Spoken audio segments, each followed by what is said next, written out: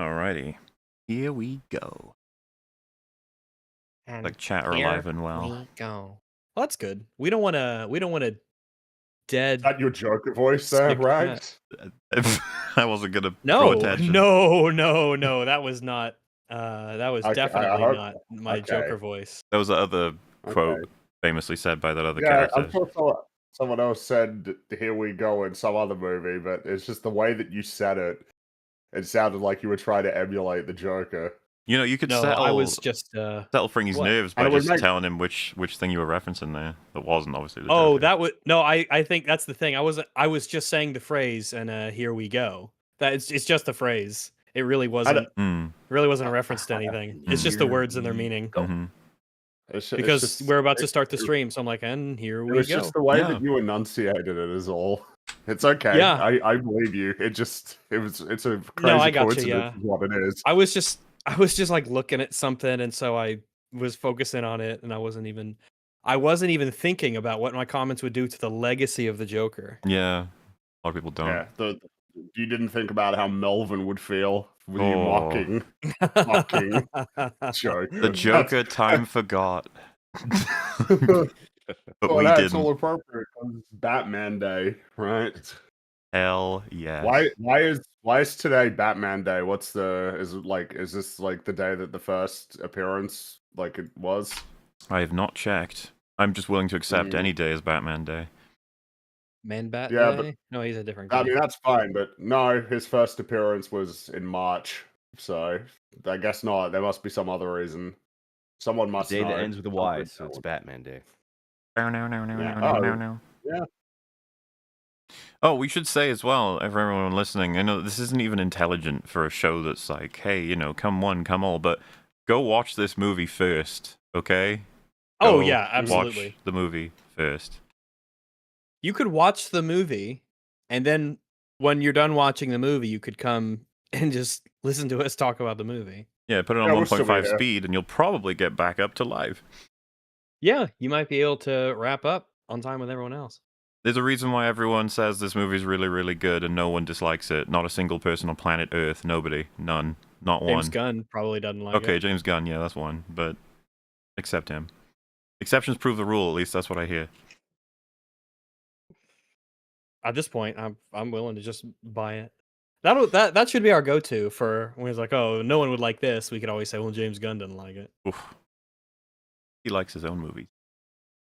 You know what? Is anybody watching Peacemaker? Like, are people watching I've it? heard there are people watching it, and I think Gary wants me on for the end of Alien Earth for FNT, and so I will have homework of the finale of... Oh, well, not the finale, the latest episode of whatever Peacemaker's at. So I'll be watching one, Man.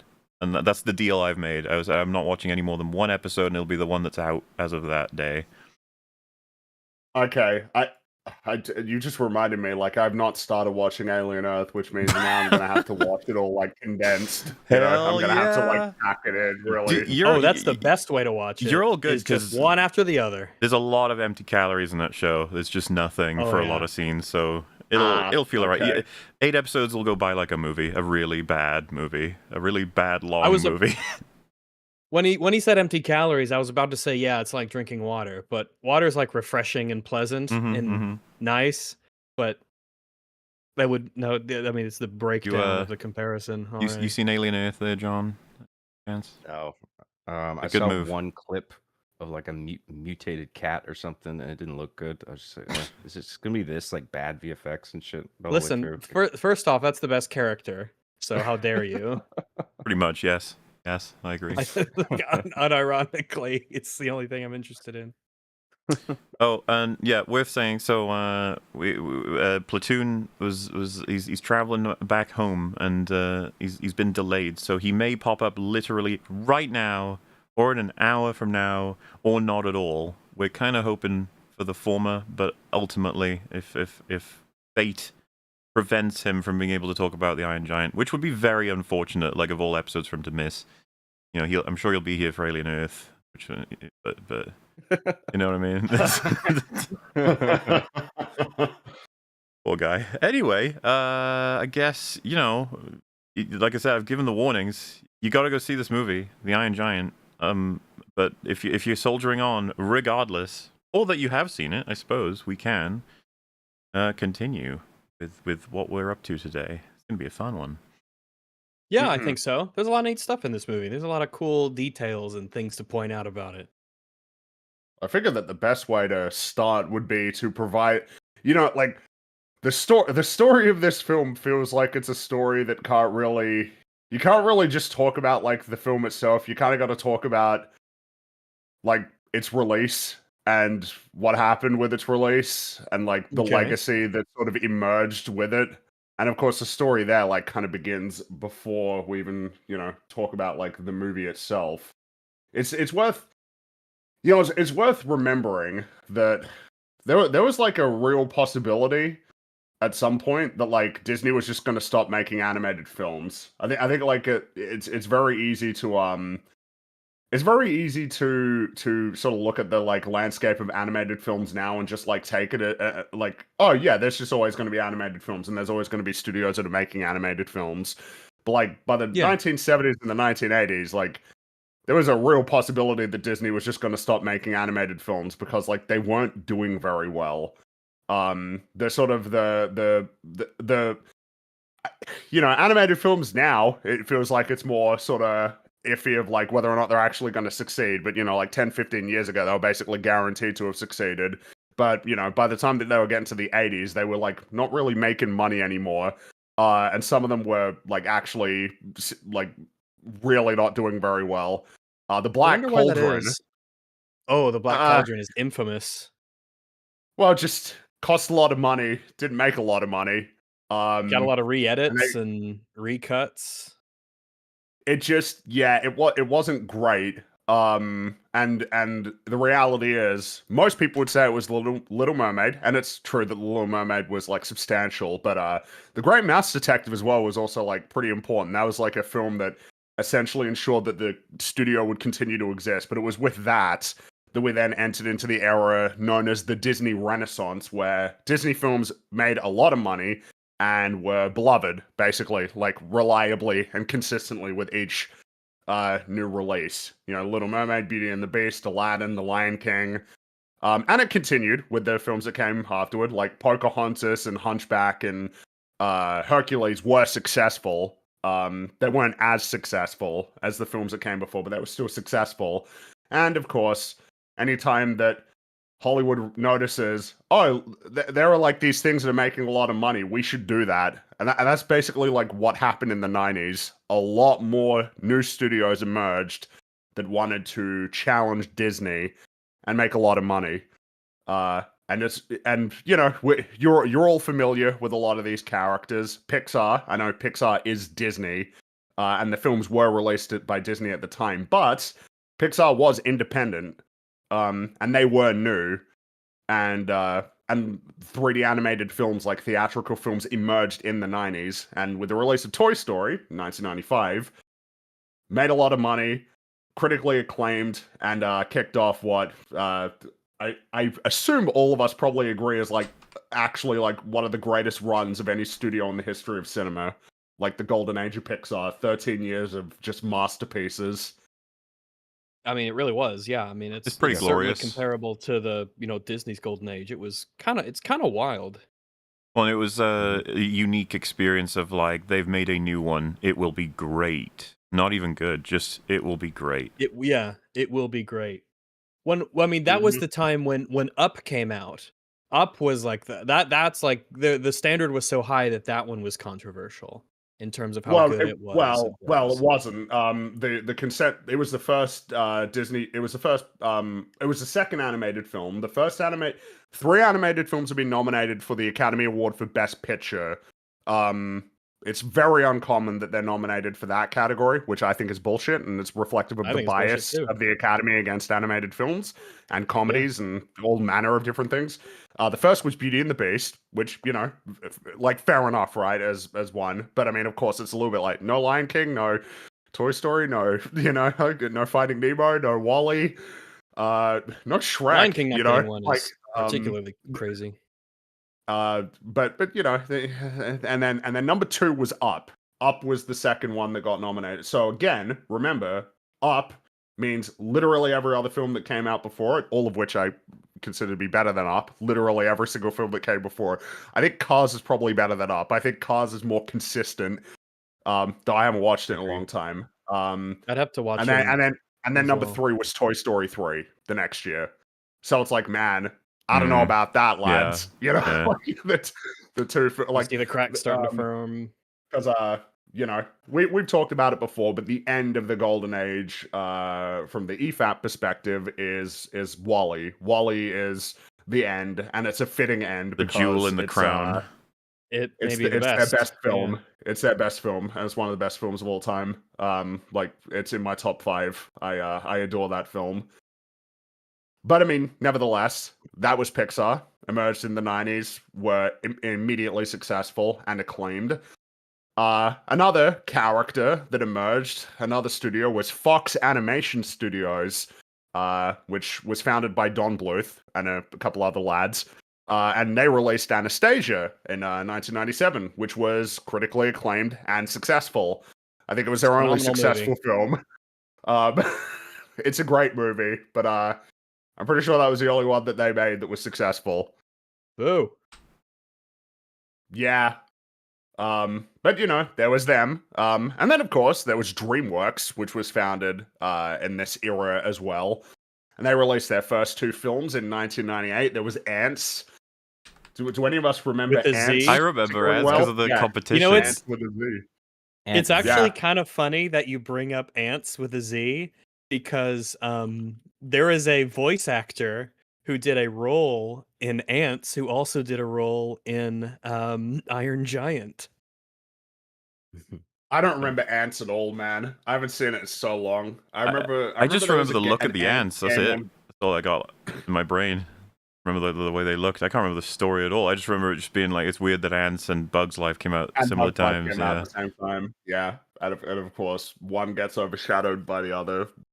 Probably for good reason. Like, I haven't seen Ants in a long time, but my assumption is watching them back to back will be like, yeah, Bugs Life is better.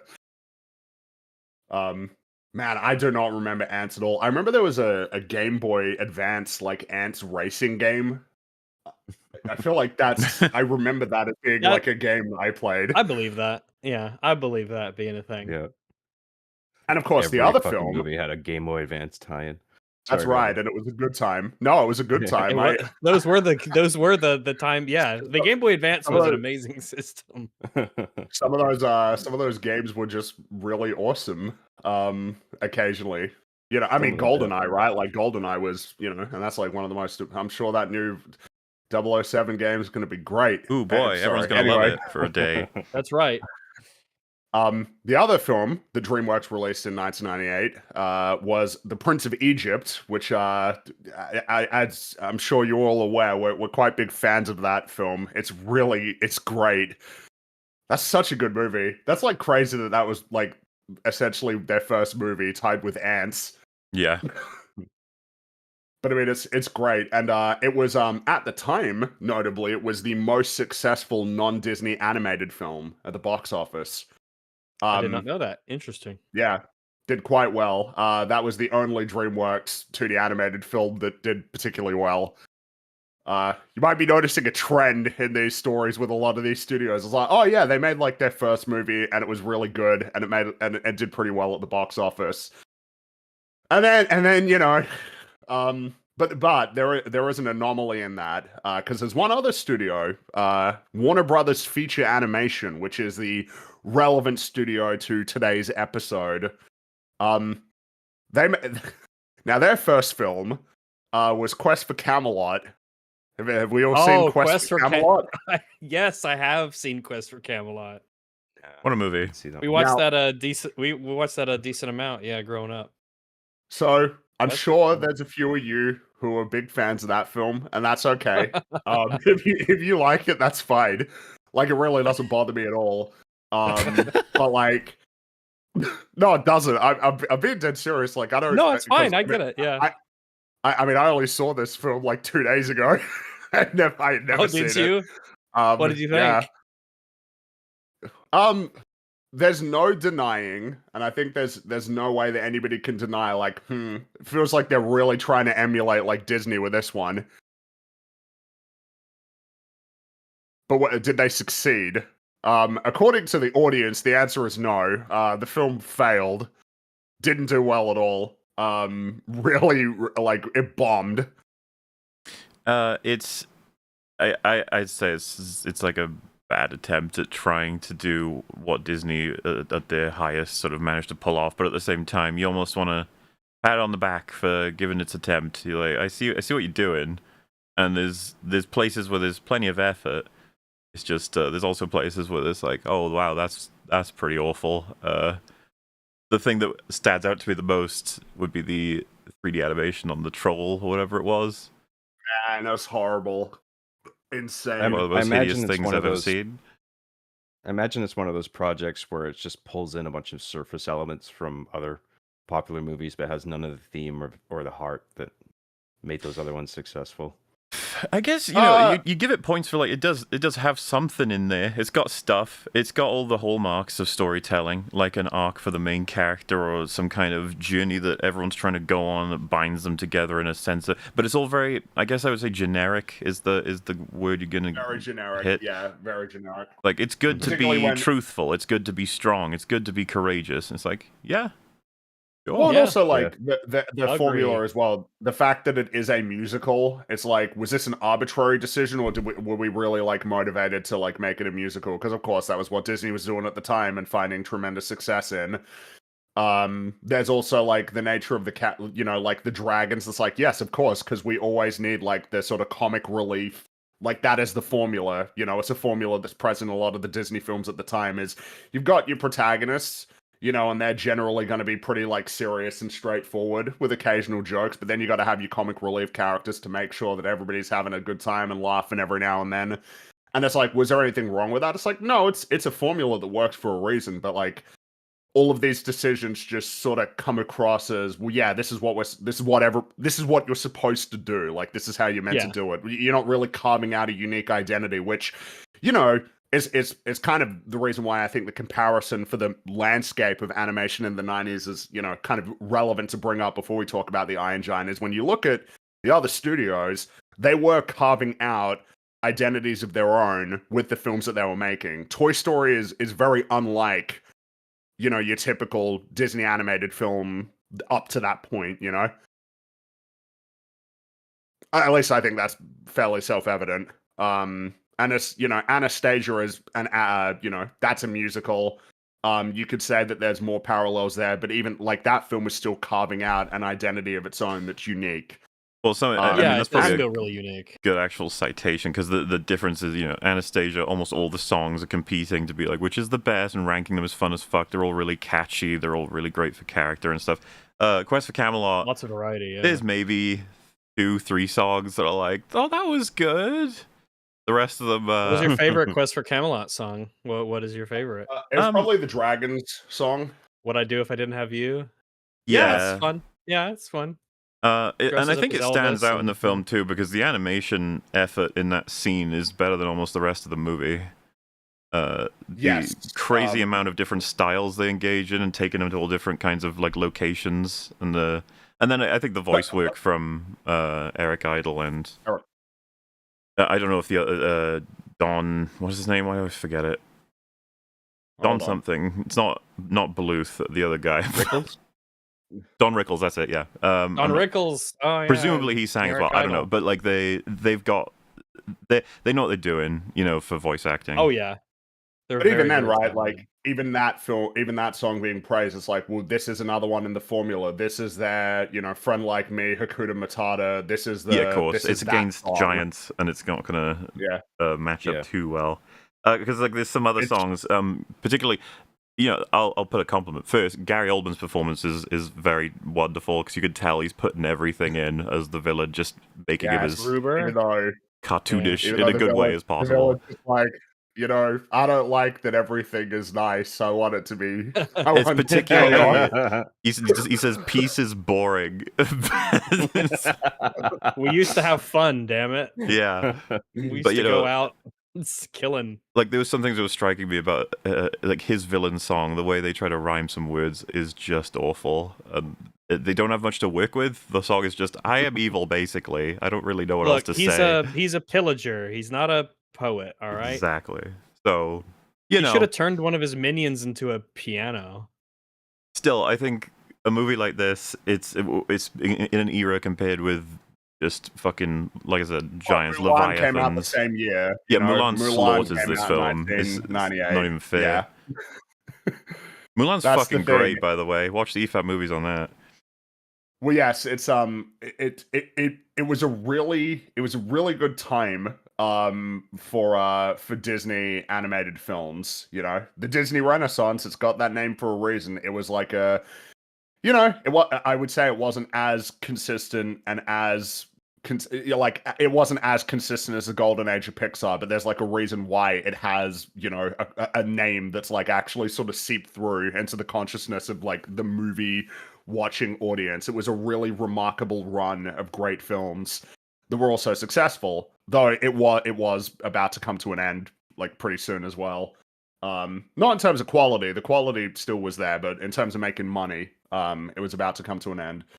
But look, right, with Warner Brothers, it kind of didn't start because this was their first film. My internet again.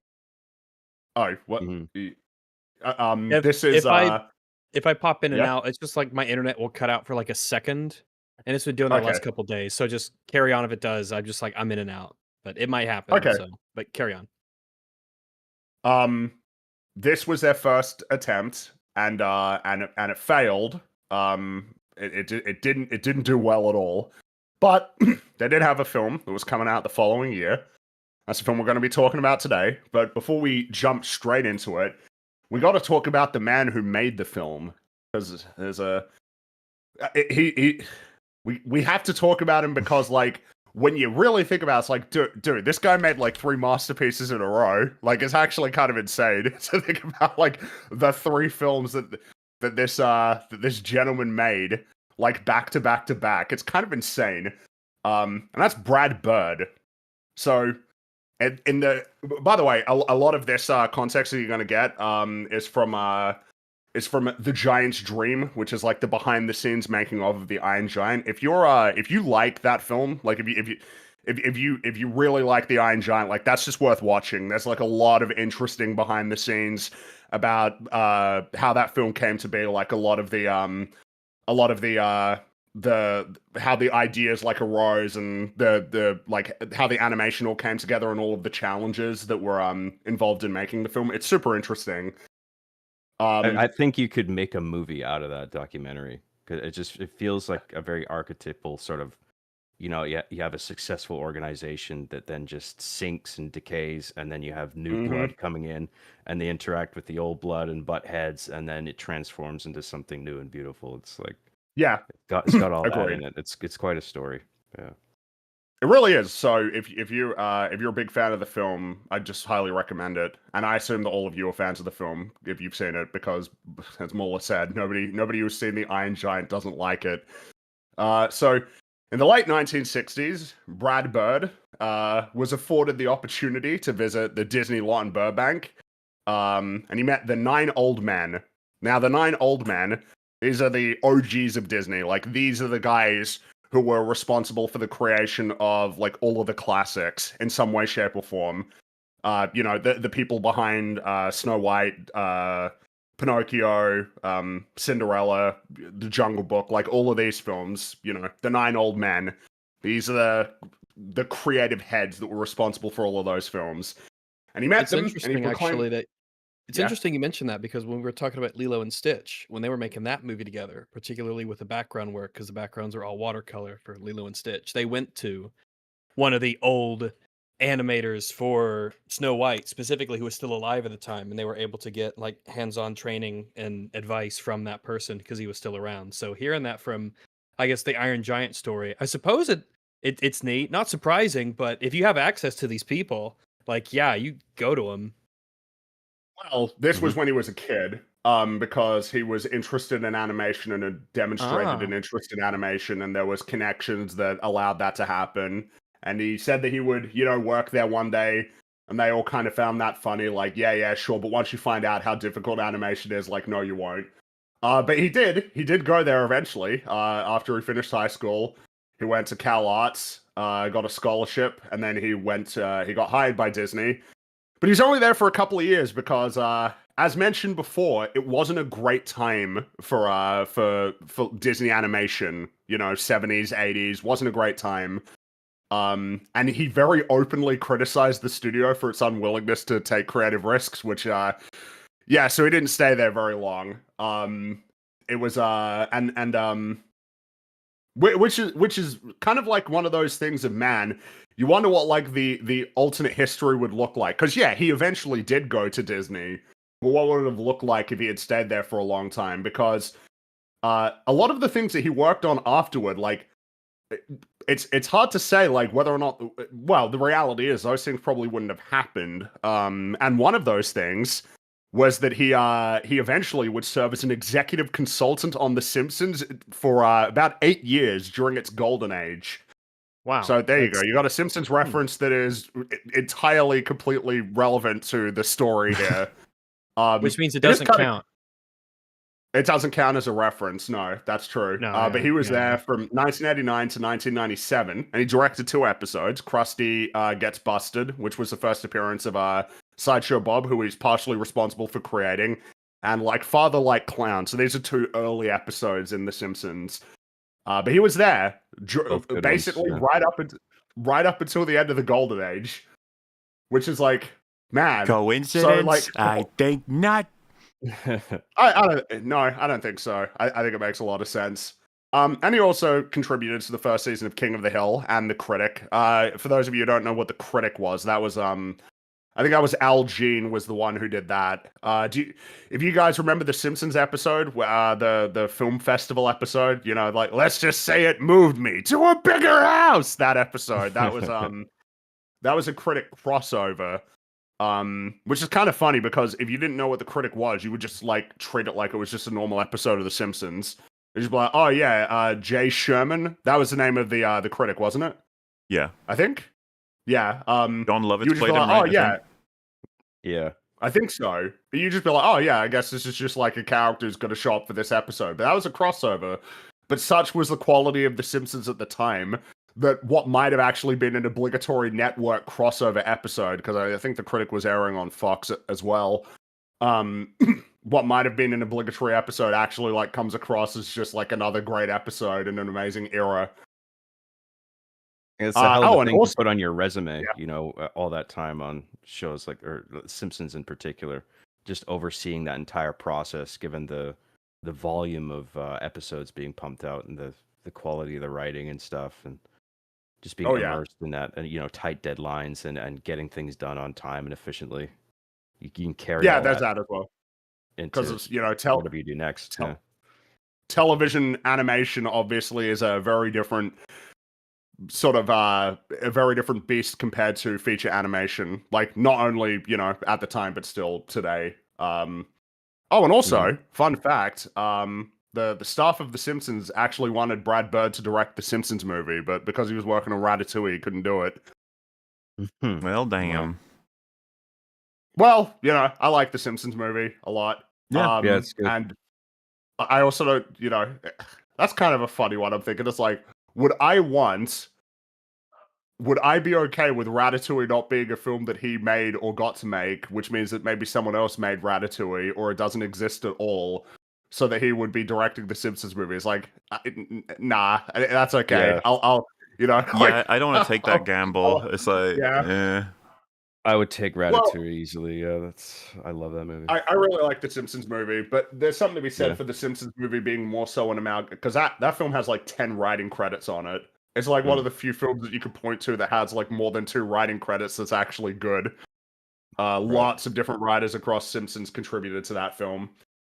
But yeah, it's not a gamble that I would want to take, that's for sure. So in any case, in the mid-90s, Brad Bird signed a production deal with Turner Feature Animation, and he wanted to develop his original sci-fi film, Ray Gun, which I believe now is being made and will actually be releasing like sometime next year. Unfortunately, I don't think I'm very interested in it, which we don't need to talk about. Essentially, the fact that, you know, again, he made like 3 masterpieces in a row and then stopped making films that were that good. In any case, that was what he was working on at the time. But in 1996, Turner merged with Time Warner, and the latter, they were not interested in developing Ray Gun. They weren't interested. They didn't want to continue with it. But they did offer Brad the opportunity to work on several in-development projects, and one of them was a musical adaptation of The Iron Man, which was written by Ted Hughes. So, The Iron Giant began initially as a musical, because of course it did, because that's what was successful at the time. So, of course it would be a musical. Have any of you read The Iron Man, by the way? No. The Iron novel. Man, no, I have not. No. It's it is not very similar to the Iron Giant, what it would eventually become. It's quite different. There's like, you know, Hogarth is in it, but like he's not really like he's just not the same character, as much of a character. There's a big space dragon in the Iron Man novel. It's very different. Wow. But there were a few things that were carried over, because obviously Brad Bird read it and he fell in love with the novel and was particularly drawn to its themes. One of these sort of allegories in the Iron Man is because this is something that is carried over, was the Iron Man's ability to like rebuild himself. And this was meant to serve as something of an allegory for like overcoming grief and putting oneself back together and moving forward. And Brad Bird talks about it in the documentary, that he was at the time still grieving over the death of his sister Susan, who had been shot by her husband, and he was contemplating the message of the novel. Bird developed the foundational question for the story, which I'm sure some of you have heard at some point related to this film. The core question of the film being, what if a gun had a soul and didn't want to be a gun? Which brings us to The Iron Giant, which is one of the best animated films of all time. I guess one of the serious strengths of Brad Bird and Pixar broadly is being able to distill an idea to like a sort of diamond level of clarity like that, you know? Where it's like you can throw that around as a pitch and people will be like, oh yeah, okay. That's what happened with Warner Brothers. They got excited by that. Got excited about it. Yeah, about this idea for the film.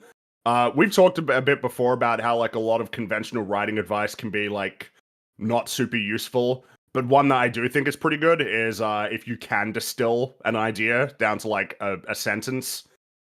And then like have all of the elements of the story kind of like bound in service of that like question, that's like a really good thing to achieve. It feels somewhat like the writing equivalent of a striking silhouette for a character design sort of thing. Not even in that it's like a log line, like it's a plot summary. A one sentence plot summary. It's like you get all the themes and the messaging in that one little sentence as well. You know? It's the statement of the film, you know. And if we were to point to another film with Ratatouille, right? Anyone can cook is like a statement, and of course there's more the film is, there's more to be said about it. It's not like it is, you know, it's not, there's more to it than that. It's more fleshed out, more developed. There's all of these scenes that reinforce it. And, you know, even like different themes that will be part of the story, but that it can be distilled to like the one core point. And of course, in the case of where this idea emerged from for Brad Bird and the personal tragedy that that's tethered to it as well. It's like, yeah, it's clear watching the film how all of that comes through, and it's really quite special film. It's a very unique film, but amongst animated films, like at the time and even to this day. And I figure that the best way to demonstrate that is to start at the beginning of the film. We all ready? Talk about the Iron Giant? I'm ready. I want to add one thing to the beginning, Brad Bird's beginnings here, that I think is Sure. worth mentioning. That he made his own cartoon. I mean, I know you mentioned that, but he put it onto his own a film reel and he mailed it to Disney. And That's it's right. Yeah. like how many kids would do that? You know, I mean, one putting the work into that animation, which I think for his age is quite impressive. Is, you know, it's like pencil drawing, black and white, but like it's really good illustrations and animation. And but how many kids would be like, I'm gonna mail it to Disney? Like, you would think like I think most people would be like, I'm not even gonna bother. They're not gonna like my project. Like, it's Disney, you know? Why even try? But like, he had the ambition. He's just like, no, I'm gonna make this thing. I'm gonna mail it to Disney, and if they don't like it, they don't like it. And I think he caught them at a time where they were kind of desperate and running on fumes, you know, and all their best guys were getting old, and they're on their way out. And they were just like, hey, this is some raw talent here. Let's bring him in. And you know, And if he hadn't had that ambition, we wouldn't have had the Renaissance period, as you said, with Disney and Pixar and all that. Because he was like well, the I Don't suppose catalyst for a your whole new. dreams be memes, man. Yeah. I guess that's the thing, though, is that you know, obviously not staying with Disney, going to Warner Brothers, and then making this film. A big something that is it comes up a few times behind the scenes is there was very much a desire. It really seemed like there was a palpable desire from him to forge an identity for like Warner Brothers feature animation that was very distinct from what Disney was doing. And that the Iron Giant is kind of like clear evidence of that. And I would say it's clear evidence of that because the Iron Giant really just isn't similar. You know, there are similarities to the Disney films that were coming out at the time, but it's got a very unique vibe and aesthetic and Yeah. tone compared to those It really does films. feel And different. Yeah, it does. And I it's feel like I think it contributes. it also stands out in the sense that a lot of people can fight over what of their favorite is out of the Disney Renaissance or the Pixar Golden Age, but the Iron Giant doesn't seem to sit with them in the same way. Like, it's on its own shelf of a single space trophy thing. Like, everyone just recognizes, like, oh yeah, the Iron Giant, that's a great film. That's that. Conversation over. There's no need to be like, oh, well, is it better than blah blah blah, or is it worse blah blah blah, or is the how did it compare to its prior films? And it just seems to be one that's wrapped in fucking bronze and would never be besmirched by anybody, which is quite an impressive reputation. Because kind of cool how it gained that, right, as well. The whole much like a lot of different films gaining its popularity and widespread nature through home video and DVD releases and stuff. Yeah. We talked about how that saved Austin Powers, right? That gave Iron Giant its reputation. Didn't it do that with Scary Movie as well? I think so. It's there's a whole bunch, or someone did. Maybe it was Gary. And I think, isn't it Matt Damon on the Hot Ones talks about how like that's not even possible now. Like, films can't survive on that market because it doesn't really exist. Yeah. Which is really sad because it was like a second chance for great films to make it. Yeah, physical distribution for a period of time was like a massive source of revenue, and it's just not really a factor anymore. Not much relative because of this whole streaming thing. And there's films that were, you know, pretty decent that were, you know, like the whole straight to DVD sorts of movies that didn't get theatrical releases, and some of them were, you know, pretty decent to good. Like Aladdin got to, you know, straight to VHS movies, and the third one, Prince of Thieves, was always like one of my favorites growing up. I really liked that one a lot. They got Robin Williams back for the voice, and it was funny and exciting. So it's a shame to think that, yeah, that's just sort of an ecosystem of a kind that just doesn't exist anymore. That's a shame. We wouldn't have gotten those movies at all. Yep. I've seen someone has actually pointed out in chat is syndication, which was a big one for the Iron Giant. Reruns on Cartoon Network was another way that it got around. It was a way that other films, I mean, heaps of films that I, you know, like Terminator 2, I would have watched that for the first time because it was like on free-to-air television. You know, like that was a way that a lot of the people would see films as well that would give them an opportunity to be seen. Is that like your like public broadcasting No, channel, it's or what like is that? no, it's the same as like like ABC, CBS, NBC, Fox. Those are all like your Okay. free to air television networks, and we have those. I mean, obviously, movies would have been shown on like our equivalent of cable. It's just that that's obvious.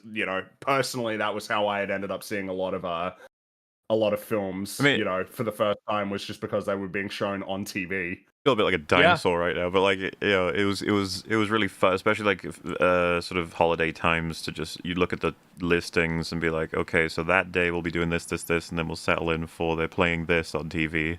We'll be watching that at that time, Yeah, it was part of your schedule. Yeah, we need to But, be back at whatever because this is showing. Yeah.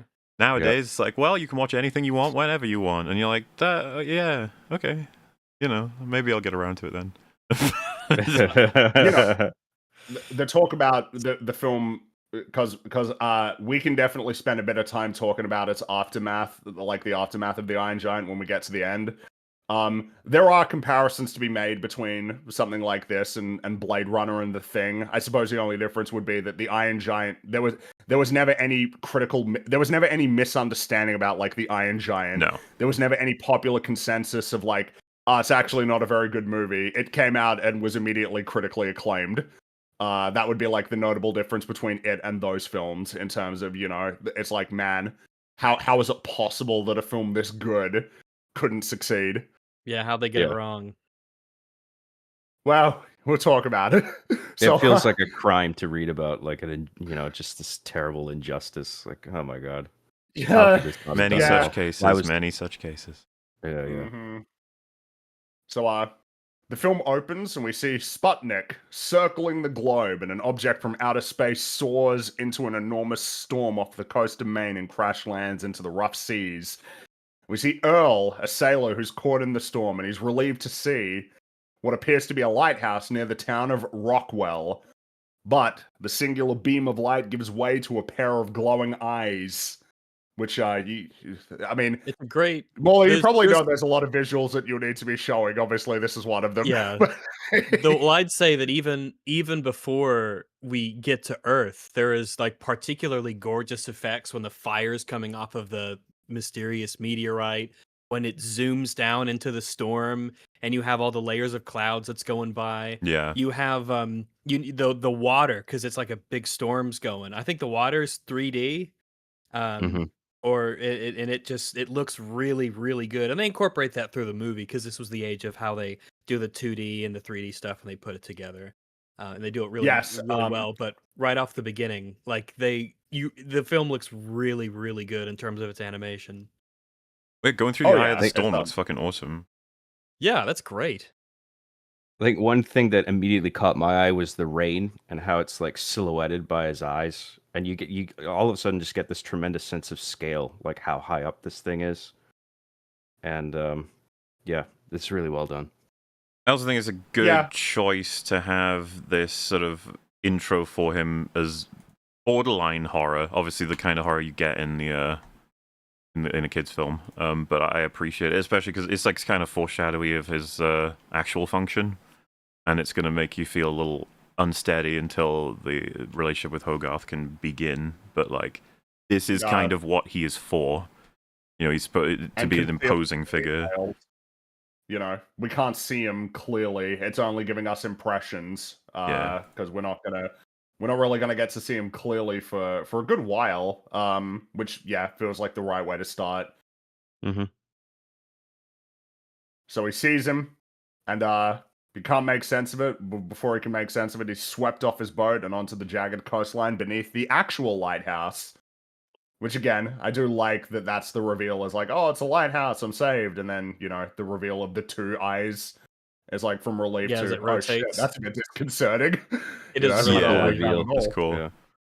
Yeah. Good stuff. And it's just enough of a standard fisherman story to be like, oh, whatever, ill. Like, you saw a giant fucking thing that had the same look as a lighthouse. I'm pretty sure it was the lighthouse, buddy. Yeah. Exactly. It's a good way to do it.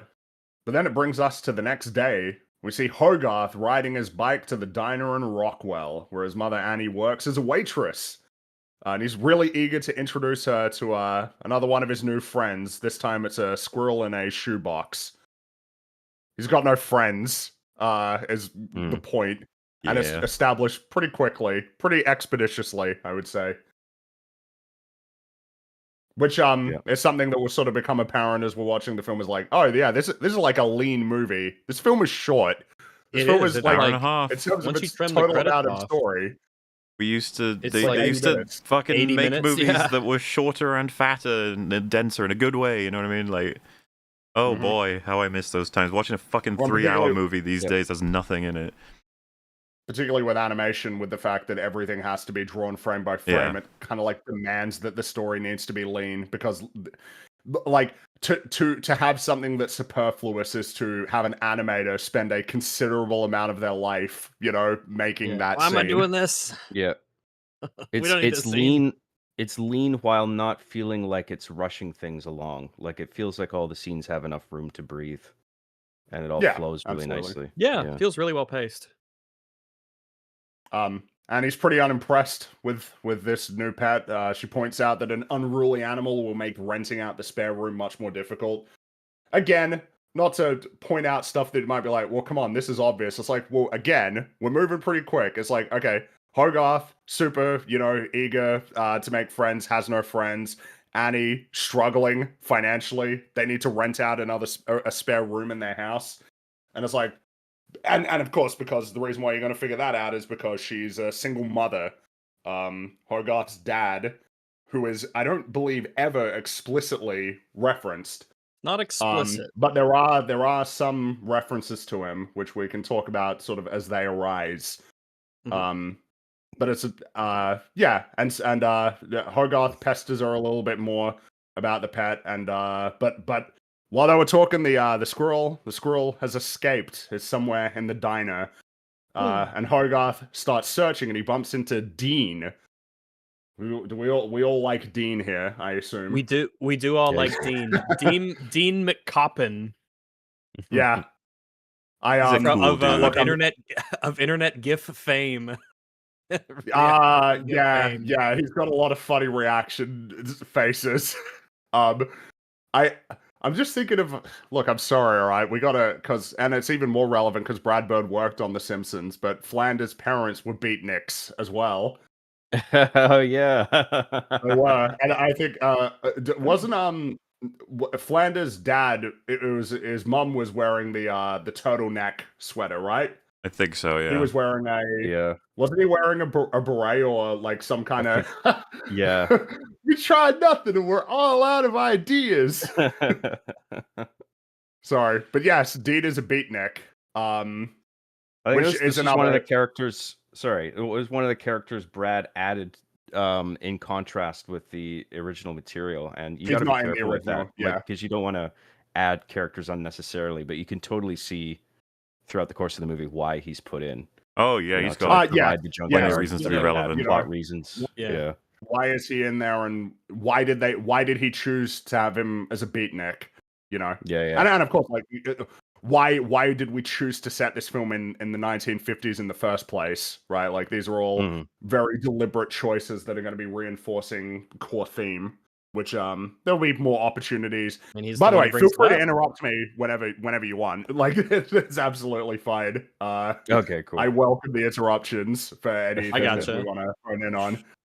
Yeah, he's a really cool guy. Just from this scene alone, you really suss out his vibe. He doesn't sort of hide who he is, and you get the idea that he's a really neat, laid back kind of guy. He's a very laid back. He's sleeping. He's reading a newspaper. Yeah, I guess he literally is. Yeah. Well, not to mention just like try to help Hogarth out as best he can with this silly sort of problem. Yeah. But then they overhear Earl, who was explaining to his friends that he saw something which he believes came from outer space. Ooh. And he mentions that he reported what he saw to the government before frantically speculating on what he saw. And it's all the expected 1950s things. Maybe it's an invader from Mars, or it's the communists, or, it's just all of the standard things. But all of Earl's friends mock him. They think this is ridiculous. But Hogarth is kind of intrigued by it. And he prepares to speak up, but he stops himself. He wants to believe. I was more so just I just like it as a detail that he wants to like essentially express sort of that's like an exciting prospect and that he believes it, but he's a little bit too timid to do it. Mm. I feel like I covered Meanwhile, that with he Earl. wants to believe. It was a lot less Oh, words sure, yeah, too. yeah. But Dean interjects and he says that he saw it too. That doesn't help Earl. That just contributes to that just makes things worse. They don't really take him very seriously either. And then Hogarth, he says he wants to go looking for it, but Dean admits that he lied because he's trying to stand up for Earl, and he says, "We don't stick up for the kooks. Who will?" Oh well. He sees value so, in the people who are kind of out there, Kinda weird. for pretty obvious reasons. We'll discover that more why, what he's up to himself. But yeah, it's a neat sentiment. I like that. I like that he didn't have to, but he did. Just learn a bit more yeah, about him with every little moment, everything that he says. It fits with his character. He's an artist. He's an out of the box thinker. He respects that in other people. Yeah, I like well, that. and we've immediately established, oh, he's like a lad. He's like a good guy. Yeah, He's just a guy that's very easy to like. yeah. You get the feeling like I'm gonna like this guy in the rest of this movie. I feel like, yeah. Mhm. Well, and it's important as well because when there's inevitably going to be conflict, it's kind of good right out of the gate to get people like on his side anyway, under circumstances where there isn't really any conflict at all. I was just kind of struck while saying like that I like him and that he's very likable. It's like, dude, we have so many fucking unlikable characters in a lot of fucking new movies. Like, it's Yeah, no insane kidding. how big of a problem that is of how many Right. characters in new movies are just jerks. He's also when he stands up for Earl, they don't like go, oh, interesting, or whatever. He says, I rest my case. I don't know if my Meaning, taste, yeah. I guess they know him somewhat around here as like he is the weird guy. Yeah. Yeah, very He's a bit little of an respect for outcast. him. He's just the butt of the joke, and they all just have a laugh at his expense. And then it's just but basically like all of our protagonists at this point have been introduced as being in some way kind of like unconventional. There's something about them that's just like not normal or typical for the like the time. So Annie approaches Dean's booth and asks if Hogarth is bothering him, and he replies in what could only be said to be a very strange and incoherent manner. But very funny. Bit of good animation there. I mean, it's all good animation, but a particularly entertaining bit of animation. Yeah. Like, yes, no, call me Gene. He's leaning over and clenching his teeth. So the squirrel has found his way into his pants. And Dean leaps out of his seat, apologizes to the other patrons, unzips his pants, releases the squirrel, and it proceeds to wreak havoc throughout the diner. I particularly enjoy the delivery of squirrels in my pants, Hogarth. It's up my leg, man. Yeah. like you It's say, like our plan to make things seem normal is gonna fall apart any second now. Like there's nothing I can do about it. Yeah. And of course, the expected outcome. Good stuff. Chaos. Hogarth returns home, picks up the phone, and he has to work late. And she tells Hogarth not to watch any scary movies, nor eat any late snacks, and go to bed at 8 o'clock, and he ignores all of these things. Of course. Would I Of be course he does. reading too much into this to say what happened with the squirrel is a microcosm of the entire movie? No, probably not. Why don't you... Hogarth desperately wants it as a friend, a pet, etc., and then it enlists the help of Dean, who at first is able to help him and is willing, but then it eventually results in something happening between the animal and Dean that then releases it on the populace that ensues chaos. Totally. Good shit. Yeah. Yeah. It's Brad Bird, so... Remember it. Yeah, exactly. This is Brad Bird during the golden age of Brad Bird making movies. Yeah. Dude, he made The Incredibles after this. That's insane. And then Ratatouille after that. He made a deal with Satan or something. I don't know. Something's up. Well, Dude, he is like the epitome of last like forever. raw talent that just comes out of nowhere. Like he's like the perfect example of that. But then he made The Incredibles too. Yeah, well, you know what? Did he direct that one? I do feel like we have yeah, to he did. address. He did. He did make a deal Yeah. with Jesus, okay? Well, it is an unfortunate aspect is that at this point, it's if anything, it's very fitting that he was there during the golden age of Simpsons, because my praise for Brad Bird is very similar to the way that I would praise The Simpsons, which is every time I say it's like the best show ever made, and it's like fantastic, I'm very much speaking to a specific era of The Simpsons. To the exclusion of a whole bunch of other Simpsons stuff, and it's kind of the same with Brad Bird. He did make 3 masterpieces, but then he made Mission Impossible, Ghost Protocol, which I don't dislike that film, but like it ain't even close in terms of its level of quality. Not to his to those his first peak. 3. And then he made Tomorrowland, which to be fair, I haven't seen that, but I don't know I haven't shit heard about that good things movie. about it. I haven't heard good things about it. And then he made The Incredibles 2, which... Be clear, because Ghost God. Protocol is technically the 4th Mission Impossible movie. Fring doesn't mean the first 3 Mission Impossibles. He means Ghost the 3. Protocol. Yeah. When you said it's way worse than the first 3, you meant... Oh, I meant it's way worse than the first 3 films that he made. Just covering Ghost you there. Protocol is like a relatively high scorer amongst the Mission Impossible franchise, which, there's something to be said for that, but compared to the films he made before, And then he made The Incredibles 2, which I hate. So, well, it doesn't make him a particularly special case, because there's so many people. Ridley Scott and James Cameron always come to mind immediately. I'd say Francis Ford Coppola is definitely in there too, with that Metropolis, Megalopolis. Not everybody can be Fincher, where they just keep making masterpieces for the rest of their career. Not to be confused with the Adult Swim show. So, yeah, he's in, I guess you could call good company. I don't know, maybe bad company at this point. It's kind of the question, but yeah, at least he did make 3 amazing films. That's more than most people could say. Yeah. And if someone said like new movie by Brad Bird or James Cameron or Ridley Scott, who do you think is most likely to make a really great one? I'd still say it's Brad Bird right now. Oh yeah, Brad Bird. Well, I wonder if that phenomenon is like more attributed to laziness or just their brains failing because they're just getting Ridley Scott's definitely brain failing. A lot of these appear to be things that he wanted to do. I don't know as much about The Incredibles 2, but like Tomorrowland, that just seems to be one that he like wanted to do. There's a Tomorrowland reference in this film. It's like on the TV. It's kind of like It's really, but the thing is that Ray Gun, I probably will check it out, but like I would really be interested to see what he originally was going to do with that film back in the 90s.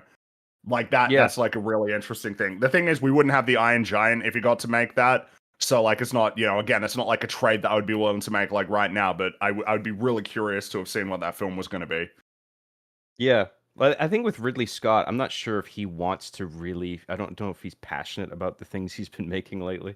But I think like Francis Coppola, I think he really wanted to make Megalopolis. And I think he paid for a lot of the movie with his own money, I think, if I remember correctly. But like it just fell on his face. And it's just like, what made you... Like, it's just like, it is such a fall from the initial quality that he was known for. They're fascinating case studies, each of them, because you could, James Cameron would be like, shut the fuck up, I'm making more money than I ever have. And you're like, yeah, whatever.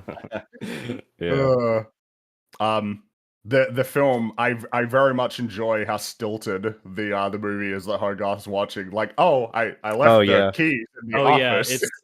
I've got to go get them. As someone who's watched a decent amount of these movies, a lot of the 1950s, 60s monster movies, they're actually shit. They're really bad. They're just like they're boring, and half of them is World War II B-roll footage, and it's just they have no good characters whatsoever, and there's nothing interesting about them. So I'm always happy to see people making fun of them. There's a few good ones in there. But I mean, they can't all be the Tingler, so I'm always happy to see them. Always loved about it, like the relatability, because I watched a shit ton of what would be considered like adult. Could it be horror, sci-fi, or crazy whatever movies? And there's a part where you see the brain is like on the floor, and you're like, oh shit, the tension's rising. What's it gonna be? And then he's like, how about a nightcap? Let's say my place. Like a more romance edge sort of part of the story. And Hogarth's like, ugh, yeah. Which when you're young enough, you're just like, I want to get to the part where the monster kills everybody. What I a don't care waste about of a perfectly good fuck brain. off. You don't care about the romance plot. Yeah, because it was really bad. Because God forbid we have a movie in the 50s or 60s like that had a female character who I'm not even talking a about thing of value. That. I just think there's Hogarth himself. He doesn't right now care about a romance plot in a story. He wants to see the monster kill people, even if it's shit. Hell yeah. That's what he's watching it for. Like very much like the Twinkies he's filling up with whipped cream. It's just like empty calories, television wise. Like he just enjoys the campy monster sliminess. It feels like an authentic understanding of a kid that age being able to mess around, because I don't know, I feel like we've all been there. It's like, parents aren't home, you get to do whatever you want.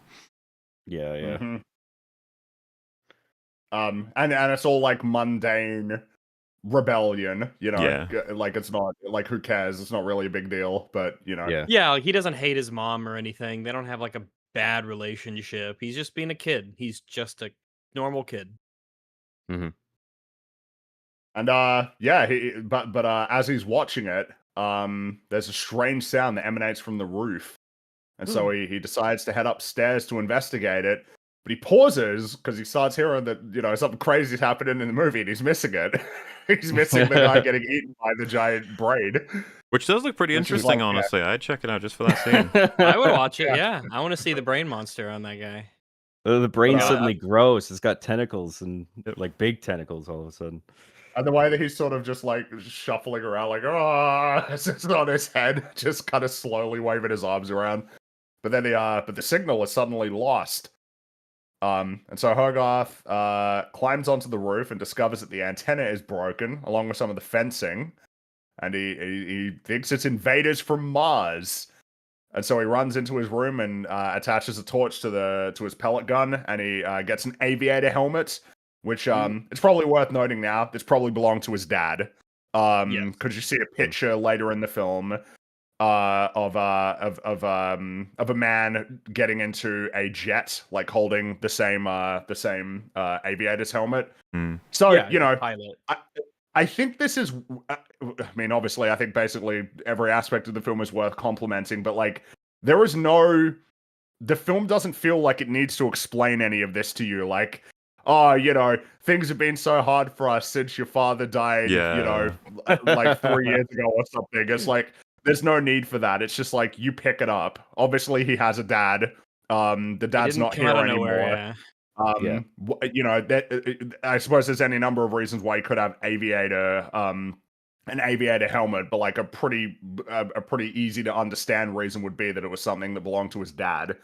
But there is no explicit reference to it, and like there's not even, again, the reference to it is really, really small. I wonder if you'd be able to get it. It's in the scene where he's having the sort of showdown with Mansley, because you only see it for like a couple of seconds, and that's it. I think that's the only. It's like the only reference. If you combed through a bunch of the backgrounds and stuff, you might see some stuff, but that's the one that is like the one that you could kind of see in particular. Yeah, I'd say it's like the only one that tries to call a bit more attention to it, and even then, it's pretty restrained, and I appreciate that. I like that. It feels like an example of a leanness that actually is like beyond what would be expected even of an animated film, just with the fact that it's kind of like necessarily needs to be. Feels like the normal thing would be to reference it explicitly. Yeah, God damn it! Because there's obviously there's a lot of like narrative mileage you can get out of that sort of thing, but if it's not necessarily needed, then this is a great example of stuff that it might just be an example of a thing your brain catches, but you don't in a way with the movie. You might be thinking about it subconsciously because they drop it there, but there's no need for a major amount of attention. And this is well into the movie too. This is not like we're establishing who the father was or anything. This is way later. I mean, it's got to be no coincidence that he's, you know, it would be a classic sort of heroic thing that the dad would have engaged in, matching somewhat of the themes of the movie. It takes a lot of courage to do the stuff that he likely did. So it's just, you know, as small as it is, it's relevant still. Yeah, I also absolutely. think it might be worth explaining to the younger crowd just why Hogarth went on the roof. What is antenna? What is that? What do you mean? There's still antennas on roofs, right? Like that's I don't like think a that's normal that enough thing. far out of common knowledge. Well, I know I'm being I'm being a little silly, but you know, yes, it is. You used to get a Checking the television DSL signal with an antenna on a roof. That's And how you used to watch TV. So they would use magic spells, and they would send movies and invisible movies through the air. And you'd have your magic rod, and you would have to physically maneuver the little magic rod so that it would pick up the magic invisible movies in the air, and then it would beam it into your television screen. And sometimes you'd have to you'd have to physically move the magic rod so it picks up the invisible movies in the air. And That's that right. was And then you'd have to yell to that fix Yeah. it. Get it? Is it good Yeah. now? No, it's worse. It's worse. What? Do it the other. You gotta turn it the other way. Whatever you're doing, it's making everything worse. Stop it. So yeah, he sees that, gets the gun, gets the aviator helmet, and ventures into the forest. And he discovers a trail of scarred and toppled trees, and he grows ever more nervous, but he nevertheless marches forward. And I think something that I was thinking. Oh, go for it. Mind, I had one detail I noticed in the animation that I really liked is that when he first turns on the flashlight and he's looking outside to see the pathway that the Iron Giant had made, the light of the flashlight, as it gets further away from him, like on the ground, and it goes towards the woods, it gets a lot more dim and fuzzy, like a real flashlight would, until it basically doesn't work anymore. And I thought that was really neat, all those little things that they do. And there's a lot of cool stuff in the animation here that we're gonna be seeing, but stuff like that, it's really neat to see because it's just neat. It's cool. As I noticed that too. I really appreciate that little detail. It puts you in the scene because that's how a flashlight would behave. Yeah, if you point it at stuff that's far away. It's a neat detail for sure. Something that I figure is worth noting with this scene. You know how, like, when you watch The Mandalorian, there's so many times where it would just be like, oh, Mando, like, walks through an area really slowly, and it takes a really long time, and nothing in particular is happening, and it drives you insane? Yeah. It's like, I do know that. okay, Yeah, it that's does. really annoying. How is the way... And I think what the problem is that a shitty writer would be like, no, it's like I'm setting the mood. You know, that's what I'm doing. Like, there's no need for dialogue. I'm setting the mood. It's like, yeah, but you're not setting. I'm a like mood Ridley Scott in Alien. A really important aspect of setting the mood is like, well, how does the character feel about all of this? And if the character's reaction is fucking nothing, which is typically what it is in a lot of the Disney Star Wars shows that will waste time with a scene with no dialogue, where they're just walking through an area looking at things, and the reaction is completely static and stoic. It's like, well, yeah, we're not doing anything. Meanwhile, here, yeah, we are setting the mood, and it's actually setting the mood effectively because of, you know, like employing good cinematic techniques, right? Lighting, camera work, and the background art music being too. so detailed and deliberate. But the important part is Hogarth's reactions to all of this. Seeing it as well, it just lets the audience imagination run wild on the motives of this thing. Like, all the damage it's done. It's like, what is it here for? What has it done, and why? We know more than Hogarth does, kind of, but we don't know a lot either. You know, it's lopsided information, but we are still learning as he is. Yeah, well, and some so it's a little bit. Film's going to be running with. We can talk about it thematically a bit later, but right before he leaves the house, we get that scan from the camera onto one of his comics, being the Red Menace. Like it's a fearful time for what may or may not be happening, and what, you know, hence the film opening on Sputnik, right? It's just like, it's concerning, which, you know, Mansley's going to talk about as well. Yeah, and it gets brought up by multiple people, and there's a lot of it'll come up in different examples of different things. How one thing I quite like about this movie is how, even though I say quote unquote, even though it's animated, and it's a story, it's a science fiction story about an Iron Giant that comes to Earth from an outer space. people behave very realistically for the most part. People say things that are very like intuitive. So as we get to those things, I'll point them out because some of them seem like really like nice details to me. But I would say that it is a yeah. world that, even though it's animated, treats itself as less cartoonish. If cartoonish describes like almost a world where the characters like recognize and acknowledge that their reality is heightened, if you get what I mean. Yeah, there are real like a cartoon world, but there's very real concerns within it. Mhm. A cartoon that Yeah. doesn't know it's a cartoon in a manner of speaking. But yeah, I know what you mean. Not to say that there's a problem with that sort of heightened kind of a cartoonish style, but definitely more grounded is a Well, is I mean, it's the movie takes place in 1957, and so when you look at all the technology, and when you look at just the vibe of things, the music that's being played, just the aesthetics of everything in this small town in the state of Maine, it's got a great. It does have a. It's just the setting of it is really cool. This small town and in the 1950s up in Maine is. It's hard to divorce that from the story. In fact, it plays into the story to a degree in terms of Mansley's character, and we'll get there when we get there. But yeah, it does feel serious and grounded in real. You see that in seen a few every people scene in and all the chat backgrounds. speculating on the war that Hogarth's dad died in, which I feel is because my assumption would be it was probably the Korea, Korean War because that yeah, was only a few years prior. it was either the Because if Korean it was War World or War he died in an Two, accident. So, if it was oh World yeah, he War wouldn't Two, then it be. means that he would have died at the closest it would have been like before Hogarth was born.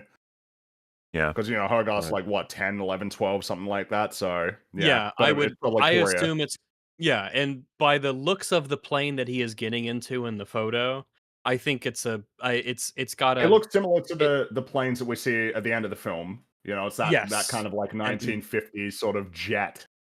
yeah, yeah. It'll pop up there when we get to it, but I have a lot of praise for a lot of the um, detail work that did go into the vehicles and stuff in this. But yeah, I think you're right. I think it is the Korean War, or he was a test pilot for a That's lot of the possible. stuff that was being done. So those would be my two guesses: Korean War or a test pilot act. Seen enough people highlight it as well, I so we probably will mention it. But the way that he taped his torch to his gun makes the Yes. shot not possible, Right. which is probably deliberate. Yeah, I don't think they'd miss that when Oh obviously yeah. because Hogarth's He's not really eager ready but for this. inexperienced. Yeah. Yeah. Well, of course you put your flashlight into the gun. Yeah. and you showed that shot of him staring into the path that had been carved into the forest. It's another one of those like, oh man, what a great visual. Yeah, not just a great visual, the music as well at the same time that really captures something grand and mysterious, That's potentially scary is happening. glad you brought that up. Michael Kamen, he composed the score for the Iron Giant, and if you don't recognize his name, you almost certainly recognize his work because he created the soundtracks for all of the Die Hard films. All of the Die Hard 1, 2, and 3, the Lethal Weapon films, and he also composed the soundtrack for Band of Brothers. Cool. So Not a bad. lot of great, yeah. Unfortunately, he died when he was 55, so he died in 2003. So that's one of those cases of like, damn, man, it would have been really cool to like continue to see the work that he would have done for other films and television shows. I'm particularly fond of the soundtrack for Band of Brothers. Do you guys remember the song that plays? It's during the Operation Market Garden sequence, like when they're doing the landing. It's been a while since I've seen Band of Brothers, but I remember the music being good. I've never I'm actually quite seen fond. it. It's always been on my list. I know it's I mean, people think it's you good. know what? It's great. Yeah, it's Yeah. it's just great. It's one of those. It's Mhm. great. Everybody loves it. It's worth seeing. That and the Pacific is also worth seeing. Though Mhm. The Pacific is like kind of a companion series to our Band of Brothers. Same. That was Spielberg and Tom Hanks produced that as well. But obviously about the Pacific rather than the Western Front. That one's it's that one's quite grim in terms of its tone, very oppressive. Dark, both great shows. Right. But yeah, no, this film's got a great soundtrack. There'll be a few times where it's very much worth honing in on and complimenting. I think regarding the likely wartime death of the father, another thing that helps people place it in time is like the way the mother behaves. Like I think clearly she's had time to grieve, and in contrast with the absence of the father, she just seems like there's not a scene where she picks up a photograph, for instance, and is just like, I miss you and stuff. She's ready to like move on and just get She on is with ready to things. move on, yeah, as we'll learn later. Later, with her and Dean and stuff. But Right. yeah, it is I like the sort of background stuff that you pick up. It's not necessary for the story, but it's there if you look and you notice it, and you could piece together, pretty intuitively some things that might have happened. And those kinds of kind of like what we were talking about earlier with an animated world that doesn't feel like that feels real and grounded. It's little things like that I think add to it. The details of some past tragedy that they've just accepted as normal, and therefore they don't have to talk about it. It doesn't just Sure. come up all the time. I think And these are things that are worth pointing to as kind of examples of how the Iron Giant carves out a sort of style and identity and tone that is unique for compared to other animated films, not just at the time, but like kind of forever. If anything, I'd say because it's the same with The Incredibles. The Incredibles is quite unique amongst animated films. I mean, certainly that it's quite violent and mature in some ways, like in ways that a kid is not going to fully like appreciate or understand. And that it's not in the same way that it's like, oh yeah, sometimes like because a lot of animated films will be like, oh yeah, there are jokes in there that are for the adults, right? It's like those are the ones that they'll get that the kids don't get. It's more like, no, the Incredibles is like, some of its like themes are just like completely unrelatable to a kid. Like they're not for, it's like Dash and Violet are the characters who are going to be more understandable to a kid, but like as a kid, you're not necessarily going to understand like what Bob's problem is, like what he's struggling with. That's much more relatable to an adult. Yes. Yeah, or when he gets including into the- arguments with his wife, and they're actually kind of yelling at each other, and Yeah. it's going to be different for a parent to see that kind of an argument than a kid seeing that kind of argument. No, because I think a lot of the jokes in that film are strictly in the parental realm, and you can't really grasp it until you have a kid yourself. Well, I mean, dude, or at least you're old enough to understand those things. When he thinks the family are dead and nearly strangles Mirage to death, it is kind of like, man, getting a little dark here. Like, it's even commented on. I love it. It's so great. Right. But I mean, it feels Dark so is good, yeah. Oftentimes, it makes so much sense that it was Brad Bird who, and Ratatouille is definitely, I would say, it's not as adult in terms of like having those sorts of elements in there, but like when Remy sees all of the dead rats like in the storefront, like that's real grim. And I mean, is what his dad says. Take a good long look at this. It's like, yeah, we're gonna sit with these sort of like negative experiences and let them and give them like the room that they need to really sink in. It's a sort of storytelling temperament that I think is unusual. Even amongst like the animated films that because I love a lot of these movies, but like it's definitely unique in Brad Bird's films, and certainly in the Iron Giant. I think it contributes to why the Iron Giant's legacy is so like enduring, is that it is just not typical. Yeah, I mean, we say it of the stands animated out films of the time. in a lot of ways. Another thing that struck me was the way that the characters sound. I don't know if there was any different style or format they did for recording it. Just the voices sound like they're being recorded with older technology. It reminds me of a Fox in Space, the fan animation Star Fox series, where it's like something is being done to have the voiceover sound like it's from a 70s animated show. Yeah. Even though it's obviously all created with like new technology, but like there's efforts made to give it more of that texture of the era, which I very much appreciate. Particularly in the case of the Iron Giant, it's interesting because I mean, yeah, a lot of this is relying on computers to make this film. Like for, this was definitely the era where that transition was happening. I mean, a clear example with television, right? The Simpsons was still being made traditionally, conventionally with a cell animation with like the actual, like physical illustrations compared to Futurama, which was all computer animated. Still like 2D animation, like drawn illustrations, but on a computer instead, with the integration of 3D animation for like the Planet Express ship. And obviously, in this case, we're about to see it like very much demonstrated with the namesake of the film. It annoys us because we've pointed this out before. When you have modern stuff that tries to emulate old stuff, and they just give it a black and white, they just make it black and white, but they keep like the high definition. Instead of actually like making it low res and giving it maybe mild scan lines and things of that nature. But I like it when people actually go through the trouble of making something look old when it's supposed to be old, not just, ooh, it's black and white now, we did our job. Yeah. I think that the integration of computer graphics really fits with this in particular, because the fact that it's a big robot. I remember something they talked about in the documentary was that when you hand draw these things, they have a tendency to have like a bendiness to them that doesn't like that wouldn't fit here, because the robot is supposed to be very rigid. And when you have these parameters of computer graphics where like you're maneuvering all these limbs, all like extremely rigid, that translates to the screen, right? So you get the feeling that this thing is a big stiff robot made of like firm parts. I assume we can. Whereas if it was hand animated, there'd be a natural sort of bending and curvature to the way all the limbs are drawn. You know what I mean?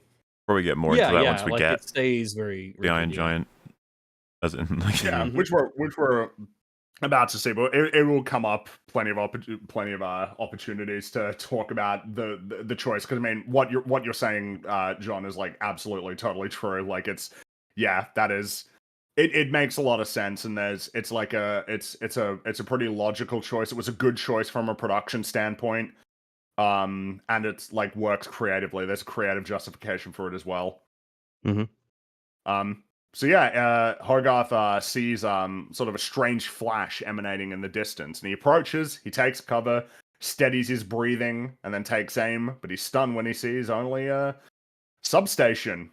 It's just like, it's just a power station, nothing too interesting. But behind him, we see two glowing eyes emerge from the tree line, and the giant starts stomping towards the substation. And Hogarth runs away from the giant, narrowly misses him, but it crushes the pellet gun. And the giant starts tearing apart the substation and consuming it. Just want to say that shot is awesome. He's there the whole time, and you can kind of tell if you're looking. It's just you're not focused on Hogarth's face. Yeah, it's a great way to reveal something in general, because like this is one of the key reveals of the whole film, right? It's like the kid sort of becomes aware of this thing physically for the first time, and like you think the shot is one thing, and the shot lasts a while, and then you realize the shot had a completely different purpose, right?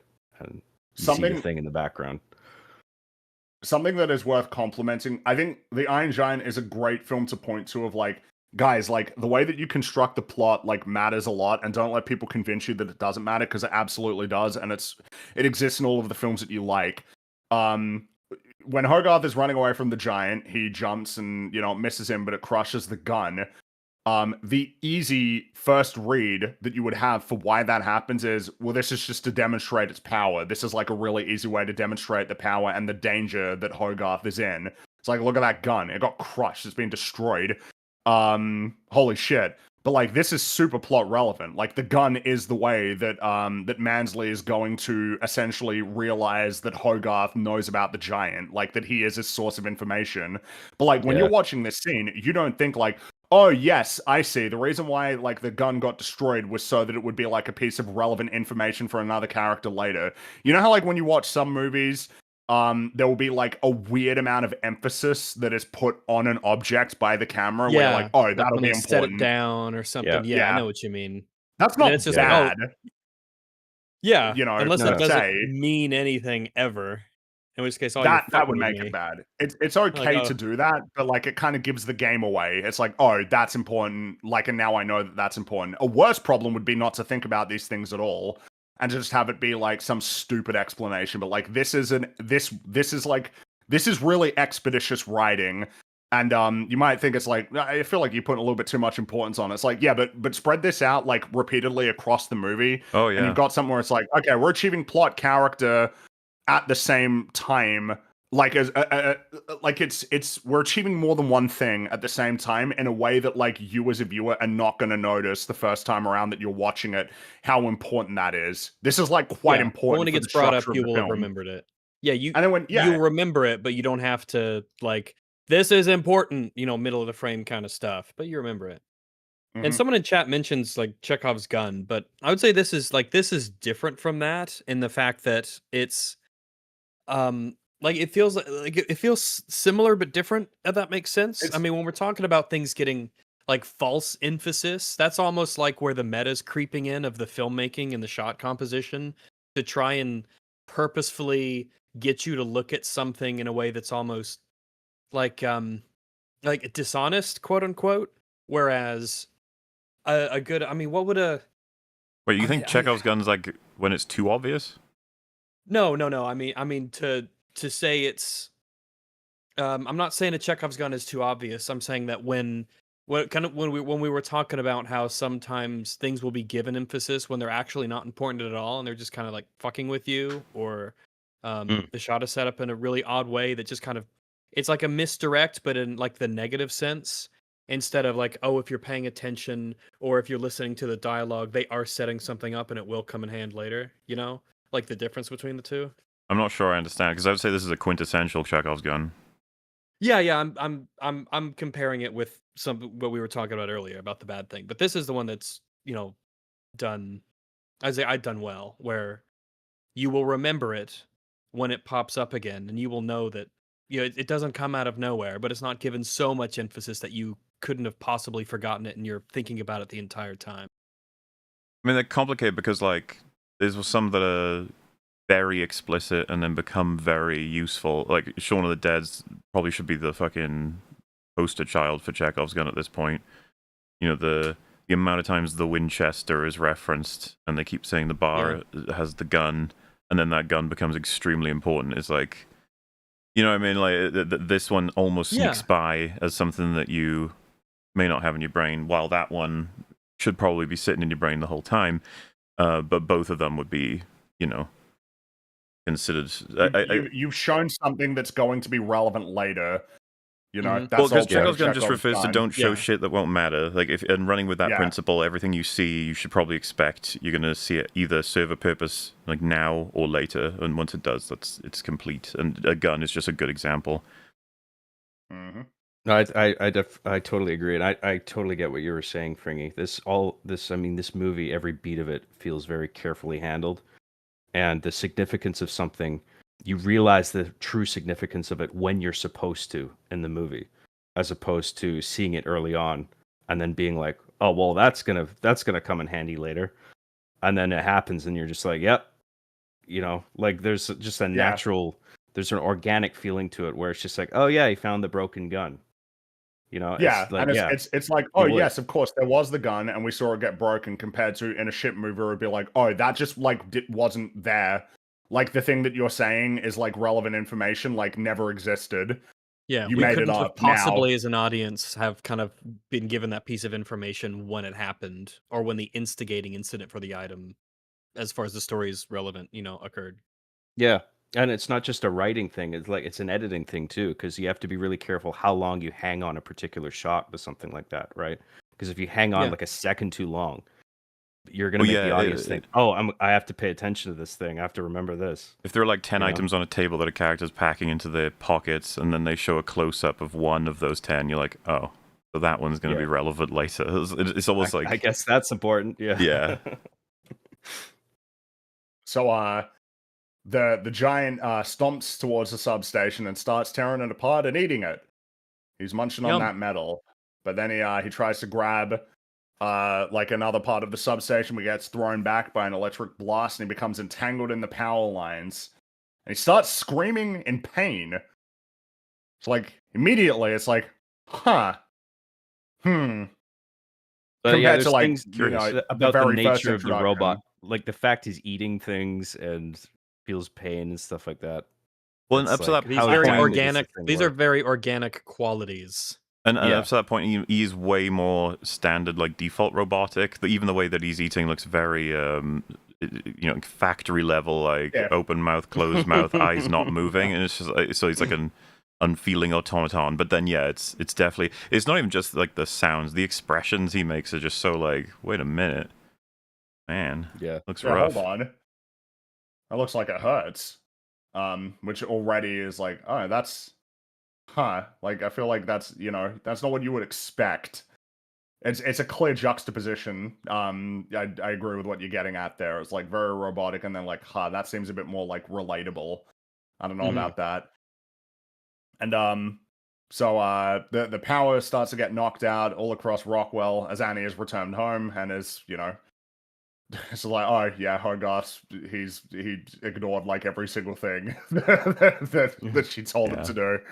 But then when she realizes that Hogarth isn't in bed, then it changes from sort of the lethargic, like, oh, come on, Hogarth, to, oh shit, Hogarth's in trouble. And then she hops in the truck and heads into the forest to find him. And so Hogarth starts to run away from the giant in the collapsing substation, but he pauses because you can hear the giant is still screaming. And so he turns around and runs back into the substation and finds the kill switch, and he shuts off power to the substation. Yeah. I mean, it is exactly that. He feels bad for him and he wants to help him, which this is one of those, like, this is quite an important choice that he's made here. And it's a choice that speaks to his priorities and his values, and how those values obviously stand in kind of sharp contrast to obviously our antagonist, who will be introduced soon, but also kind of the world that he exists in, which will be like more reinforced in other scenes. This is a very unusual response. One is asked, why does she drive out into the middle of the forest? I presume she's following the trail of destruction and the power is out, so the power station would be the two reasons to think Hogarth might be near there. Secondly, I very much appreciate this shot where Hogarth running to the switch and the giant's looking at him. Kind of need that. Yeah. He's watching. He sees this. It's important that he sees this. Yeah. That he sees Hogarth save his life by turning off the power. It is amusing just how conspicuous the on-off lever for the transformer station is. Right? It is kind of amusing. It was a simpler time, the 50s. That's right. So after the power gets turned off, the giant collapses to the ground. He's unconscious, and Hogarth very cautiously approaches and investigates and drops a little rock in his mouth, which seems to basically wake him back up. And then it becomes like, oh wait, no, this is scary again. Hold on. And then Hogarth runs away back into the forest. Annie finds Hogarth and reprimands him before hugging him. Pretty expected normal response. What the hell are you doing? But never do that again. God damn it, I was so worried. There's a small editing detail here I really appreciate, where like right after the robot falls, the Hogarth staring at him, and then there's a dissolve shot between that and him walking up, like climbing up to his head, which implies that I think he was just standing there in fear for a while. He's just like, do I approach this thing? Like, it wasn't like if he did a hard cut, it would just be like, oh, I see what you're getting at. To do that immediately, I see what you're getting at. The implication is that he stood there for a while. Yeah, I see. But you don't actually want to show that because it's just, but like it just implied that with the simple dissolve, like it's a very skillful editing decision, I think. I think it's a good. Yeah, I think that's a good point. Actually, that might have had something to do with it, because the fade tends to indicate that time has passed. Yeah, well, I think that's what it's for, right? The passage of time. That's why you do a dissolve most of the time. Compared there to are just a hard exceptions. cut. Yeah. Language of cinema. That's right. So Hogarth. English for this movie. he very excitedly tells Annie that he found a giant robot. She don't want to hear it at this point, which is understandable. Going small, I noticed because it's the way the helmet works and everything. But when he starts explaining like the good news, turns his head, but the helmet's not fully fitting, so it smooshes half his face up against it, and like they made sure to draw that. I appreciate that kind of little attentions to detail here and there. They have lots of it in this movie. Yeah, there's a lot of neat animation that they do in terms of like Hogarth's momentum when he's being carried and how his body has to like catch up to the things around him when people are in cars. And in particular, you'll see this in a moment when he scurries down some rocks, but Hogarth is animated to be very like super light, bouncy, quick, energetic. The way that he moves, it's really scrunkly, very squirrely as he's running around. His motions are so quick and everything. Yeah. Yeah, neat details for sure. Yeah, she don't want to hear this about the giant, which again I think is fair. Yeah. If someone told you this, you would obviously not believe them.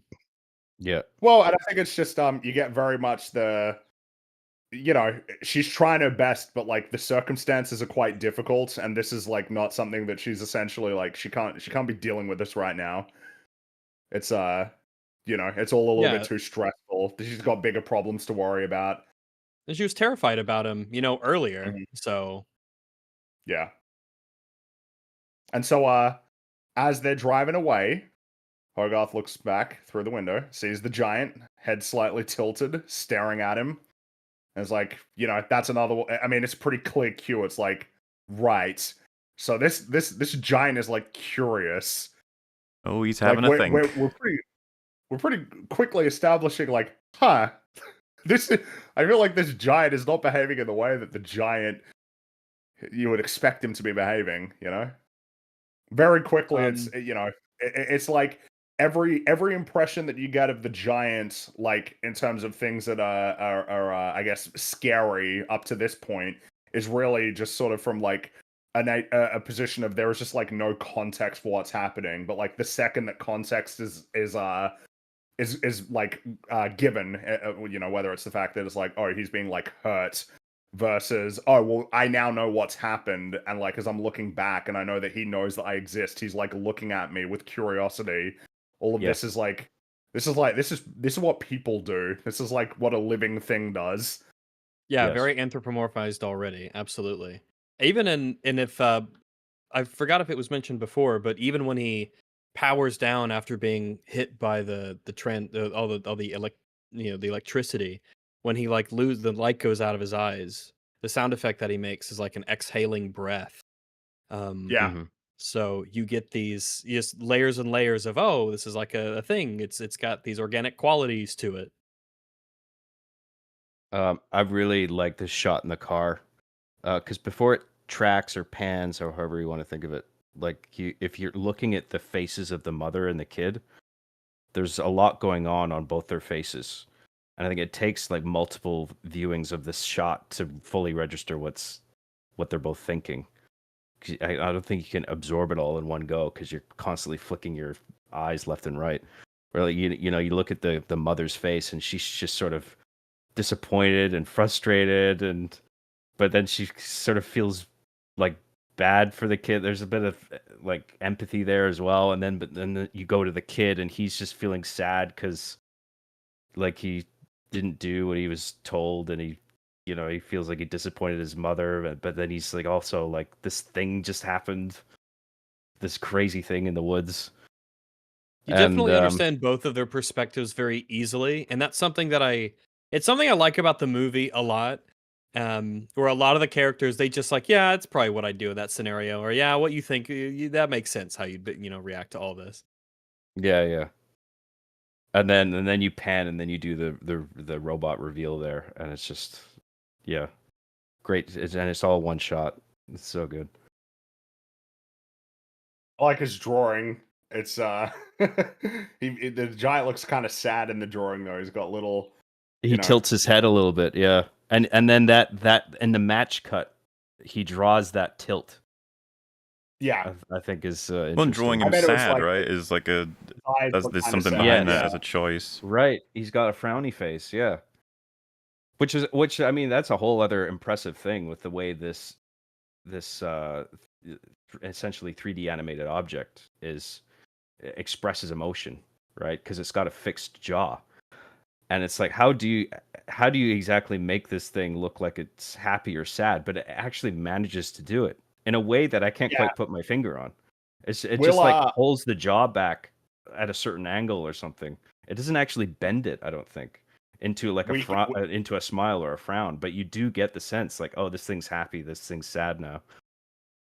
There'll be I'm kind of waiting until Yeah, there'll I be like figured. it won't be a scene very long from now. It'll be pretty soon, which feels like probably the best opportunity to talk about the design of the giant, how it arose, and like how they solved a lot of these challenges. Because again, in the behind the scenes, they naturally talk about the challenges that have kind of just been highlighted there of like, well, how exactly we're going to create this character and like have him be relatable to the audience. Yeah. So yeah, it's the next day, and he's made this drawing, and he's in class, and they're being shown a very alarmist PSA about how to survive an atomic blast. I particularly enjoy the image of the kid hiding under the desk, and then the bomb lands, and like the desk shields them from the explosion to the point that there's like, you know, a thin beam of ground beneath them. It just looks absurd. It's like, yeah, just hide under the desk and you'll be fine. Yeah, there's I mean it's portrayed as very silly because obviously for if a nuke goes off, there will be a very big range where obviously that is not going to help you, but there's also the very big range of that will help you. So, you know, you might as well. Well, I mean, the thing is what's funny is it's just like this is like ridiculous. Basically, it's like, yeah, duck and cover, you'll be fine. You know, don't worry about it. You'll be fine. It's a bit dark because the idealism in that situation is so out of proportion. You know, it's like if that happens, everyone's dead. Scaring the shit out of everybody. Well, I mean, there's like this PSA. Well, jeez. You should duck and cover. I mean, it will help if you are a particular distance away from an explosion. It will protect you from debris and glass flying around and stuff like that. But obviously, if you're too close, it will not do. It won't do shit. Yes, but I mean, it's being shown in the visual, the bomb is landing on the desk. Yeah. Well, I mean, yeah, it's like a. Well, look, they made the point. The point that's being this made was the is that 50s. this is just. Yeah, But this was back made then. in the 90s, back when we could have fun. And then no, the desk was from the silliness of this. You know, like, oh, the atomic holocaust, you know, just duck and cover and, you know, when the bombs are raining down. It is crazy that they made fun illegal in the 2010s-ish. I don't believe they did that. It's a little beat of what feels like very black comedy, and I appreciated that the film was willing to go there. Yeah, it's good stuff. And of course, you know, this is all this is another example of reinforcing the sort of temperament of the time, and in particular how Hogarth's attitude on things is very unusual, because with the there are these three other kids that are arguing about what Earl saw, and Hogarth tries to interject, but they start making fun of him, and his stupid teacher reprimands only Hogarth for talking, which feels very hate it. Yeah. That feels like it comes from a personal place. I feel like everybody's got a story of like, dude, why are you picking on me? Like, why are you singling out just the one person when it's clear that there were four people who were talking? You know, this is bullshit. It's bullshit. It happens, but it's also not even that bad a strategy, because it's like, if I say all of you need to shut up, they'd feel stronger because they're all breaking the rules. But if you target one person, they feel bad, and everyone else is like, oh sweet, I didn't even get in trouble. And the warning is still there. Those damn teachers, some of them knew what they were doing. It was mean. It's funny because the warning doesn't work, because they do keep talking, and Hogarth, much like in real life, tries to explain the nature of the giant, but they all ignore him, make fun of him, and then before suggesting that whatever the thing is, it should be destroyed before it can destroy them.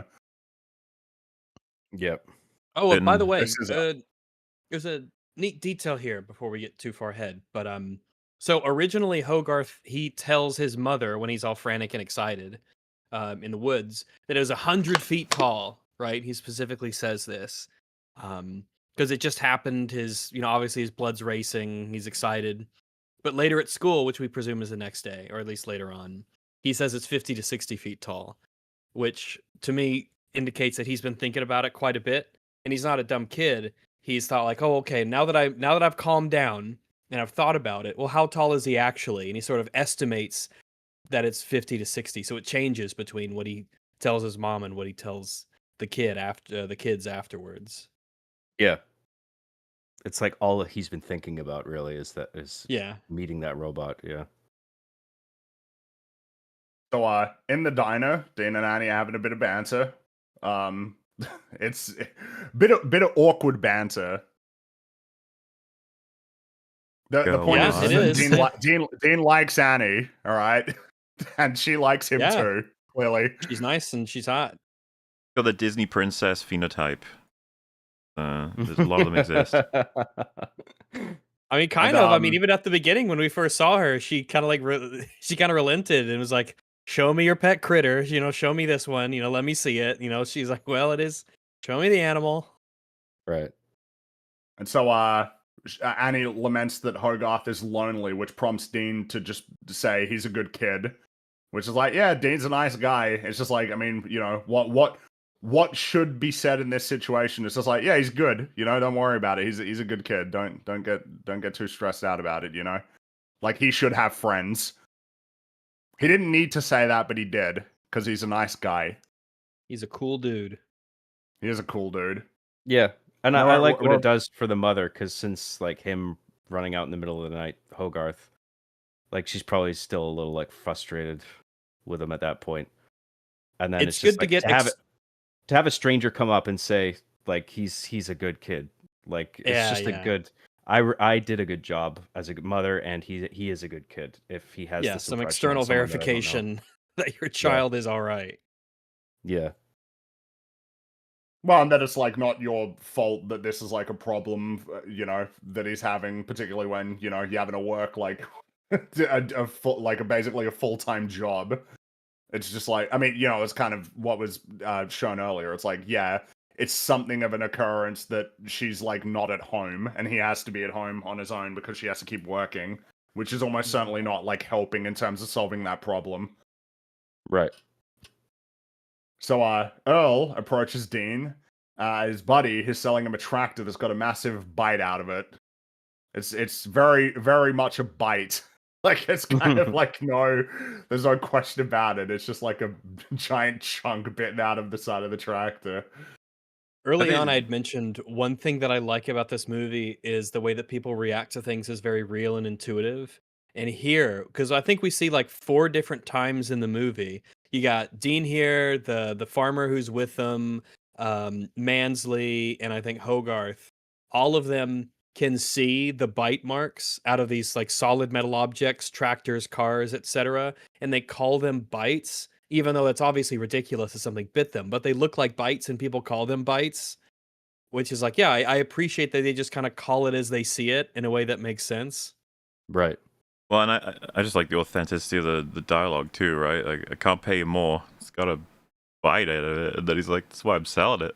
Got a bite at it. Bite out of it. Which then, it's just accepted that this is so a matter bite, of fact. Yeah, just like, this is a big old bite in my tractor. That's just the way it is. And Earl remarks that the government's sending somebody from Washington to investigate the sighting, which brings us to the introduction of Kent Mansley, played by Arnold Schwarzenegger. The reason why I'm saying that is because that's what Warner Brothers wanted. They wanted Arnold Schwarzenegger to play Kent Mansley. I love Arnold Schwarzenegger, but he couldn't have done it as well as Shooter McGavin. Okay, I can't even imagine. Like, it's like not even remotely the same. Like, you said that, and my brain had to like stop and be like, "Well, that's not Arnold. That's not Arnold Schwarzenegger." It's Mel Gibson, obviously. Yeah, I was like, "What?" Like, it's such a fucking executive decision because they're just looking at it in terms of numbers, and they're just like, he's a popular actor. He should have played the general, if anyone. Well, so by the way, for Dean, they wanted John Travolta.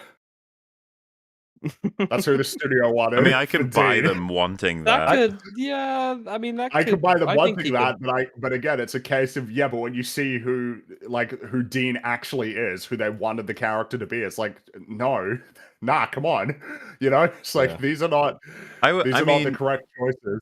Kent Mansley's voice acting might be my the most valuable voice acting out of any given character in this. The only competition, and I don't know if it's controversial, I might say, is Vin Diesel's.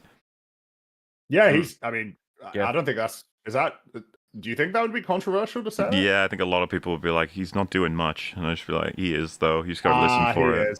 He is, and he was into it, and he really liked the film, and he thought it was going to do great. He said so, which is a bit of a shame. Well, I He mean, doesn't with have how a high full quality it line. is. If you Yeah. add up the total word count, but I think he really puts the appropriate energy into it. Agreed. Yeah, I mean, everybody did a great job. The voice for Hogarth is he's great. And it is very easy to get bad child voices. Well, yeah, it's really it good. reminds me of for Lilo and Stitch, it's like you got it, like you understood the assignment, Yeah. right? It's like you knew As what opposed kind of to- energy you needed to capture for the character. As opposed to live action Lilo, who fucking sucked. Sorry, kid, but it's like, jeez. Don't remind. But it's interesting with Gotcha. child actors, some of them, they just get it. Like from a very early Sometimes, age, yeah. they just get how to do it, and they just nail it. I heard that basically everybody did a great job. Yeah. I heard the actress who was the voice actress for Boo in Monsters Inc. She couldn't read and didn't really know what to do because she's playing such a young character. So they kind of just followed her around as she was talking and saying stuff, and they were giving her things to do and say, and they worked all of that into the movie, all the phrases that she would say and things of that nature. She wasn't sitting down reading lines. Yep. So it was very earnest. Yeah. Yeah. These are the stories that you enjoy to hear about the making of movies, the movie magic, compared to how lame everything is now. Well, yeah, because the magic feels a bit dead these days, doesn't it? We're trying to our movie's halfway shot. We're still working on the script. We fired everybody. We're on our third actor. Everyone's third miserable. Director. Everyone's miserable, and it sucks. And there's 17 different press releases where there's no soul whatsoever, and these softball corporate interviews. It's all feeling very corporate and miserable and bloated, and lacking in soul these days and passion. Yeah. Also, I guess to wrap up the conversation about the casting, the studio wanted Jennifer Aniston for Annie, which was a choice that Brad Bird was he agreed with, but that was the only one, as I understand it. Every other one, the studio again, Arnold Schwarzenegger for Kent Mansley. Kent Mansley. That's unreal. That would have been a completely different character. I mean, I just don't. I can't see that one. I could kind of see John Travolta maybe working, but no, I can't see Arnold at all. He'd have to be the general or something. He can't be Kent Mansley as Kent Mansley currently works. They'd have to change be a different character. Yeah, he would be. He'd have to be an almost Cobra Bubbly kind of agent. He's very serious and makes much more sense. He could play that, yeah. And of course, the general is played by Frasier's dad. He played Frasier's dad in Frasier. That's who he is. The general. If they were talking about the general's voice actor, I think that's Frank Mahoney, who was the voice of. He did a voice in Ants, and he was the voice of John Mahoney. That was it. Sorry, Mr. Mahoney. Well, he died, but sorry, Mr. Mahoney. But he also did the voice of Whitmore, the old guy in Atlantis, which is where I recognize the voice from. God, I haven't seen Atlantis in a long time. I need to rewatch it. I watched it a lot. I've always liked that one. Very adventurous, and it kind of reminds me of this movie, and that it can be dark, and that it's fantastical, and it's got weird stuff going on. I've always really liked Atlantis quite a bit. It was always super adventurous and fun and perilous to me. I mean, again, the Arnold Schwarzenegger casting, I think, is just another example of how shallow these the thinking is of some of these executives, where all they are thinking is how good would it look if Arnold Schwarzenegger's name was on the poster for this movie. I think And that's like as far as they're thinking into it, I think. not even And to say that contrasts pretty drastically with the way the marketing of this film was. I mean, we'll get into this, I'm sure. But like the way Warner Brothers handled this was a fucking travesty. And it's just like, why would you mishandle this, but at the same time make a suggestion like that where you're trying to, in some aspect, make this a marketing success? I think that know what I mean? that choice, if you had said all of that to them and said this is the shallowest fucking decision ever, you're just thinking in numbers, they'd probably be like, yeah. Right, yeah. And then you'd be like, right, yeah. that is their scope Someone's of footing the thinking. bill, That is their yeah. that's their boundary. Well, I mean, Like, they might don't know even how to venture beyond that. argue Some against of you them. in the sense of like someone's got to fucking do it. This thing, rises and falls on the attention it can get from an audience member. I know you don't care, Mr. Creative Artist, but we actually have things at stake. You can see that sort of aggression coming from a producer. Yeah, it's a fair maybe. concern. Though, is that the thing is that they were just wrong and stupid a lot of the time, Well, though. Because I mean, it's kind of you can because the broader context is that the reason why they wanted to make animated films was, oh, Disney movies make money, so we should like do that. That it was as simple as that. That was the reason why they wanted to have an animation like studio making movies. And yet 10, 15 years prior in the documentary, Brad Bird talks about how it was basically impossible to like pitch an animated film because they're like, oh, animated films, they don't make any money. Yeah. You can't make money on an animated film. And it's like, well, you're just fucking wrong. You're just totally wrong. Like some of these guys are actually just like stupid idiots. Like they don't know anything. Like they 100%, really yeah. have no idea what they're talking about. Yeah. No, I get what you're saying, not all Mo. the You time, but need your sometimes. numbers guys in a business. Well, and you need your creative guys. You need that middleman. There's a handful of them that exist throughout history. James Gunn's supposed to be that kind of person that can connect the money people to the creative people so that we can balance it out, because those money people need to understand. It's like, yeah, I get it. You want us to make money. I feel you have to start like weaving the conversation to be like, not only do I think this is the best creative decision, I think it will actually produce the best monetary results. And you're just like, it's like not Arnie, but someone who can really voice it. Like, you need to be able to explain this to them. It's like, if we do Arnie, it could tank it. It could be embarrassing. It could not completely work with the story to the point of it being humiliating or boring or weird. Or Robin just came out and it failed, so we can't get him. He's this is 99. Yeah. You could try those arguments too. What killed the Iron Giant? The Ice Age. I do. I think a person like that in the business is crucial. Not to get too sidetracked here, but I remember Bungie had a person like that in the early days of Halo, where they were a middleman between Microsoft and the creative team, where they would go to Microsoft and listen to their complaints, be like, "Yep, yeah, no, I get what you're saying," and then go to the creative team and they'd be like, "Okay, what the fuck did they say?" And like, "Okay, this is what they want, and I know you guys want to do this thing, and I think we can make them happy if we do this and that." And it's like, okay, compromise. That's a really valuable person to have on the team. Yeah, the bridge between worlds, so to speak. So Kemp Mansley is from the Bureau of Unexplained Phenomenon. He introduces himself to Marv, the foreman. I like that name, the Bureau of Unexplained Phenomenon. Yeah. I don't even know if it's real. It might be. I just really like the name. If I'm gonna be a Fed, that's what I want to work at. The Bureau of Unexplained Phenomenon.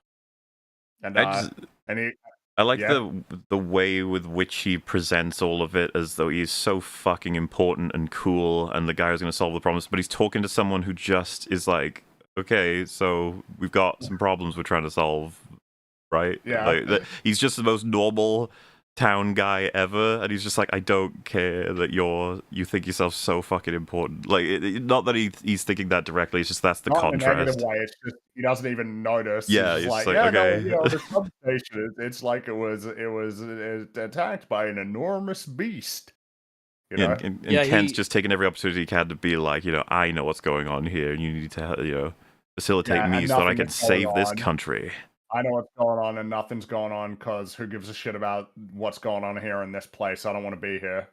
He doesn't want to be simultaneously, like back to back is like we see how important he takes himself and his job, and oh, look at me, I'm the big agent, and also, oh, I can't believe I came to this middle of nowhere town in Maine where nothing ever happens. This isn't where the big stuff happens. I think he says there's basically a line that says, big things only happen in like big places. Essentially, he's destined for better things. He didn't want to be here. Well, yeah, because the film does a really good job with Kent for showing us like a more surface level, like, oh, that's why he does everything. But then there's a truth that's underlying all of it about him. It's a lot more straightforward than it might come across at first. Like he is trying to imply there's some grand sort of potential problem that he's going to prevent from coming to this. Like he's working for the country and he's working on behalf of you. Whereas like the truth is he's all about himself, and you can just get it and he from does these this little with Hogarth lines too at the diner. That's what I'm saying. Well, so he kind of implies a greater motivation in the diner. What I'm talking about is like if you just listen to a lot of different lines, you get a full interpretation of just how much it's just about him. He uses this job to make himself feel important. You know, like I'm not at liberty to reveal the particulars of the agency that I work for. Is such a like, huh? Like the guy doesn't even know what he's talking about. It's just like, what are you? And but he feels good saying stuff like that. Yeah. He the way that he explains is that his job is to demonstrate to the people that the government can respond to situations which can't be rationalized in a conventional manner. That's his job. I was like, huh, okay, yeah, that feels like a 1950s job. I feel like that's our job with half the shit we watch. We have to try to solve these weird mysteries that can't be explained logically. Yeah. Fuck yeah. And so the only evidence that Marv has for him is the destroyed pellet gun. And yeah, then he says the whole thing of, big things only happen in big places, which is where he'd rather be. And he walks and gets into his car, and he's remarking about how the biggest thing here is the homecoming queen. Wow, fat he's shaming. such a jerk. Yeah, but I mean, of course, this ends because there's a giant chunk that's been eaten out of his car. I like his reaction. He's like, "Huh?" when he realizes having his car. Like, yeah. And then he goes and finds Marv, and then he brings him back, and it's gone. One of the things about because again, it's I don't know. I don't think Fringy. John, did you see Happy Gilmore 2? No, not I yet. did. The very absolutely. It's just a movie that nobody needs to see. But you know, one of those. Not that we're fucking short in supply of those right now. But obviously they bring back like everybody that you would expect, and you know, Shooter McGavin returns, of course, and I'd say Christopher McDonald is the best thing about the movie potentially. He's so enthusiastic, and the character is so funny, and then you've got like the aspect of he was in an insane asylum, I think, between then and now. So he's got like an extra layer of insanity, and I feel like he brings that energy with Kent Mansley as well, and it's just so helpful, especially for an animated project. He understood the assignment, you know. Well, the thing is, the more that you give them, it's like the more the animators can work with. You know, it's like it's a very involved performance where I could imagine the animators were thinking like, "God damn, there's like so many fun things we can do with this. So many fun drawings we can make with with the way that he speaks." Yeah, I think Robin Williams is like a classic example of that, right? With Aladdin. I'm talking to a rug. Yeah. Did you to the taxi driver bit? Like, did you rub my lamp? Did you bring me here? God, he's it's like I said about so Prince of Thieves. It's like when they got him back and he does all the jokes. It's like, yeah, it's like I can't believe it's weird to think that the second one didn't have him in it. It was voiced by Homer Simpson. Dan Castellaneta. But on the note of the like sort of flourishes, I wonder if other actors, you know, would do it worse. But like, just jumping ahead a little bit, but you kind of get the visual already. He's gonna be talking about how Hogarth's a weird name, right? As he's leaving, and then he'll be like, Hogarth, she's, you know, Anne Hughes. Then he goes and realizes from what he's read on the thing, he goes, Hog. Hogarth Hughes.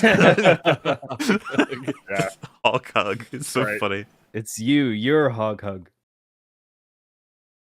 But this is what he needs, you know. What are they looking at? And Mansley said something big. That's it. The seed has been planted. Yeah. Sorry, guys. Going back into the forest. I love the backgrounds in this film. God, so good. They do, yeah. And there's a lot of times when the backgrounds are you can see the different layers of the background and how they pull away and how the characters interact with them, and it looks really good. The backgrounds really do look good in this. Dude, we don't have 2D animated films anymore. Like in the West, it's just done. It's gone. Not that I don't, not that I don't like 3D animation. I think it's great, and there's a whole bunch of there's a whole bunch of great things that can be done with it. But like, it is crazy that it just doesn't exist now, and there's really no reason that should actually be the case. Like, 3D animated films are also pretty expensive to make.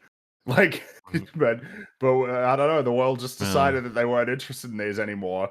The big test in the early 2000s, and society failed. Sure did. Society said, "Nah, I don't want any of these. Nah, no need for that." Yeah.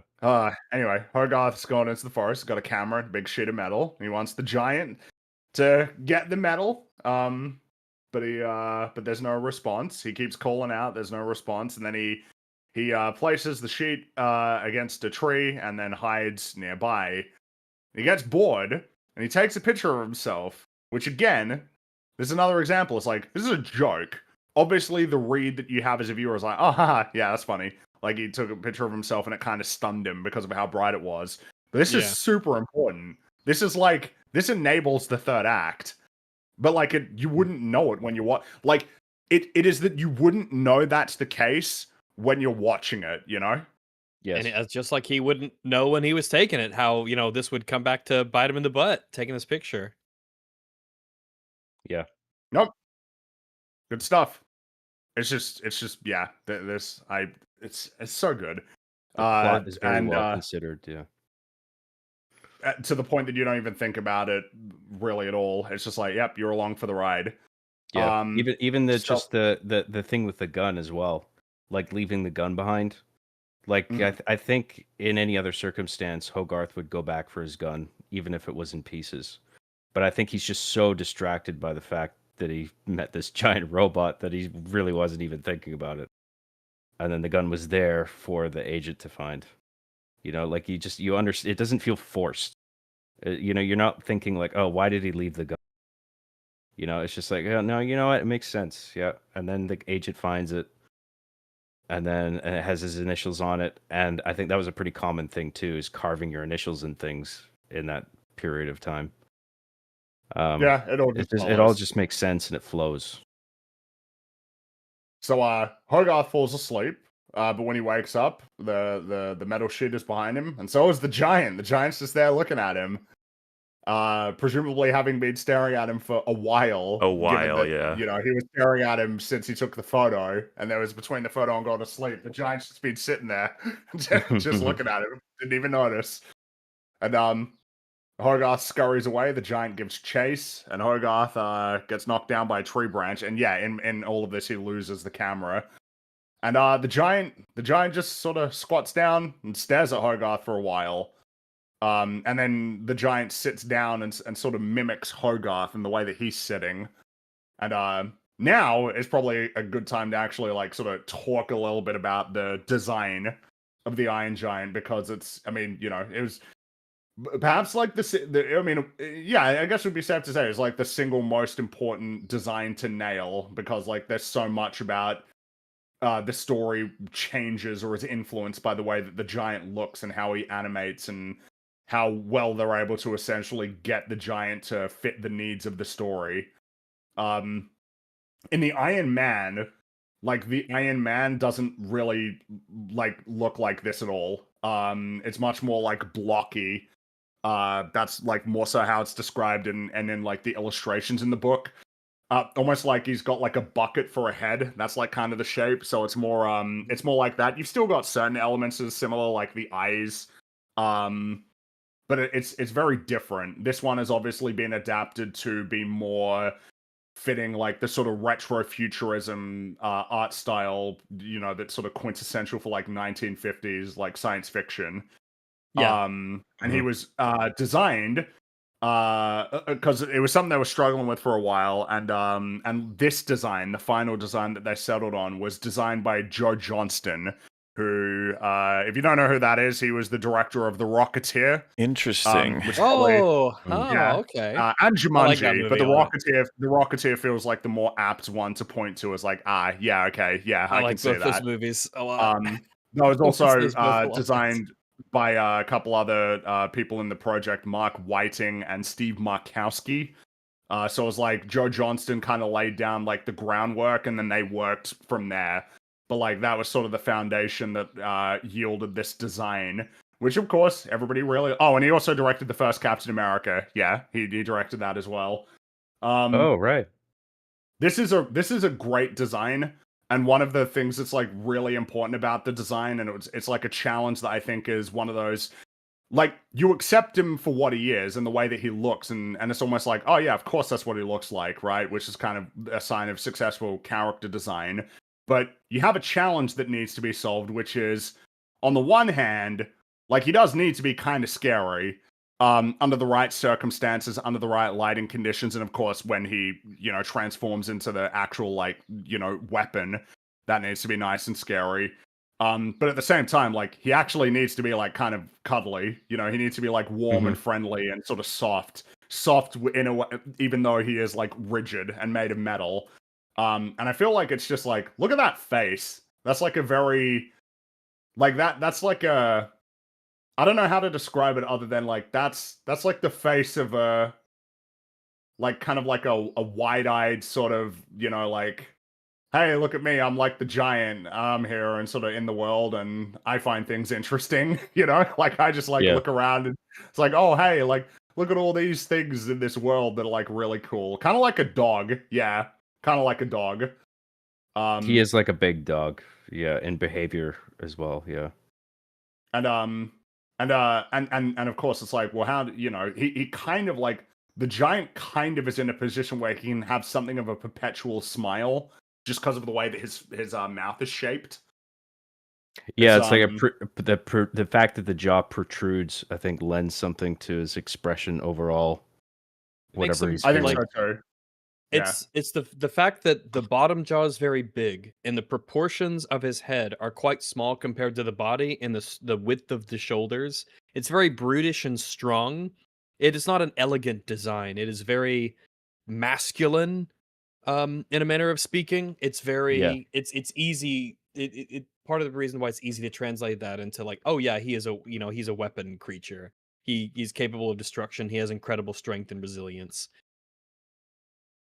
Like there's a lot that the eyes alone achieve in the ambiguity between sort of innocence and the fact he's a weapon. Like the fact that they're just like wide open circles. You can interpret that as a sort of innocence and also like, I don't quite know what this thing is thinking or feeling.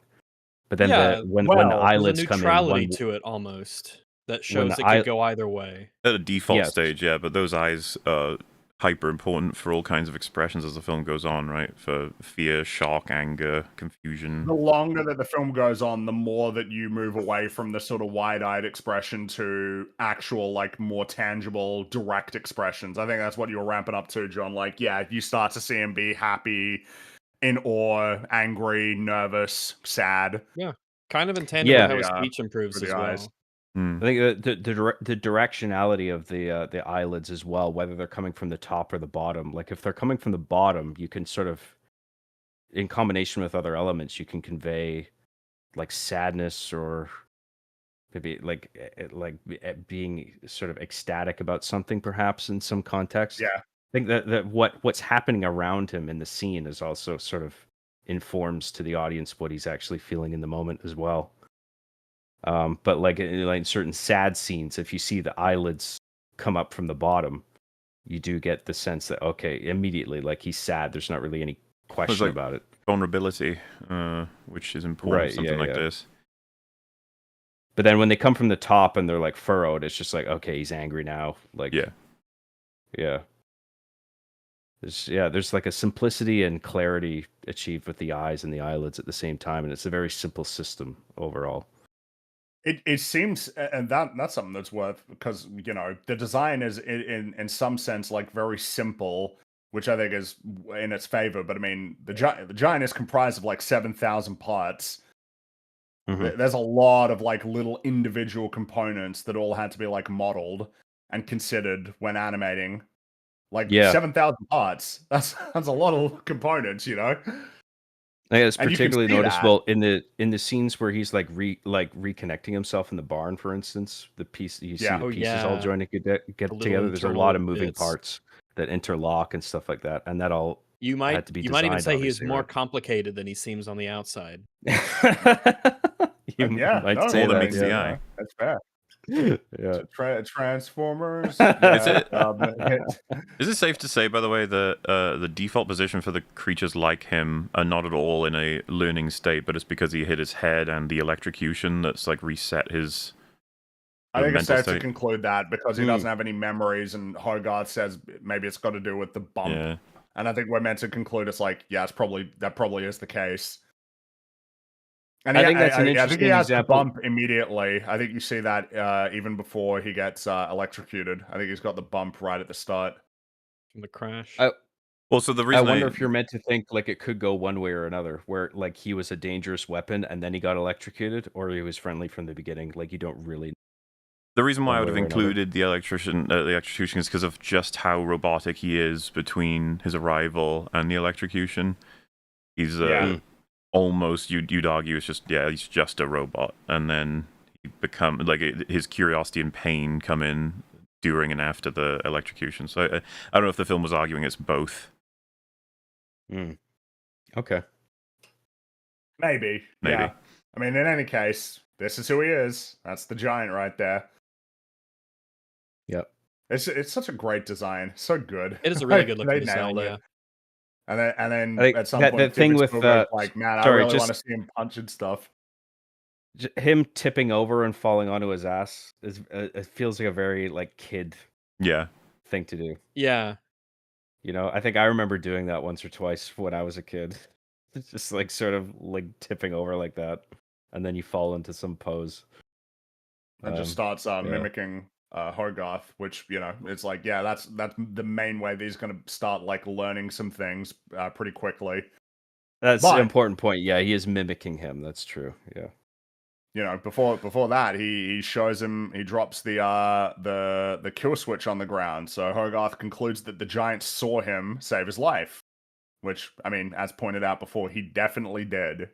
They made sure to show that he did. Yes. Mm-hmm. And so the giant can't speak, which prompts Hogarth to teach him some words like rock and tree. And I think it's deliberate that they show that he kind of picks up things like pretty quickly. Like he gets shown a little rock and then immediately picks up a big one. It's like, yeah, there's a rock. Little rock mentioned. But then that's right, yeah. But then obviously picks up a tree. It's like, yeah, okay, like it's not perfect, right? Like but it's like, because it's something that I think Hogarth says later, which is he understands things pretty well. Which I think it like explains how he's able to learn everything so quickly. Since the story only takes place over the course of like 3 days or something. Is really short, but he picks things up really quick. I also think that it is now obviously both of these objects here occur within, you know, this environment. But I think it's interesting that one of the first things that Hogarth does in communicating with the Iron Giant is to tell him the difference between something that is alive and something that is not. And maybe I'm reading too deep into it, but I don't know. With movies like this, you got to wonder if that was a deliberate thing or not. Well, yeah, the stone is dead. It's lifeless. It's not even dead. It's lifeless. It doesn't have, you know, life to it. But a tree does. A tree is a living thing. It's going to be really important to get that understanding quick, because he's, you know, the whole movie is going to just be about the Iron Giant making mistakes because he doesn't understand yet. Yeah, and also as we'll get later, like we'll get Hogarth's explanations and his answers from his perspective. The fact that Hogarth is a young kid. I mean, obviously, if he was someone else, the story would be completely different in how he interacts with a giant and that sort of thing. But I think this is a story that benefits greatly from having a very young sort of protagonist in the way that he, you know, sees the world and how he communicates that with this big space creature.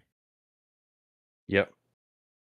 No, I think that's a fair assumption, Rags, what you're talking about there. And I think the reveal of the power switch is really effective, because it immediately gives the audience a sense of like just how how this robot is able to understand the world around him and like observe things that are happening. Like he's not dumb. You immediately get that sense, like, okay, he's like paying attention. Like, yeah, he connects the dots between the switch and the power. Yeah, it's not because you might just, with the stuff that he's doing that's immediately observable, you might just think, oh, he's just a big dumb, like he's just eating stuff and destroying stuff. He's not really putting much thought into anything. But with that reveal in particular, it's just like, oh, there's a lot going on behind the eyes. You know, like he's thinking, he's like processing things, he's figuring shit out. Answers the curiosity as well, right? Like he must be thinking, why did you do a thing that helped me? So, you know, why? Yeah. Right. And he likes the kid. I think he probably figured out that switch thing like as he was leaving in the car, right? And then that's what motivated him to stare. He's just like, there's something about that kid.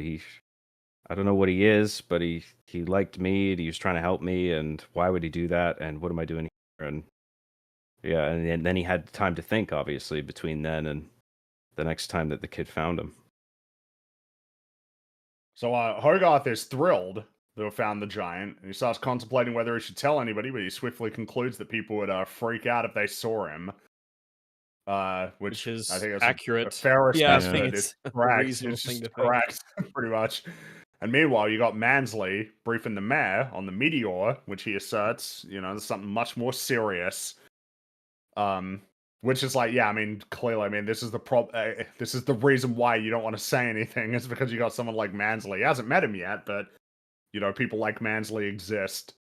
So and they have a much more cynical outlook on, you know, what the mystery could mean. This is national security, and people are trying to get us, and it's weaponized, and it's a dangerous thing. Whereas Hogarth is like, oh, you know, maybe he's all right, maybe he's an okay guy. You know, he sees him in a much more friendly way. Positive light, yeah. Like actually, because it's, you know, Mansley's perspective is of it. It's like the default is bad. This is bad compared to the almost default of this is good. It's like this is pretty swell. Yeah. So Hogarth's rambling about their predicament, and he concludes that the giant should remain in the forest for the time being. And as Hogarth turns to leave, the giant immediately starts following him.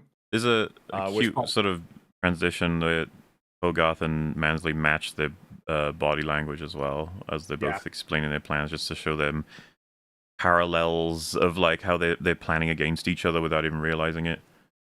And I like that the giant is falling asleep in the background, because obviously he's just been listening to everything Hogarth says, but it's like kind of wandering off. I understand a whole bunch of it. Like, yeah, okay. But yeah, Hogarth turns around after the giant starts following and says, "Me go, you stay, no following." This is one of the most important lines in the film, but again, you wouldn't know it at this point, because it's just like, yeah, I mean, yeah, I guess this is what he would say to him, you know.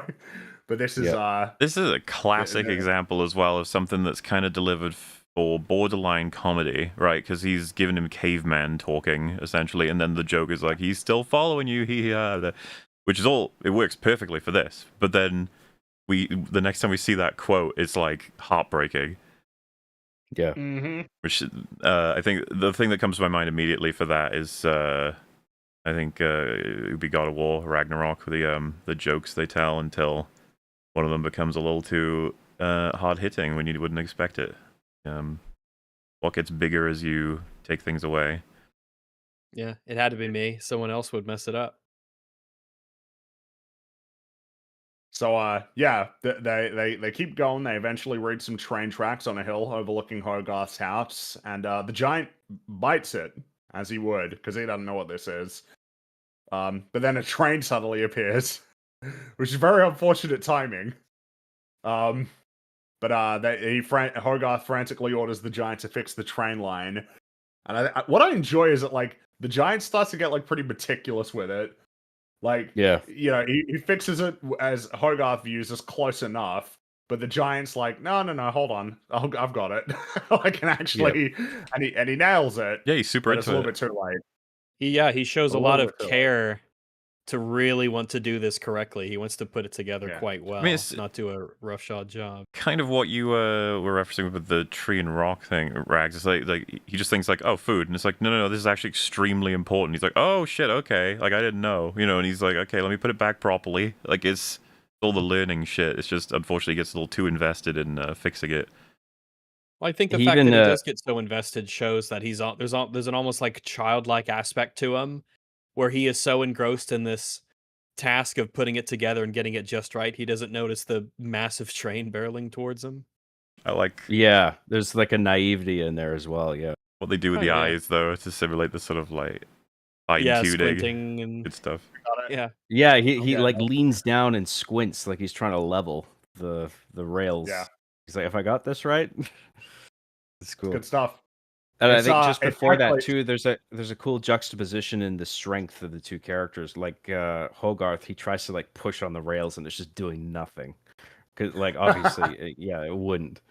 But like then the robot starts doing it and he can bend it with ease. Like it's a neat contrast there that's visually depicted. I saw somebody in chat describing it as like it's awesome that he's eyeballing it like an artist. It's like, yeah, and of course that's relevant later. Yeah. It turns out that he's you know, that's something he's kind of interested in doing. He's interested in doing and kind of has an eye for it, which again is another thing of like, that's very not robot like, at least like on the surface, that's something that he would be doing. Yeah, But, there's yeah. this pops up in Star Trek: The Next Generation. One of the things that Data's very much like a person, even though he's an android, and he has creative endeavors. So it's kind of like almost a trope, basically, that if you want to humanize some sort of a non-human entity, you show them creating things and expressing things, which were, I guess AI be damned, like actually like a human or a person's just endeavor. Art doesn't appear on its surface to like have a point in the same way that a lot of other activities do, like hunting to get food, or like it's like art. Yeah, like art is the kind of, well, I mean, really, it's just that other animals don't appear to do that. It might be that they do and we don't realize it or we don't notice it, but like it does really seem like art is something that people do, not something humans do. Yeah. That feels like indicative of it has to speak to something that exists in people that's like unique compared to other living things. Like it's like, why do you feel the need to express yourself in this way? Why do you need to? Why is this something that you feel compelled to do when there isn't seemingly any like point that's achieved with it in terms of procuring resources? So yeah, I think it makes sense. Well, I mean, Dean's role in the film becomes a lot more important in this second half of the film. But it's like, yeah, why do we think that they chose to make Dean a guy who makes art out of scrap metal? Why is that like is that an arbitrary choice? Obviously not, No. And it's kind of the case for a lot of things. It's like the choices are not arbitrary, even down to the small details. But Yeah, Giant like, gets hit by the. it's like the tree and the rock thing. I just when a film is written well and there's such a deliberate quality to just so much of it, you just assume when you notice things like this, you give it the benefit of the doubt and say, yeah, that was probably purposeful. There's probably a reason behind it. Well, it's So, that, and it also just feels so organic at the same time, where it feels like that would be a situation that arises where it's like, yeah, that's a tree, that's a rock. They would be immediately around him in an environment like that, and that there's immediate juxtaposition there in terms of like what the robot is learning about life and nature and the things around him. Like this is an organic thing. This is a rock, and then that sort of feeds into later the difference between art and what is simply junk. And like it's sort of it helps to like ramp up to that, where it's just like, okay, we're scaling this juxtaposition up a degree, where it's just that we're getting the robot to think a little bit more. I think it's cool that even on that note, you have that small bit between Dean and Anne later where he says she likes his like weirder shit more than the big spectacle robot thing. She said it feels like it's like, I always got the impression from seeing that the film was saying it's like there's more of you in this, and that is what makes it valuable. Like more coherency of like an expression. Right. Whereas, of course, he's trying to sell that was his most impressive work, the robot at that point. Yeah. I think Fringy's BRB, right? So, well, yeah, we could. The train hits him. It's tragic because he's in pieces. Yeah. It's all over. Oh no! then he starts to he activates like a little thing on his head, a little antenna signal, and it starts to reassemble the body, which pretty impressive. Yes. Not gonna lie. Yep. Very complex machine that can reassemble itself. They definitely, especially when we see it weaponized later, the idea of this like space age alien technology aspect comes out at times when, for the most part, most of what we see of the Iron Giant is just a really big, a really big robot who's just strong and brutish. When underneath it, it's very complex and, hard to understand. Well, something that struck me about when he goes into his other mode was just how much of a alt-futuristic alien tech it comes across as. It's not quite This how they one's would build it these days, design it wise. It felt very influenced by the fact that it was like 50s futuristic rather than today futuristic. Oh yeah, absolutely. I think it fits the aesthetic super well. And the contrast between that space agey 50s futury, alien aesthetic and, his normal self, which is much more it just it is what it is. It's more analog and, simple, so to speak. Yeah, it's a great design that shows the differences in his modes, what he's capable of. Show him smiling in the barn. Mm-hmm. I don't think we're up to the barn yet, are we? Oh almost. It's almost there. No. When he's in the barn reassembling himself. Oh yeah, just before we get off the train scene, the fact that he gets hit and he's split into pieces. I mean, like you were saying, Fringy, things that become important later, like really important. This is a big one as well. The fact that you're in pieces and you find a way to bring yourself together, right? Mm-hmm. This is a thing that's established here, and then it's punctuated in the barn in this instance where you realize like this thing can repair itself. But like it gets, but it's just quick. It gets called in, and I just like that Ken just says, "I need your car," because obviously his has been eaten. Yeah, and then he dry, and you can see the mayor's kind of like, "Oh wait, hold on, be careful." Take me with you. Yeah, don't scratch my baby. I will say as well. Well, I guess it'll come up in a. Go ahead. It'll come up in a second. Well, so after that, as Mansley's heading there, you see all of the individual parts sort of reassembling, and then he's like smiling, like, "Oh hey, look at me, like I'm all fixed. That's great." I just it's just there had to have been a considerable amount of thought. And it's like, how do we get him to smile? We like need him to be able to smile, but he has to be rigid, which is like challenging, right? To deal with that as a oh, that wasn't what I meant. That's because that's like before the jaws are fixed. It's like after the jaw gets after the screw that gets the jaw back I thought on. you were kind of commenting on how the sort of the way they did the eyelids. He's definitely getting happier here. Yeah. Oh yeah, definitely. Yeah, that's like a happy expression. Because again, no eyebrows to work with, so you just got to use the eyelids, and that's like an easy way to do it. Is that sort of look. As long as you got a smile. I think it's very interesting because I think that the lower eyelid raising functions in relation with other things that are happening. Or it's like a context sensitive sort of thing.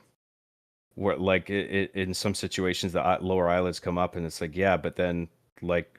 I mean, I don't want to jump ahead here, but like with the deer, right? Like when that happens, it's like you immediately register that he's sad, right? And so it's like it's the same sort of eyelid movement, but it's in combination with other things. I'm pretty sure that's what happens with his eye. I might be misremembering. Well, yeah, the thing is that expression, like in the absence of a face, in the absence of a mouth, rather, it's like you can have that expression.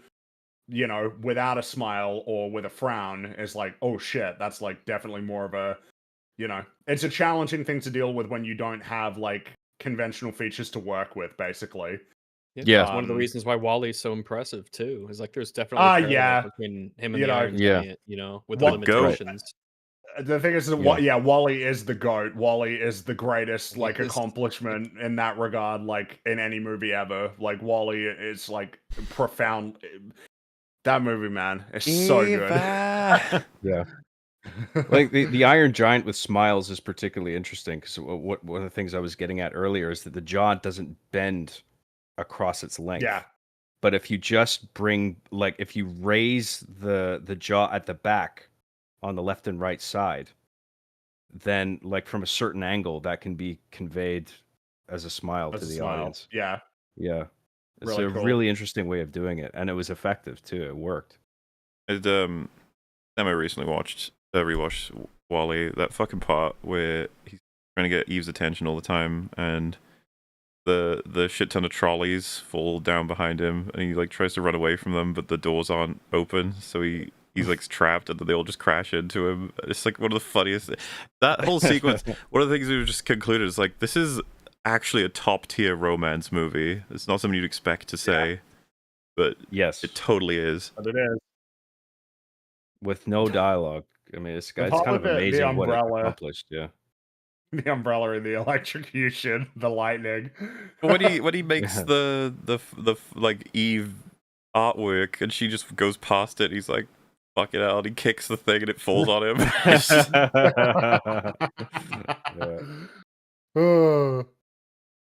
So the giant waves goodbye, but his hand is missing.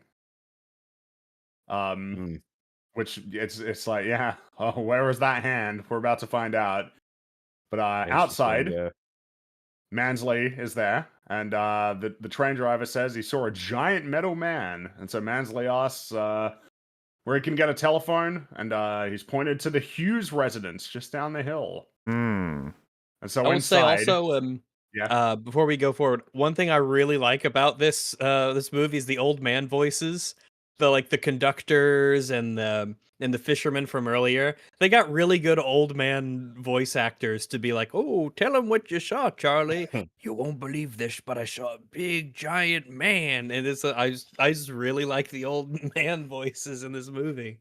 Well, like I said, all their dialogue comes across as they are just townspeople doing their shit. They don't have any kind of grand aspiration of some crazy conspiracy that the government people got to get in there and do stuff. They feel much more normal. It's a crazy robot. That all about? Took a bite out of my truck. I call it a bite because that's what it looks like. So inside, Annie asks Hogarth to say grace, but he gets distracted by the giant's hand, which is rummaging through the kitchen, and so he has to communicate with him during the prayer, and it's very entertaining. Yes, and I figure it's worth just oh my god, we thank you for the food that Mom has put in front of us. And stop the devil. I like how proud of himself he is. It's very fun. It's very the devil, funny. Yeah, the devil. That's right. For doing bad things and get out of here. Satan? Satan? The goofy grin. This is a legitimately funny part of the movie. Go! Yeah. So get out of here, Satan. Amen. It's very well written in that it functions on both levels simultaneously, and that's what makes it so funny. Yeah. Look how fascinated she is with it as well. Yeah. At first, just sort of glaring, looking at him, kind of confused. Yeah. That was unusual, Hogarth. I like they made the the index finger is its face, essentially, looking around. Sort of when he calls for it, it's like, huh? Moves the finger to match that. Yeah. Good shit. And then he immediately runs away. Immediately runs away, and then you see that the giant's hand is watching a TV broadcast of Tomorrowland, which, again, you see that, it's like, dude, man, I guess you really wanted to make that movie then, huh? Yeah. I mean, maybe it arose later as a thing that he really wanted to do, but the fact that the reference is already here in this movie is kind of fascinating. For then the film to exist, and it failed, and as I understand, it's not very good. Oh well. So Hogarth turns off the TV, takes a giant to the front door, and opens it. And Mansley's there and introduces himself. And then hey there, slams Scout. the door in his face. It is, I think, kind of an underrated bit of comedy. Kent Mansley, I work for the government. It just cuts the door. Yeah. And then opens it again. I was like, hey there. Yeah, Kent Mansley. He's clearly more pissed off. The performance is great. I will say I do appreciate in this sequence that we see that Hogarth is he's a stealth gamer. He plays stealth games because he knows to throw like the little penny Or the behind object, his yeah. mom, so she turns and she goes over to investigate. But then it destroys everything, which wasn't intended, but Oh. it works. And yeah, he has to open the door again because he's ringing the doorbell. So he's gonna find his way inside to use the phone, and then he calls the general, who are very entertaining character. He And is, also he's like very kind good, of yeah. Everyone remembers his you know, best line in this movie. it's it's gonna be a while before we get to that one. So he calls him, and the general is obviously pretty skeptical of the claims about the giant metal man.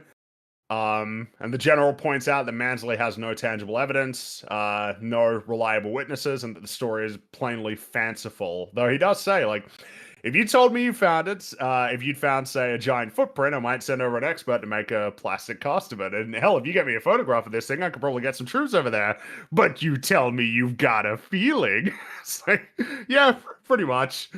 It's pretty fair. He is pretty fair in this point. It's like, yeah. I actually think there's a good contrast right. for Kent and the general in the it's kind of how the government should be operating versus how someone can take advantage of the power. Yeah, where it's like, well, if you give me a reason, then yeah, we can do something. But until you do that, then like, come on, man, what are we doing here? Well, yeah, as well, because like the general does get lied to at points in this movie. I think it would be easy to see him as more evil than I think he actually is. He's kind of normal. He's not. Yeah, he's like essentially responding as he would to the information that's available to him. And when there's new information, he will change his mind. It's kind of a notable difference between him and Kent is that he's like tunnel vision focused. It's like, yeah, once I'm locked in on this goal, that's it. Mansley really insists that he'll want a memo distributed when he finds the giant like evidence for it. Like he really wants everybody to know that he found it. But yeah, the general hangs up. Oh yeah. And remember, this is the 1950s, where if a stranger in the middle of the night arrives at your door and requests to use your phone, it's like, well, yeah, you can come and use the phone, and then they use the phone. This joke, man. So like he hangs up, Mansley's deflated. He puts the phone, he tags it up, and falls off. And he calmly puts it up, and it falls off again. Yeah. And then he loses his shit. It's man, not only is it really funny, but I was thinking the other day about how I feel like you get almost like a new version of this joke in The Incredibles with Bob trying to close the door. I don't know what it is. It's the fact of calmly doing it the second time and it doesn't work. I think that's what makes it funny to me. It's like it's a very human reaction. It's like the first time it doesn't work. It's like, yeah, okay, I'm gonna calmly do it again the second time, and then it doesn't work, and then you get really angry and then smash it. Of course, there's a bit of a, there's an extra element in the Incredibles with him picking, the window smashes and then picking up the car and preparing to throw it, and then the kid there seeing him do this. But it's a good joke. It's a really good joke. I really like this one. Yeah. Good shit.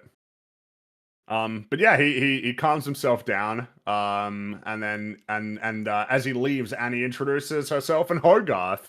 Which then brings that thing that you mentioned before, Mauler, as he's driving away. Like, what kind of a name is that? And then like realizing his name was Hog. On the gun. And so he comes back to the house and hands Hogarth the gun before asking him if he saw anything strange at the substation. And Hogarth very unconvincingly lies. Before them running upstairs because the toilet flushes upstairs. And it turns out that the hand is in there just playing with a roll of toilet paper, just like rolling it until it's like completely flicking it, odd. As you do. And then Annie just casually discloses to Mansley that Hogarth is, I was like, oh, he's really quiet. He's talking about a 100-foot robot and everything, and then Kent's like, yeah, did he say anything? What else did he say? Yeah, it's nice and unhinged. He's a man on a mission. They go upstairs to see like what all the noise is, And Hogarth insists that everything is fine as he's straining to squeeze the giant's hand through the window, and Mansley very awkwardly jokes, "This sort of thing is why it's so important to chew your food." He gets a really, it's really uncomfortable glare that he gets there. Yeah. It's a shit joke, but It I is. like it. It It is. sucks. Yeah. He deserves to get glared at for that. Hogarth gets the hand through the door, makes a loud thud. Annie opens the door, and Hogarth, sitting on the toilet, howls at her to get out.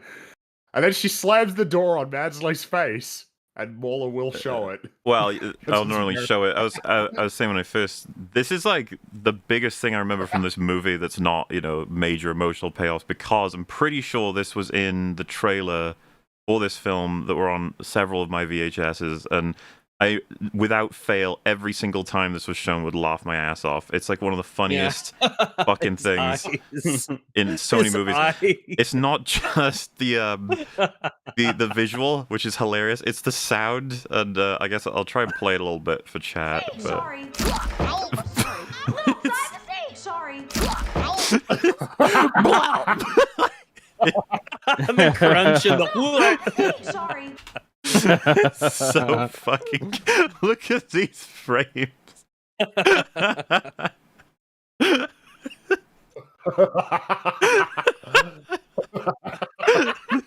Well, I think one of the reasons this works so well is it's just an understandable juxtaposition of human behavior here, where the mother wants to respect his privacy because he's taking a shit, but he is just so like, he wants to keep a constant eye on this kid, right? Yes. And he's paying the price for it. Well, he's also clearly an asshole at this point, so there's no yeah. Wow. Well, it works. That's how we all on entered the world. That level, but also on a character level, you understand why this is happening. It's such a clever little gag. Oh, it's so fucking funny. I love it. So, Mansley leaves, but he ominously remarks that we'll see Hogarth soon. But none of that now, because we're gonna have a nice little happy scene here. So, Yeah, crisis averted. That's right, for the time being. Phew.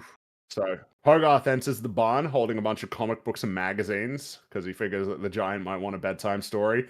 I like the way that the giant is sort of sitting, like sort of leaning forward, like resting his head in his hands, just as he's examining all the comics. He's very into this, Happy to listen, happy to learn. And then he gets introduced to Superman. Oh yeah. Did you get one of the magazines he mentions is Mad Magazine? Did you guys ever get those? Read them? I know about them because of Simpsons, but I never read them. Same Simpsons. I had a subscription back in the day. They were good. There's a lot of good stuff in there. A lot of good stuff. I didn't have a subscription, but I bought the odd one off the shelf, and I really enjoyed them. Yeah, they were a really good grab bag of like funny comics and jokes and all kinds of stuff. They had some political parody and they had good comics, just all sorts of good stuff in there. I always enjoyed their fold outs. They would have I think the back cover, you would fold them and it would be one image, and then you unfold it and it like recontextualized the whole thing. I always thought those the were all neat. IT Allah. So Hogarth introduces the what? Oh yeah, that's the Simpsons. There you Simpsons go. joke. Yeah. Indeed. Hogarth introduces the giant to Superman. He explains, sure, he's famous now, but he started off just like you. Crash landed on Earth, didn't know what he was doing, but he only uses his powers for good, never for evil. Remember that. And while he's saying that, the giant examines the cover of another book, which features Atomo the Metal Menace, laying waste to the world. Very evil. And Hogarth tells the giant, he's not like you. You're a good guy, like Superman. And the giant quietly says, Superman. This is the seed being planted. Well, I mean, it's arguably the most important scene so far. Huge. And not to go on something of this could become something of a rant in all different kinds of directions. Probably not in the thing you're thinking of, Fringy, even though it would be easy to. Okay. Superman being an in-universe inspiration is just really wonderful for something like the Iron Giant, and I think considering so you've got the book it's adapting, got like the 50s science fiction. Then you put Superman and superhero comics as well as supervillain comics, I guess. Got the Cold War aspects, and then just classic animation. Then you'd have stuff like, I mean, I haven't got any quotes or anything, but I see a lot of Terminator 2 in this film. I think it'd be fair to argue E.T. is in here. Bit of King Kong, maybe even Frankenstein. And then The Day the Earth Stood Still, or War of the Worlds. You get, I just get the DNA of all of this shit in there, and it's very wonderful to watch.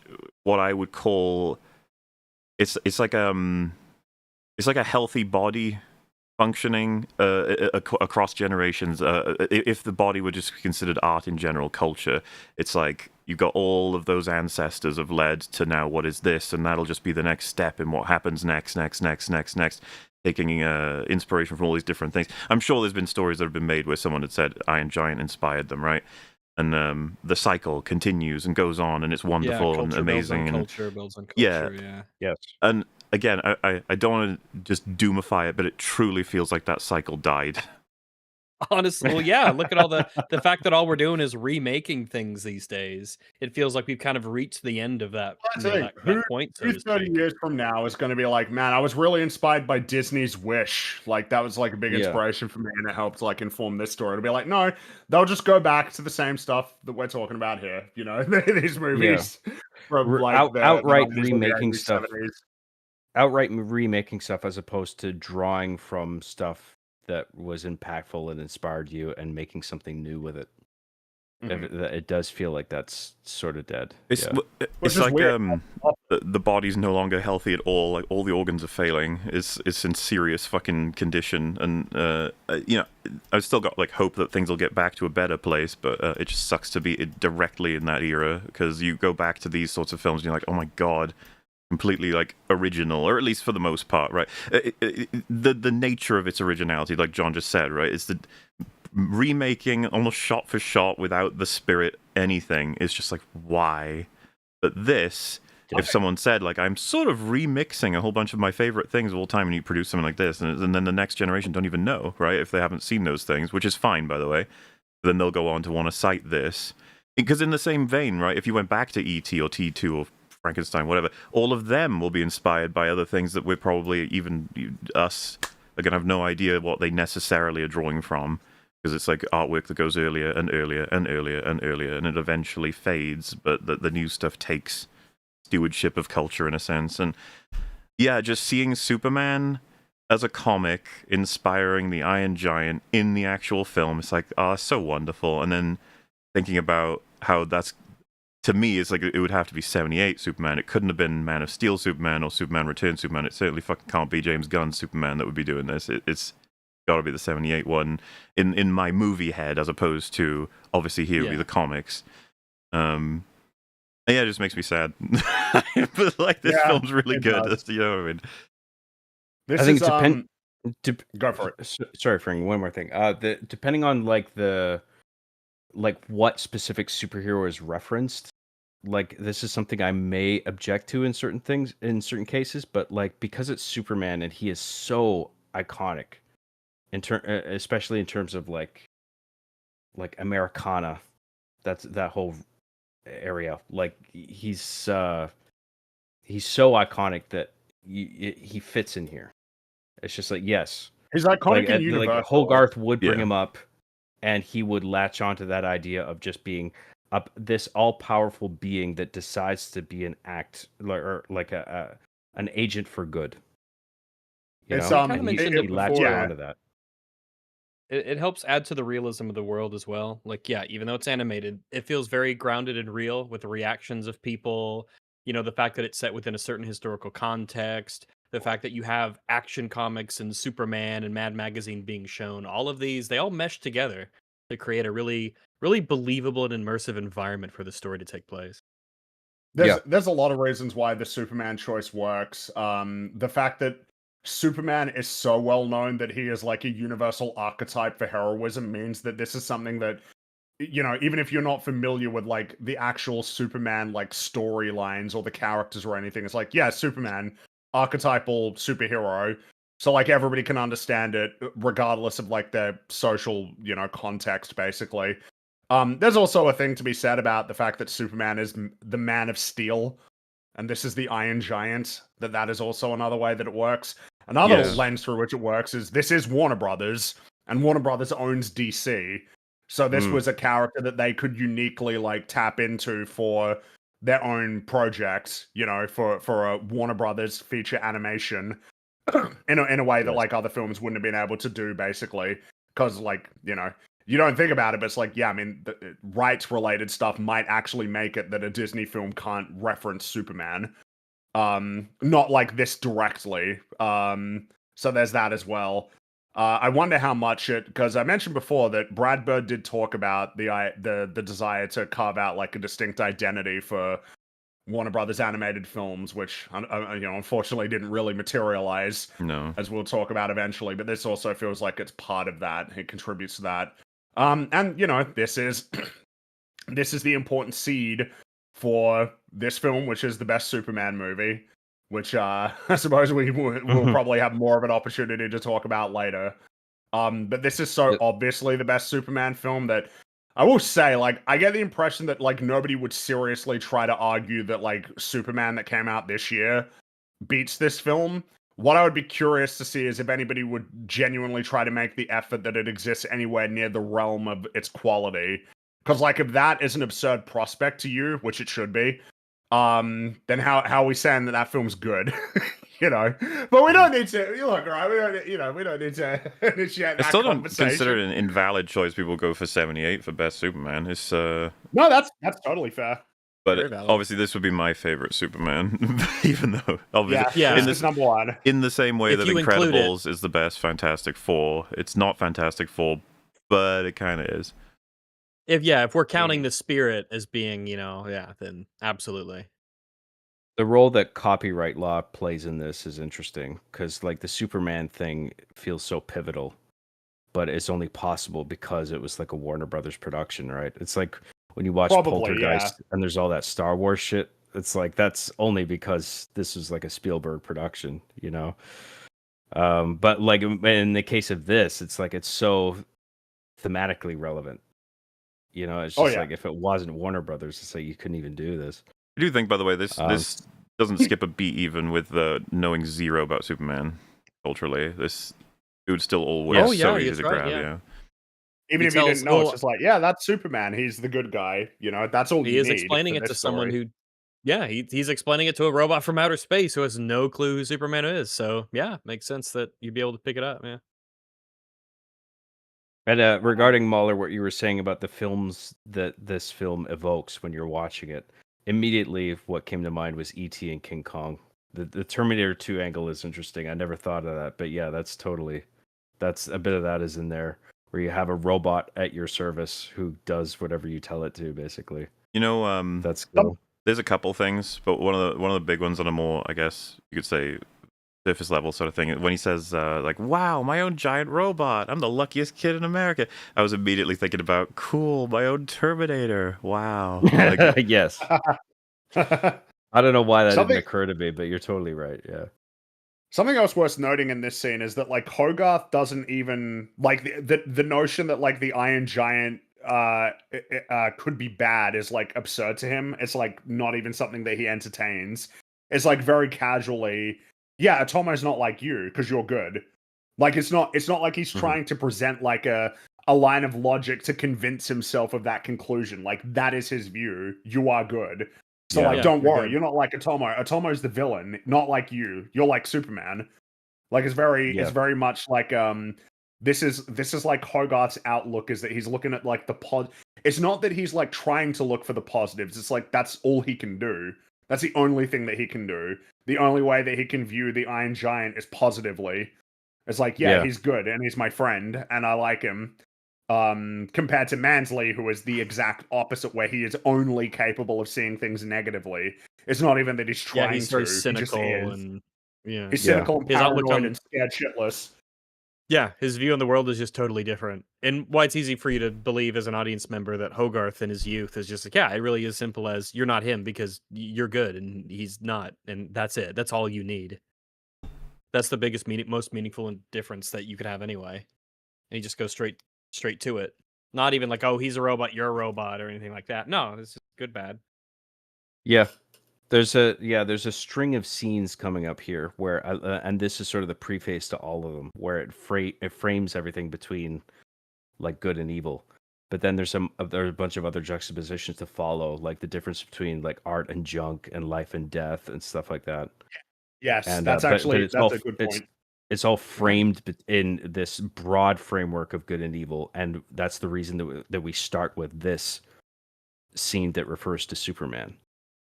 That's a good thing to draw attention to, is that there's a very deliberate structure to the way that the information is revealed, because each thing is necessary for the story to continue. But good and evil is first. That's the first Yes. one that needs to be introduced before the introduction of life and death, because good and evil is like what provides context to life and death, and violence. Yeah, for sure. Like So, justified violence versus violence for the sake of cruelty. well, the difference between killing you know? and death, Right, like yeah. killing results in death, but there's a difference between dying and killing. Yeah, yeah, Hogarth has one of the more profound statements on that in the whole movie. Because I think there is a moral violence, and I think that is one of the things that this film deals with in a very skillful and respectful way too, right? Like, Which again, it's like this defending kind of your own mature life subject if it's a matter threat. for a kids movie. For what it's Kids can handle it. it's like, yeah, they can. And Yeah, put people, it in there. I don't know It's why important. dude, The Incredibles 2 might be the clearest example of like how it's gotten worse, not just in the sense of like, just the generally worse writing, but like The Incredibles 2 is a much shallower, dumber movie than the Yeah. first one. It's like a film that assumes that like its audience isn't capable of essentially dealing with anything too difficult or challenging or complicated. I was like, no, we got to make it like it's not nostalgia, guys. The movies were just better. They just were better. And don't let people convince you that that's not the case. Don't let people convince you like, oh, what you like The Lion King? Oh, well, don't you know? It's just because you were a kid when you watched it or when it came out. Like, that's why you like it. It's not because it's actually like any better than any of the newer films that are coming out. Like let's be real. The idea that the line, like Frozen, if Frozen's not even that new, but the idea that Frozen is in any way like challenging the quality of like Toy Story or Monsters Inc. or Shrek or The Lion King or The Iron Giant is like ridiculous. It's just absurd. And there's always that thing of like, oh, so what about The Last Wish? It's like, yeah, there are totally a very small and few amounts of at least. But dude, like think about the 90s. You have like a classic, like a masterpiece releasing every year. Yeah. That's like what you were getting. Sometimes you get more than one. Like Mulan and Prince of Egypt came out in the same year, 1998. Like, dude, that's crazy. And that's awesome. And then it's like, oh, the year after that, you get the Iron Giant and Toy Story 2. And then and then it's like you get Shrek in 2001 and Monsters Inc. in 2001. Finding Nemo 2003. It's like, dude, that's insane. That's like crazy that you were having all of these films. And then like the ones that, if you want to say they're not masterpieces, which or like excellent or anything, it's like, dude, but they were still really good though. Like Emperor's New Groove is great. That's like a really great, entertaining film.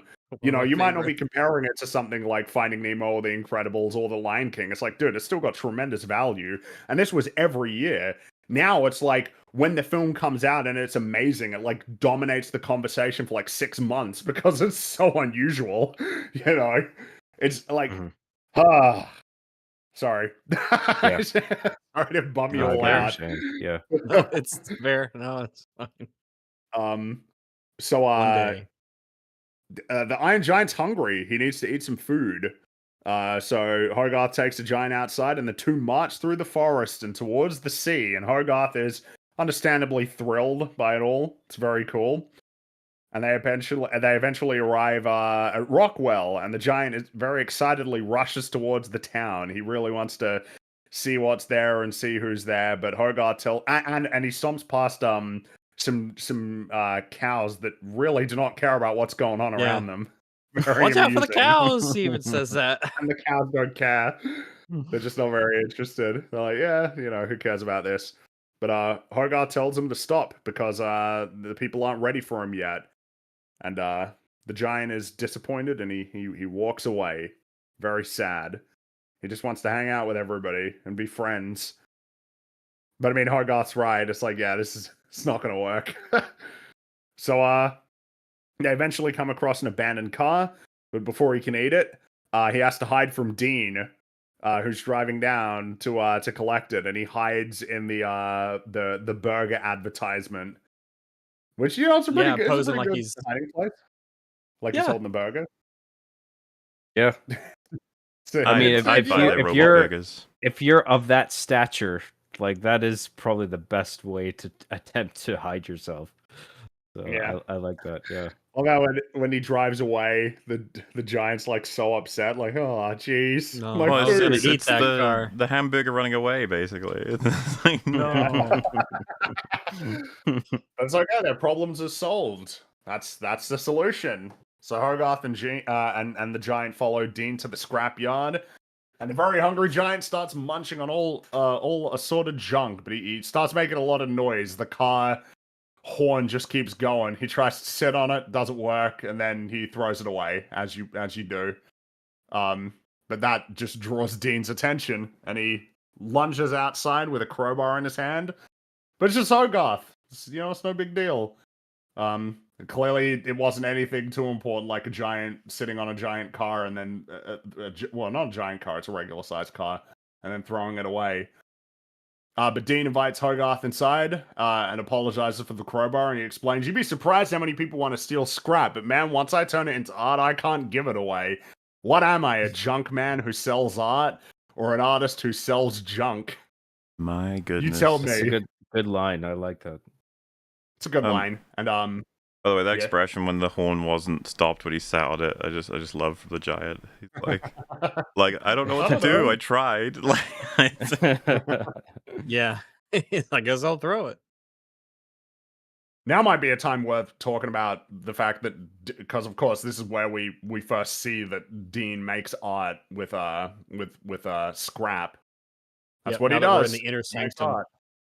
And it's like, right, so why do we think it is that the decision was made to have Dean make art out of junk? Well, I mean, it's pretty closely intertwined with the sort of the central element of what the movie's trying to say, to turn art to like a thing in its rawest form can be turned into all sorts of other things. Part of that is due to perception, but a lot of it is because, you could mold things. It's important for us to mold things in a certain way. If someone other than Hogarth had been the one to find the Iron Giant, then who knows how he might have turned out. In the same way that Dean, turns scrap into art, who knows? In a way, the Iron Giant's, this weapon's being turned into something that I wasn't originally either. But he's I think that's one of the few possibilities. The character's a beatnik, right? And it starts Yes.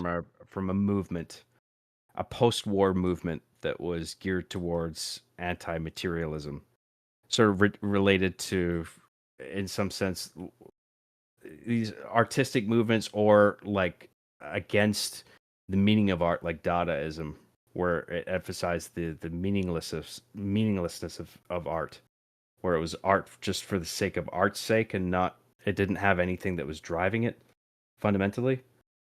And yeah, so you had this character that was this is sort of there's a very post-war movie, I think, right, where like I mean, like not only with like the death of Hogarth's father, right? He's like, and well, the implied death. I mean, like you said, Fringy, it's not explicit, but I think like overall, this movie, you are very aware that this takes place after the Second World War, and they're all still feeling the effects of that, and also they're in the midst of the Cold War, where they don't know what the fuck's gonna happen.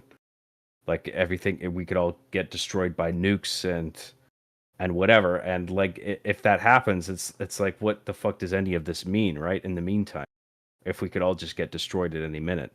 So there's that fear that's sort of plaguing everybody. And I think he is very motivated artistically, sort of feeling. And he creates this art, and yeah, that's his thing. I forget where I was going with that. I don't know if I explained it. I don't know if I said. No. What I mean, meant I to say think there. all of that's like true. That I mean, it's very much a film that is like bound in the era that it's set in. It's a deliberate choice because it's going to be playing into the paranoia that is like kind of the antithesis of like the film's ultimate, well, one of its core messages. In terms of like the how, like what is the way that we ought to act, essentially, to like preserve life and to promote like goodness, essentially, and that like this context is relevant to it. I guess in terms of like in terms of talking about Dean, I think the what Rags pointed there about the idea that like it's a reflection of how like the giant is in a sense being molded by the influence of Hogarth, that Hogarth being good and seeing the good in things and having a positive attitude and a positive outlook is like is ultimately a good influence on the giant, and it's turning him into Superman in a sense. And then of course another one is, it's just like, yeah, making art out of junk. It's like you seeing value in something that is like by definition like the excess, the thrown away, it's shit. It's like it's not seemingly useful or of any value to anybody, but then like finding value in it, which obviously the giant, there is value found in him that is not what he is supposed to be or not what he is viewed as being, but that value is there nonetheless and being seen. And it's like ties up in it's kind of like what I said before, like all of the characters are in a sense like unconventional. Hogarth is something of an outcast, Dean being a beatnik. You could say like, well, it's not that. I mean, there were plenty. The fact that there's a name for them means that they weren't that unusual, I guess, if there was enough of them around. So yeah, but I mean he he's still literally lives unusual in the world that he outside of lives in. town. He That's lives true. away Yeah. from Mhm. society. He is So does in and of He's his on the he's isolated. outskirts. Yeah. So does Hogarth and that's- Annie, and of course Annie is on her own. That's like unusual for the the nuclear family of that is like associated with like the 1950s. She's on her own raising her son. Yeah. It's like all, and of course the Iron Giant is like from outer space. He's literally not from this planet. All of the protagonists are in some sense like unusual or unorthodox or not archetypal for the world that they exist in. And so I was like, yeah, of course, like really, of course, Dean makes art out of junk. Who else could he have been? I can't imagine him having any other job. This has to be the job that he has in this story. It's way too applicable. It's way too appropriate thematically. Yeah. I think it's also interesting. Like, I mean, like post-war, where you're faced with so much death and like just horror. Like a lot of people are just thinking like, what's the point of anything? And therefore you have an artistic movement like Dadaism, where the point is the meaninglessness of it. There's no point. But then in contrast with that, you have a character like this in this movie who sees junk and says, well, maybe I can make something out of junk, something that means something. Right? So there's a number of layers at work there. Good stuff, IMO. And in the opinion of everybody who's watched the film. Yeah. So Hogarth is examining all of the sculptures, and he says, I like it, I think. It's like, yeah, that's an honest answer. Deed assures Hogarth that he's not gonna, rat him out. Before saying, I'm gonna have some coffee. What do you want? Milk or what, milk? Yeah. Because I feel like the implications of like he was gonna offer him like a drink, but then he had his like, oh, it's a kid, I can't offer him like booze. So back to milk. Yeah. What do I have that's not alcoholic? Coffee and milk. But Hogarth will drink coffee. He's hip, and then Deed says, "Well, no, this is espresso. It's CoffeeZilla." I wonder if that's where he got the name for his YouTube channel, was from this movie. If so, a good choice. I do wonder because I mean, CoffeeZilla, like it. Yeah, I've only heard it from the channel in this. I don't know what else it might be from. So who knows? Could be. Maybe. Maybe. No, but Hogarth's hip. And then he drinks some espresso and he starts rambling about a whole bunch of things. How he got moved up a year because his grades were so good that he wasn't fitting in, which he thinks made things even worse on that front. I believe this was animated. This particular bit was animated by Brad Bird himself. This particular bit, which is I can understand why he would want to do it because it's very, very dynamic. Like there's a lot of fun that you get to have with the animation here. Which maybe this is an opportunity to. The Iron Giant has a pretty low budget for a theatrical animated film. It has a budget of about $50 million, which you hear that, it's like, that's a lot of money, and it is a lot of money. But by comparison, Tarzan released the same year as this and had a budget of $130 million. This film was made with a lot less money and a lot less time with fewer animators. Yeah. Now, of course, I would say Tarzan obviously appears more expensive. I think that's like really obvious. Like the point. I'm not trying to make a point like, yeah, and you can't tell the difference. You know, like Tarzan doesn't even look that cool. Tarzan looks amazing. Like that's definitely one of those like holy shit. We're like getting to some of like the highest accomplishments in terms of like 2D animation. Because then of course after that you got Treasure Planet, which had even more money behind it and a greater utilization of deep canvas, which was the technology that they started using in Tarzan. That's right, yeah, for when he was doing all the vine surfing. For about 10 minutes. I think they have about 10 minutes of deep canvas in Tarzan, and it's like nearly the whole movie in Treasure Planet. It's like a crazy, and it yields really good results. Like when Tarzan is swinging around, like the concluding shot for Son of Man. It's like, dude, that's like amazing. Like that's like unreal. It like blows my mind that was something that they were able to accomplish. It looks so good. So obviously the money was there and the money was spent well, and the film it was the last film in the Disney Renaissance. It was the last big successful 2D animated film, I think, at all from the West. Actually, now that I think about it, I'm pretty sure Tarzan was the last. I don't think there's a single 2D animated film that came out afterward that like was successful in terms of making its money back that was 2D animated. At least from any of the major studios. And like Princess and the Frog, I think did okay-ish, but like not good enough to, from their view, to continue going. Like Tarzan was the last big success. But nevertheless, you wouldn't think that the Iron Giant was like nearly a third as expensive, you know? Like it really is not like a film that comes across as being made on a tight budget, which is what it was. Yeah, on a tight budget and in a short amount of time. Yeah, it doesn't look cheap or rushed. No, because that's another thing as well, is that the amount of time the Iron Giant was made in about 2.5 years, basically from beginning to end. Tarzan, which again released the same year, they started working on it in 1994. So they started working on Tarzan. Tarzan had about twice as long to and more animators and more money. Like 2.5 year turnaround for an animated film. That's short. Particularly by comparison to how long it would be for like a Disney film where it's more like 5 years, right, from like beginning to end. Sometimes even longer than that. That's like remarkable. It really is insane because this is just a film that doesn't.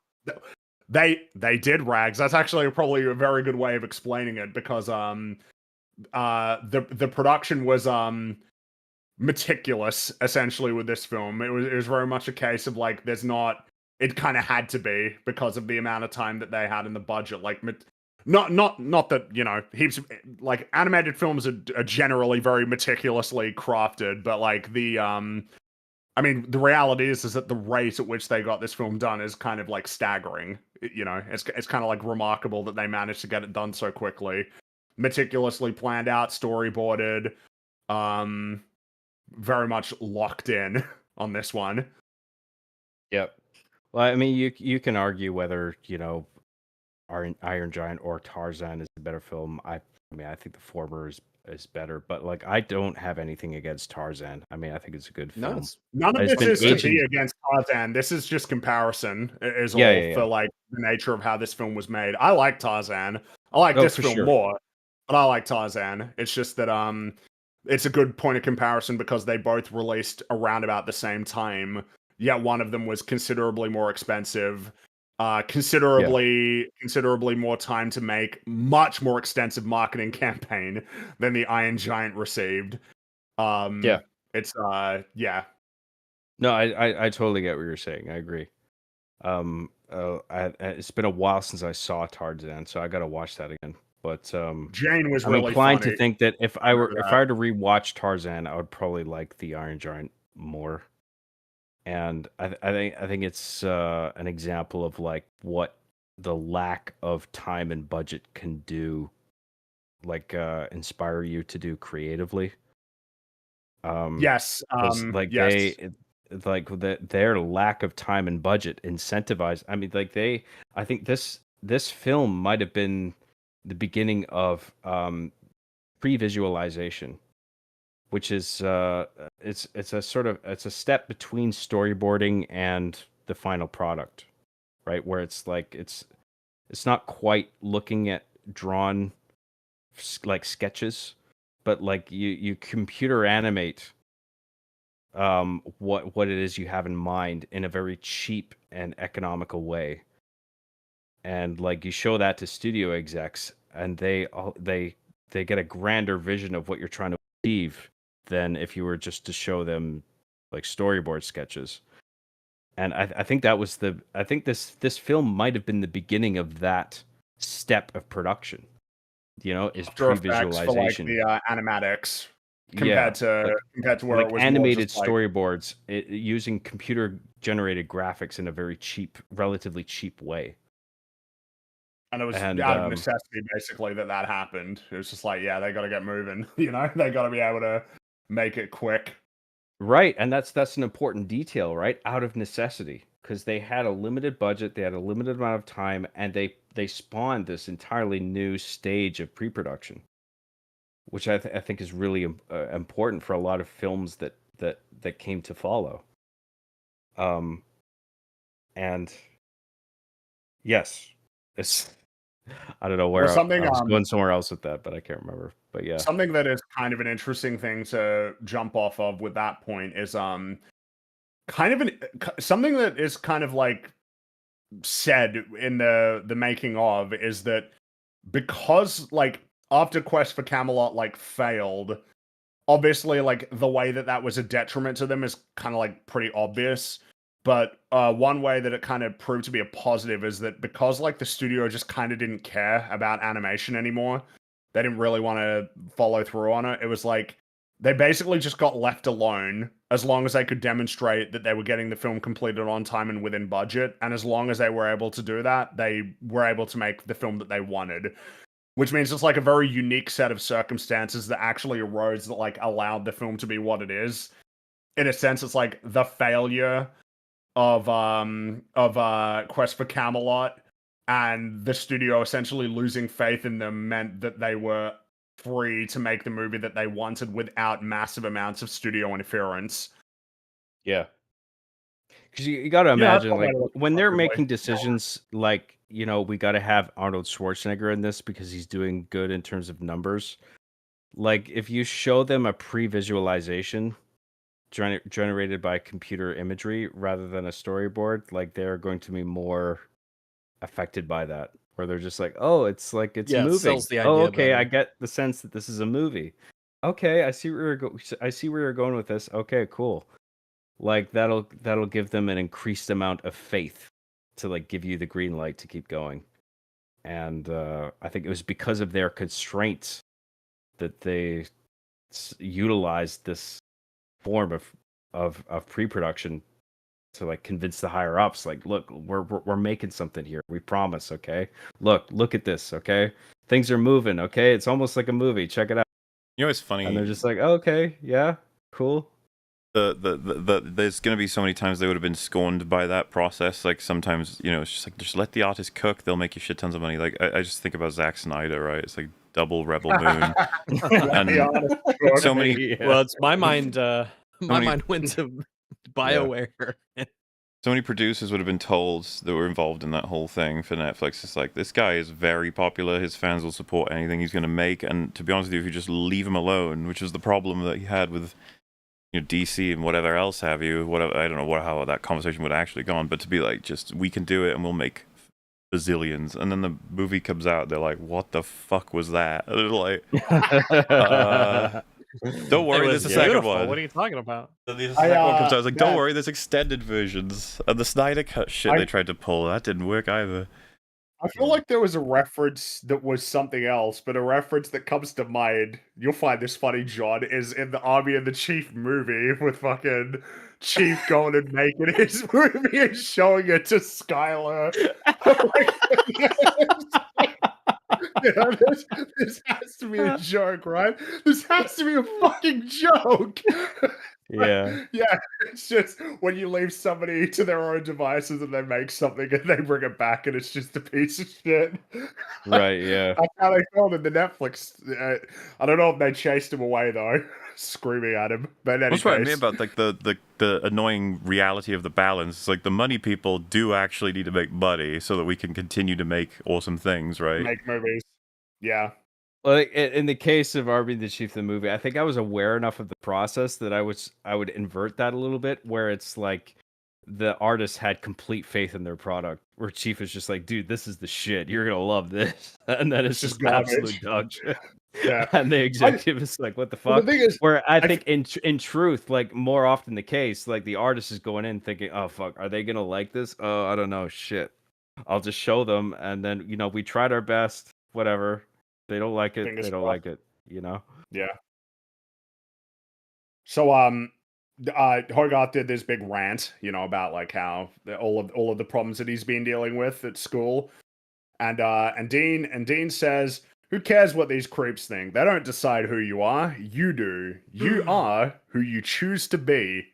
This is another one of those. This line is so important. This is like we were talking about how the pitch line for the film is, "What if a gun had a soul and didn't want to be a gun?" But this is like the statement that the film makes. This is the line. This is I do feel as this well is like the theme distilled to a single line. a remarkable amount of 90s and 2000s content seems to be about choice thematically. Yeah. There's a shockingly large amount of my favorite media is all about it. That was fun when everybody was I mean, like that. I miss the era where who you are is primarily defined by your actions, as opposed to this fucking shit where it's like, a lot of that is set in stone as to your upbringing. You're kind of fucked. Well, so you like hey. Superman, then, don't you? You like James removal Gunn's of Superman, because agency, that's what that film is about, right? So that's like the Iron Giant. Sure is. Well, Iron Giant gets a recording of his parents saying, "Yeah, you need to go to this. You need to go to this planet and spread your rule it and have a seas, big giant harem man." everywhere." Yeah.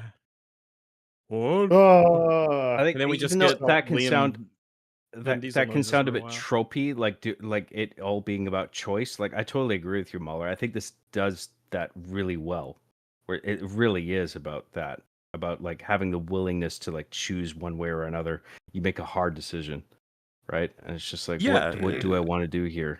If someone I'm wanted to, I'm gonna do this because it's right. I feel it's right. If someone said like this film is very similar with James Gunn's Superman because they're both about choosing to be good, be like, oh well. It's always because the line that was just read, right? That could be in a very bad movie, but obviously what we think about is everything that led up to it and everything that's going to come after it in this movie. Yeah.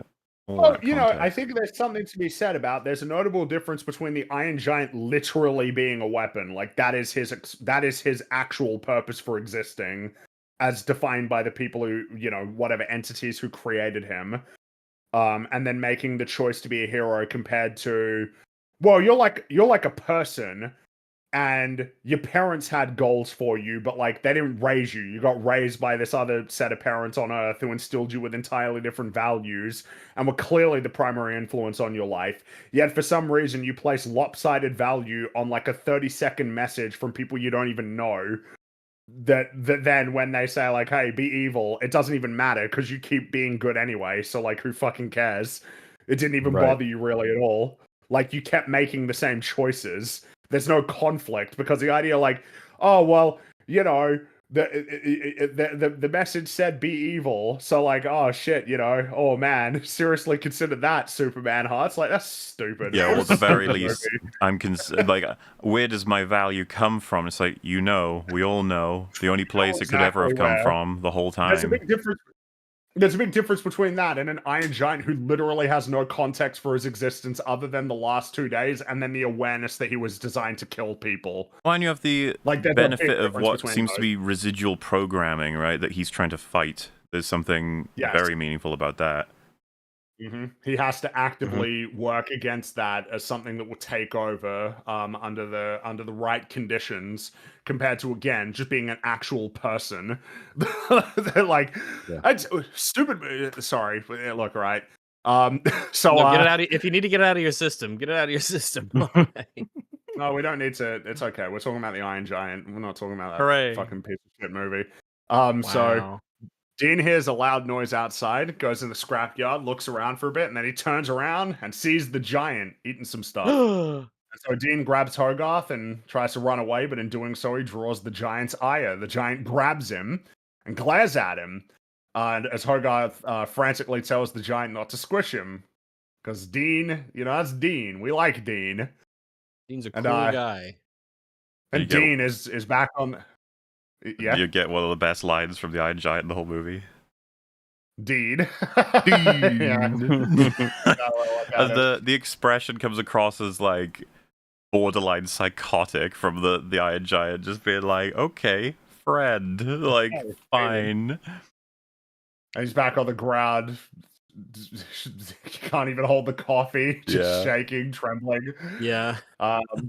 And He's Hogarth taking is it in the way that a person would probably take it. Yes, it would. But Hogarth explains that, he doesn't know where the giant came from. The giant can't speak that much, but he understands concepts pretty well. And then he says that the giant needs food and shelter. And Dean stares at Hogarth for a moment and stands up and pours his coffee on the ground and shuffles back into his house. And it's a very entertaining little Very moment. funny, yeah. Yeah. The blank stare that he has. And the fact that we just hang on the shot as he just slowly walks back into his house.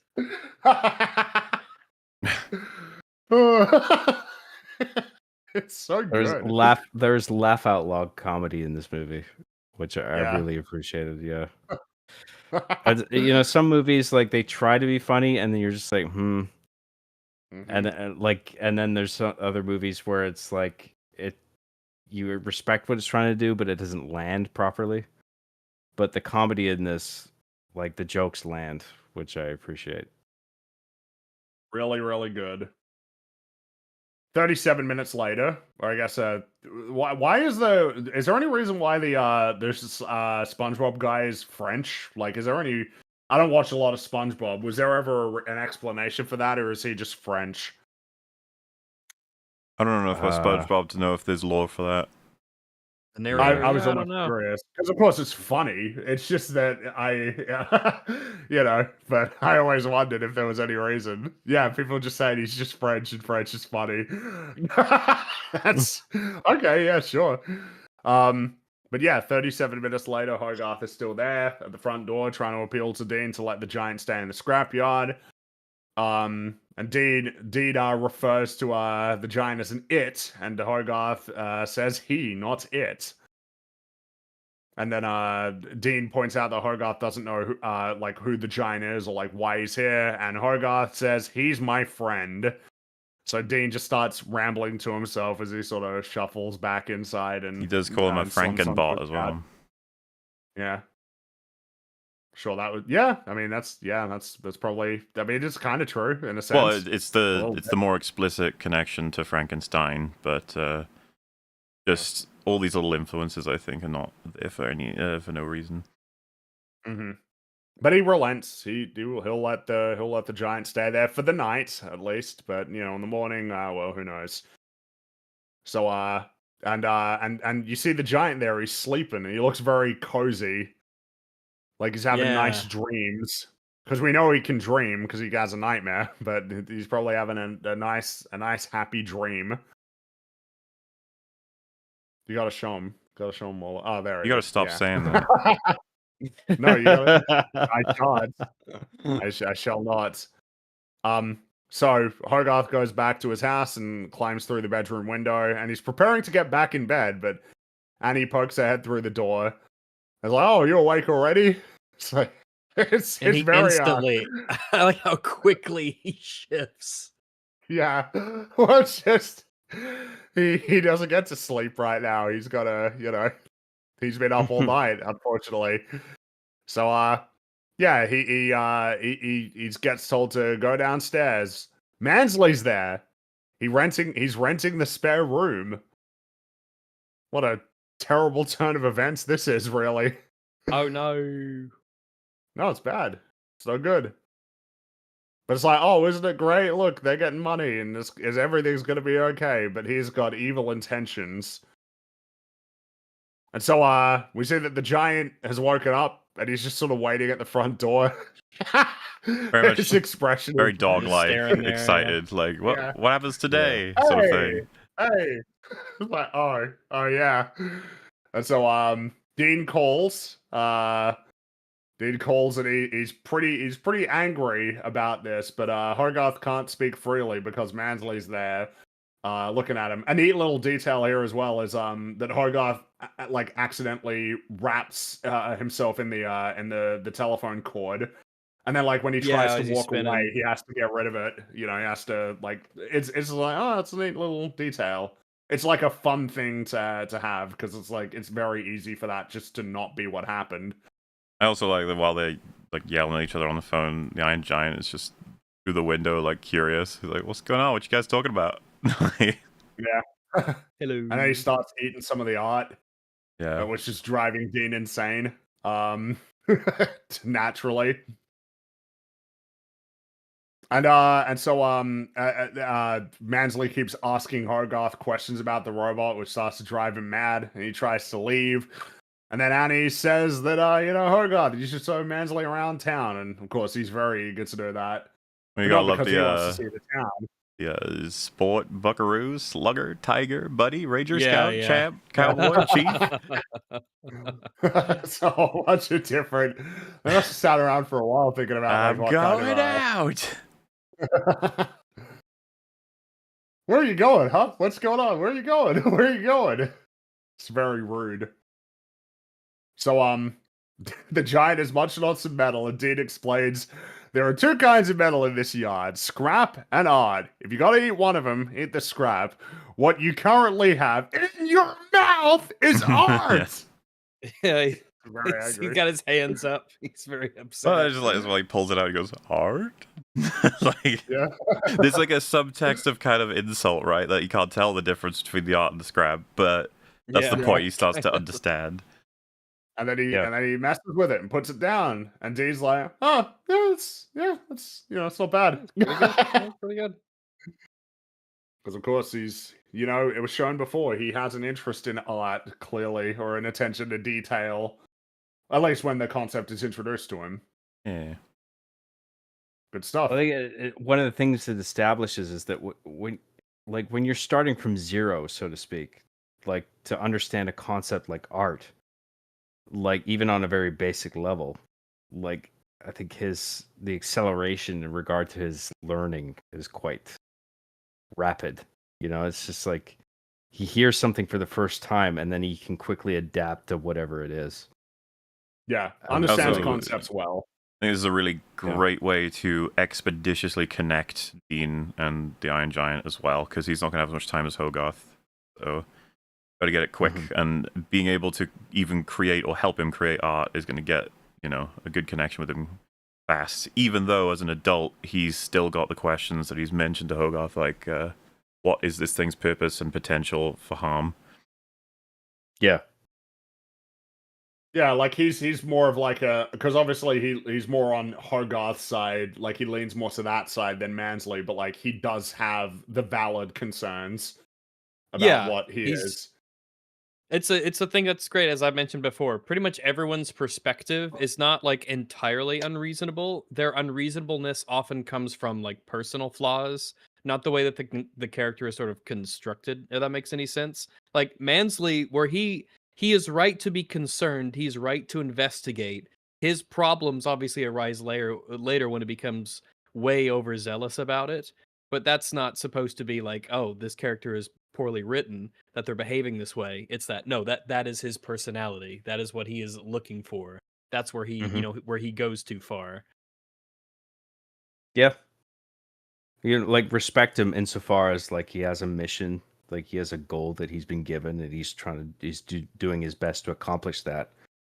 But later in the film, his I think cowardice comes into play, and then you start realizing like, oh, Yeah. we were never supposed to sympathize with this guy, or maybe initially, but like certainly not now. So they head to the malt shop. That's what it's called, right? That's what they called it in the 50s. The malt shop. Pharmacy, right? Or... I mean, malt shop's typically going to be like a diner-esque kind of place, but this almost looks like a half diner, half convenience store because there's like a stack of stuff that some people are going through. Yeah, But I I mean, guess so. sort It's of. just 'cause they got People the might say, "Let's milkshake. go to the malt shop." Yeah. Yeah. I guess. Oh yeah, I guess it's got a pharmacy up front. So yeah, I Oh, guess the well, all right, pharmacies back yeah. in the day would have like soda jerks and thing. Oh, there's even a soda sign. Yeah, I guess they were more like. I guess the pharmacies evolved. I suppose. At least I'd imagine Sure it in the did. 50s and 60s. I suppose it was more of a This is the convenience store everything kind of place. store. Everything. Yeah, Ice kind of. cream, candies, drugs, soda, Well, and all sorts of things. so particularly important as the camera moves there. Yeah. Little product Yeah, there called it is. Cocoa Lax. Cocoa Wax. And Hogarth, he's got a chocolate bar and he crumbles it on top of the milkshake and you stir it in and it's called Landslide. It's new. What It's a very name! cheeky.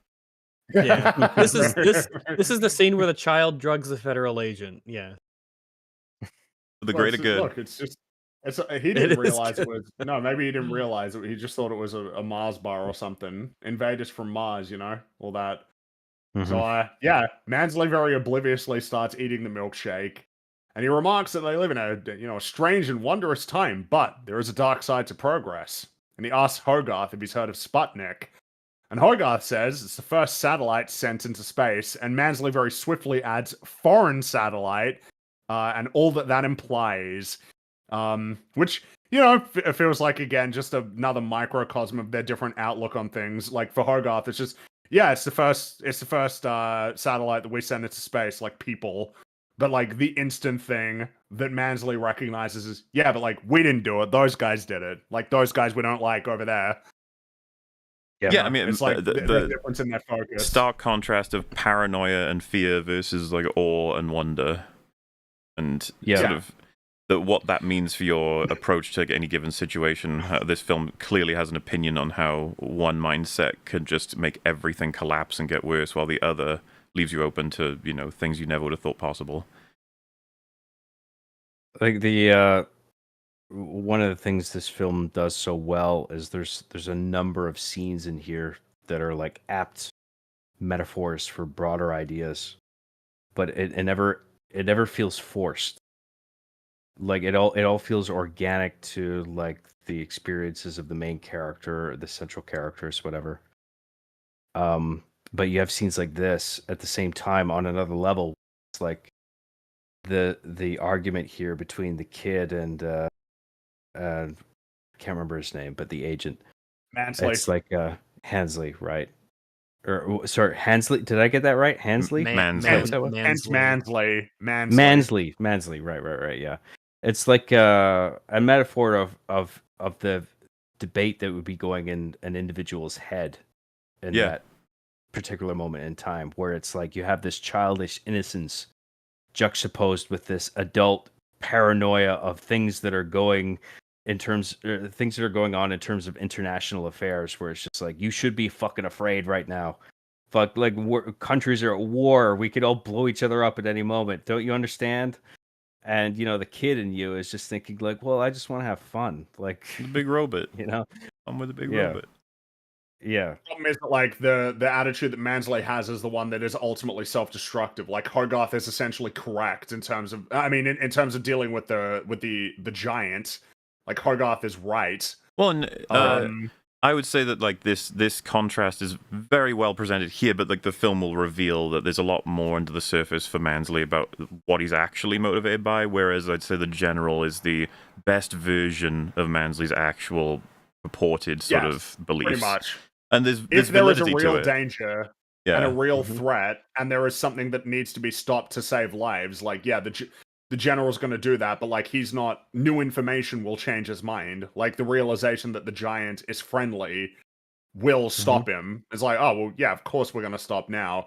Whereas Mansley is like so tunnel vision, so scared out of his mind that he will like continue down a path that is ultimately, feels very apt that he launches a missile Self-destructive, at yeah. himself. Yeah. It's kind of the whole thing of like mutually assured destruction. Is like, well, nobody wins.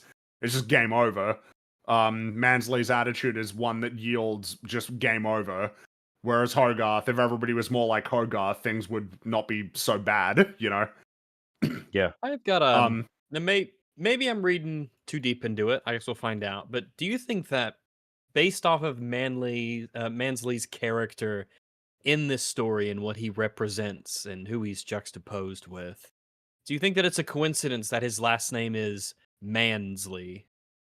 Like literally, it's M-A-N, Mansley. He represents a kind of like a human element of fear and apprehension to new things and that aspect. Something that's worth noting is, again, like, Mansley doesn't exist in the book. Hogarth exists in the book.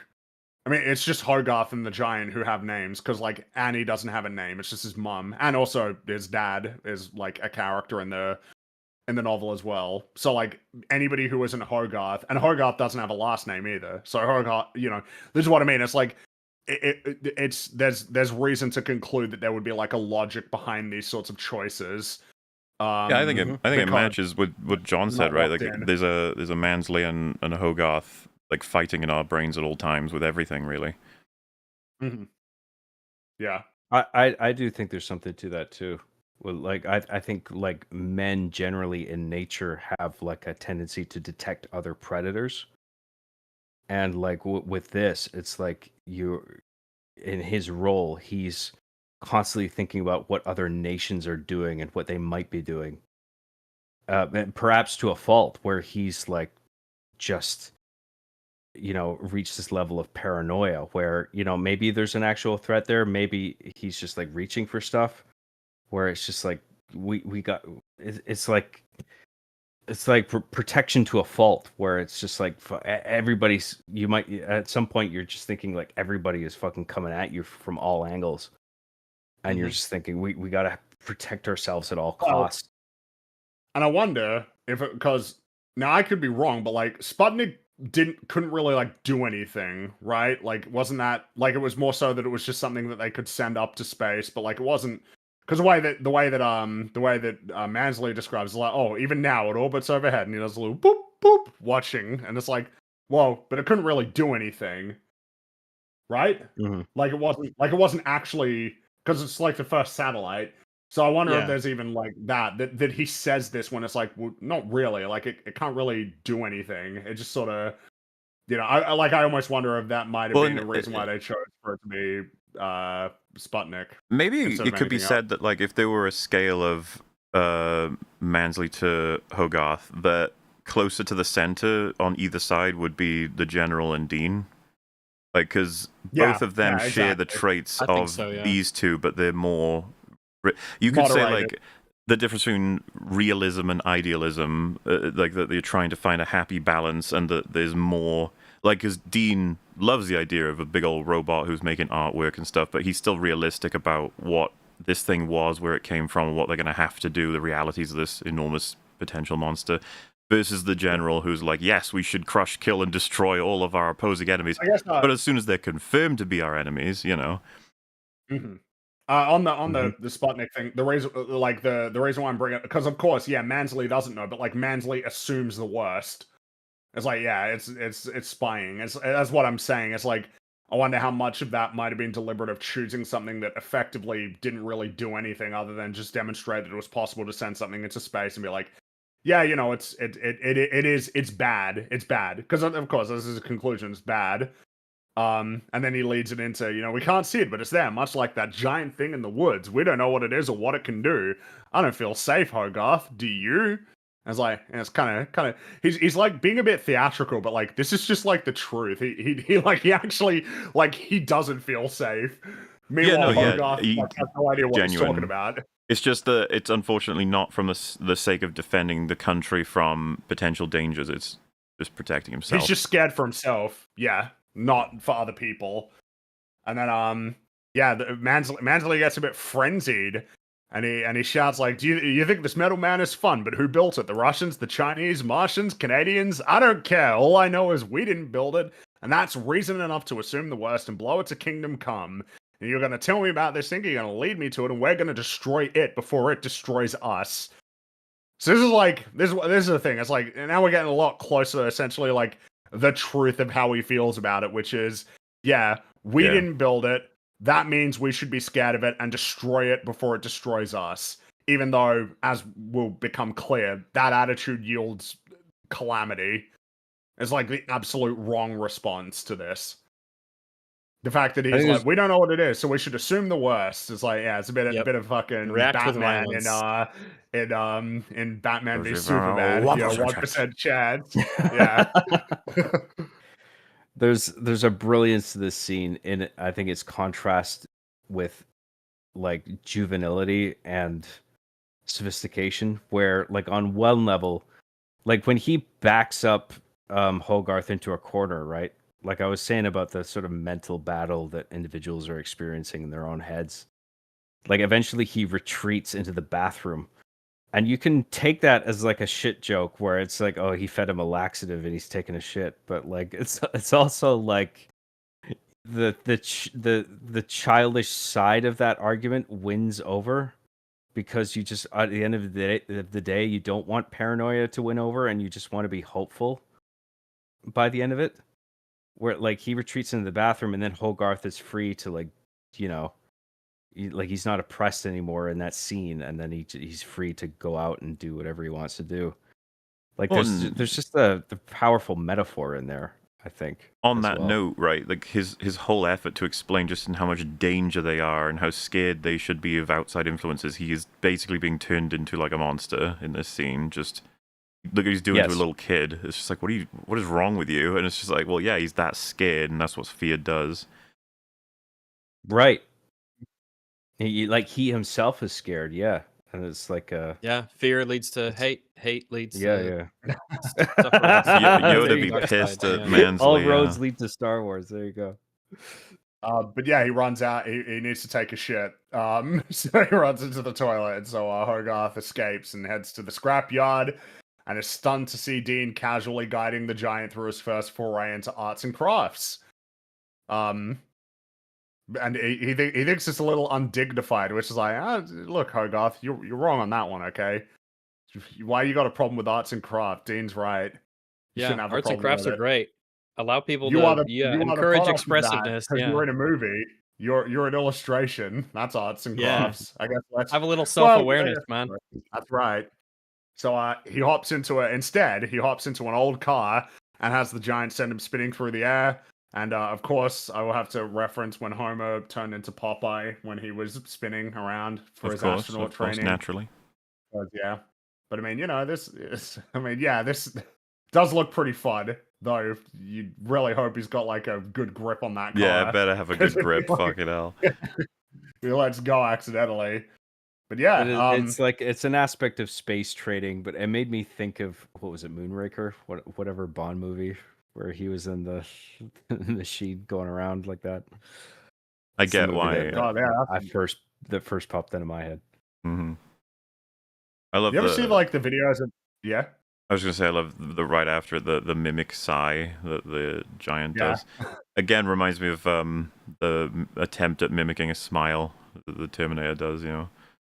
It's so playful and yet easy to justify as just a programming thing of like, I do more of this to be more human.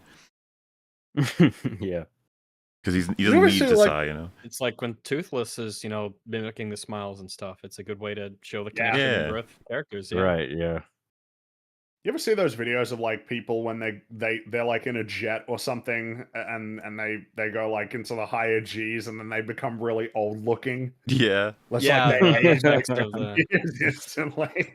That's kind of like insane. That's I guess that's Or that's like when how it they works. temporarily knock out, then wake back up, and they're sort of just Yeah. like, Yeah. "Ah, I'm here. Yep, fine." Yeah, The tendency Great with that is the blood will rush out of your brain, so you have to like tense up your lower abdomen or whatever to prevent blood loss to your brain, and otherwise you'll lose consciousness. well, I don't know how because I know it's like in Formula One, the G forces in that are like pretty insane as well. So there's a reason why they will have very thick necks. It is like because you actually need like a strong neck to actually give your head stability in those circumstances. But it's just like I guess it would just be you got to get acclimated to it, I suppose.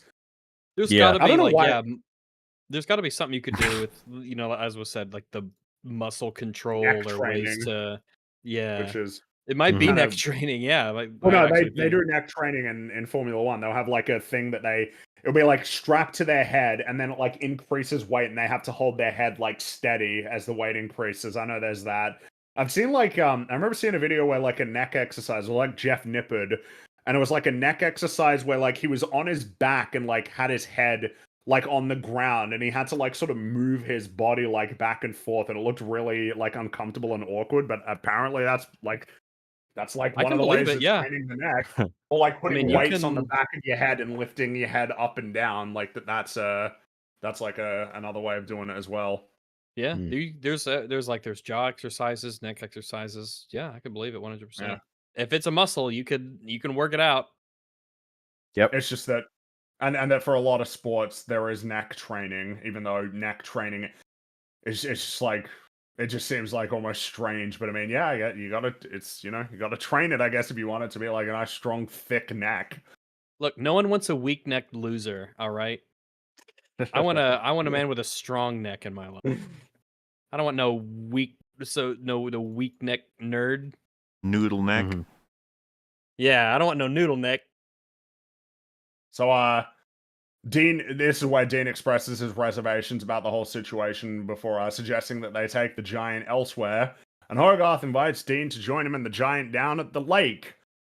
It's going to be a fun time. Meanwhile, Mansley is searching for the giant and shitting a couple of times as well That is as he's going. indeed He's what he does. searching. He's having some poos. Man's had Searching, some pooping. poos. But then he eventually finds that camera. You remember that camera that got lost and you probably didn't even notice that it got lost? Like, you probably genuinely weren't thinking about it being lost. And you go, oh, shit, yeah. That's right. There is a Didn't- camera. This is what I mean, man. It's good shit. Didn't disappear into the ether. It's out there. And Not he's only did it following the not disappear- clues, so he didn't stumble across it by accident, really. I mean, he's following the clues. He's investigating. Right. He's searching. That's what the song says. So, And songs don't lie. That's true. right. The Down at the song lake. said it. That's what he's doing. and Dean insists they're going to have to tell people about the giant eventually, but Hogarth thinks Dean is worried about nothing. And then he dives into the incredibly frigid lake and rather unconvincingly asserts that the water is great, even though, it ain't, clearly. And the giant, he don't look like he wants to jump into the water.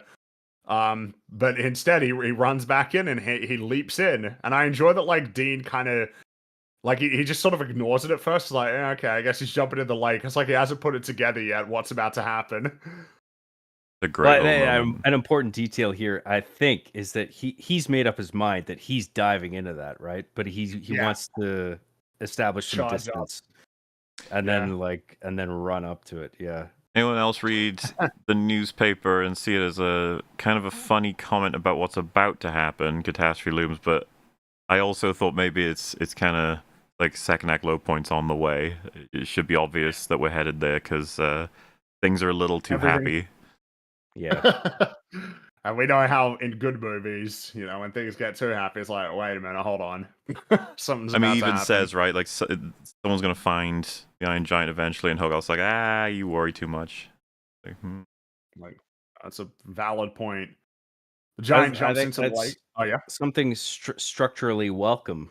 I mean, from my perspective, right, where it's like you have your fun and games part, and then you juxtapose that with some nefarious goings on, where it's just like, oh, something's going on in the background, but then you cut back to fun and games, and they're scaling up and up in terms of like the fun being had, and then you get to the low point, and it's just, oh shit, it's like so devastating in contrast, right?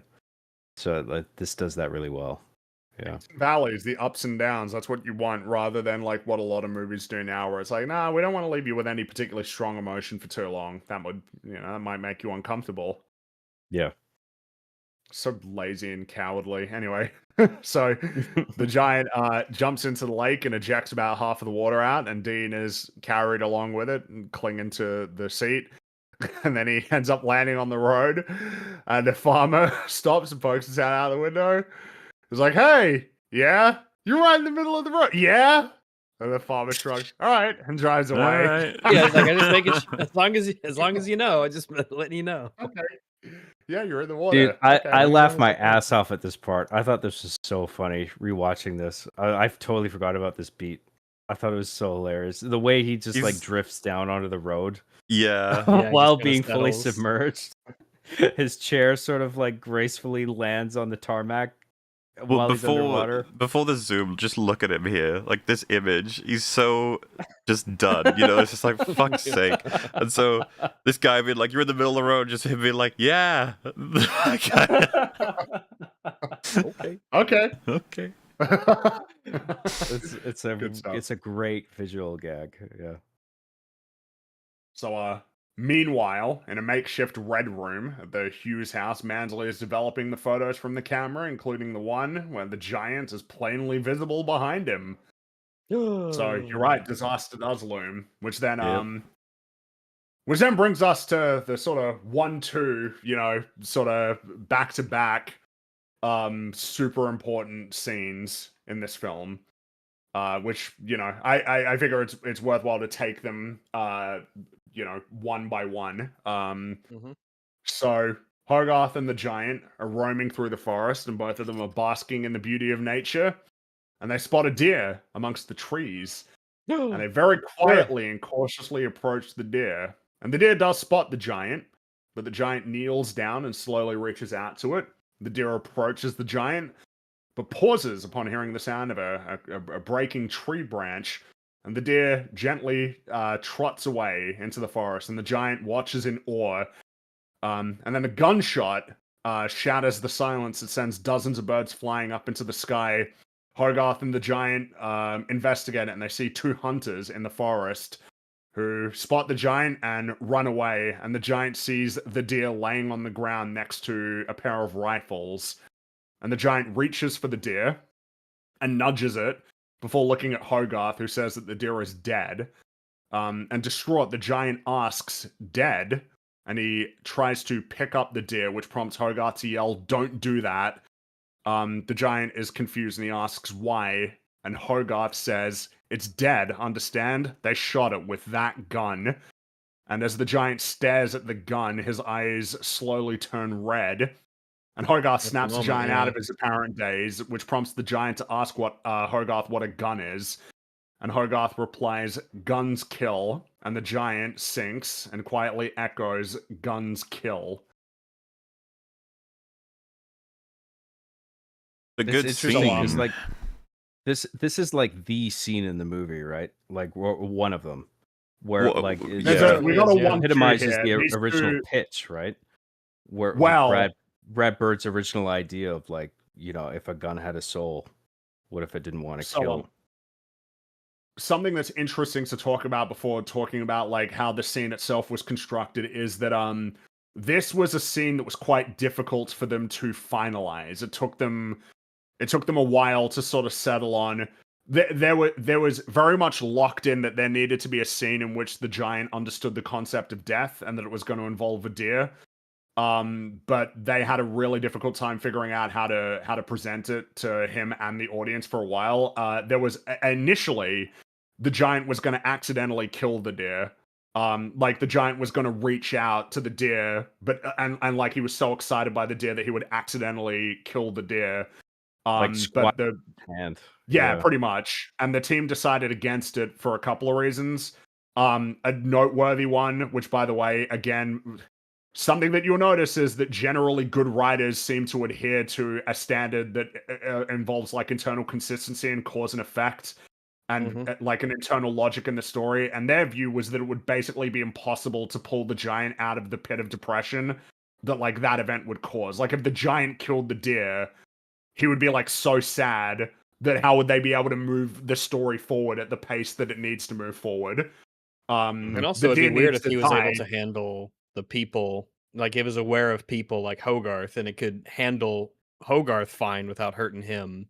How would you justify it not realizing it also has to treat There's that this other too. living creature softly? Yeah. And then of course there's just that fundamentally might be a bit much.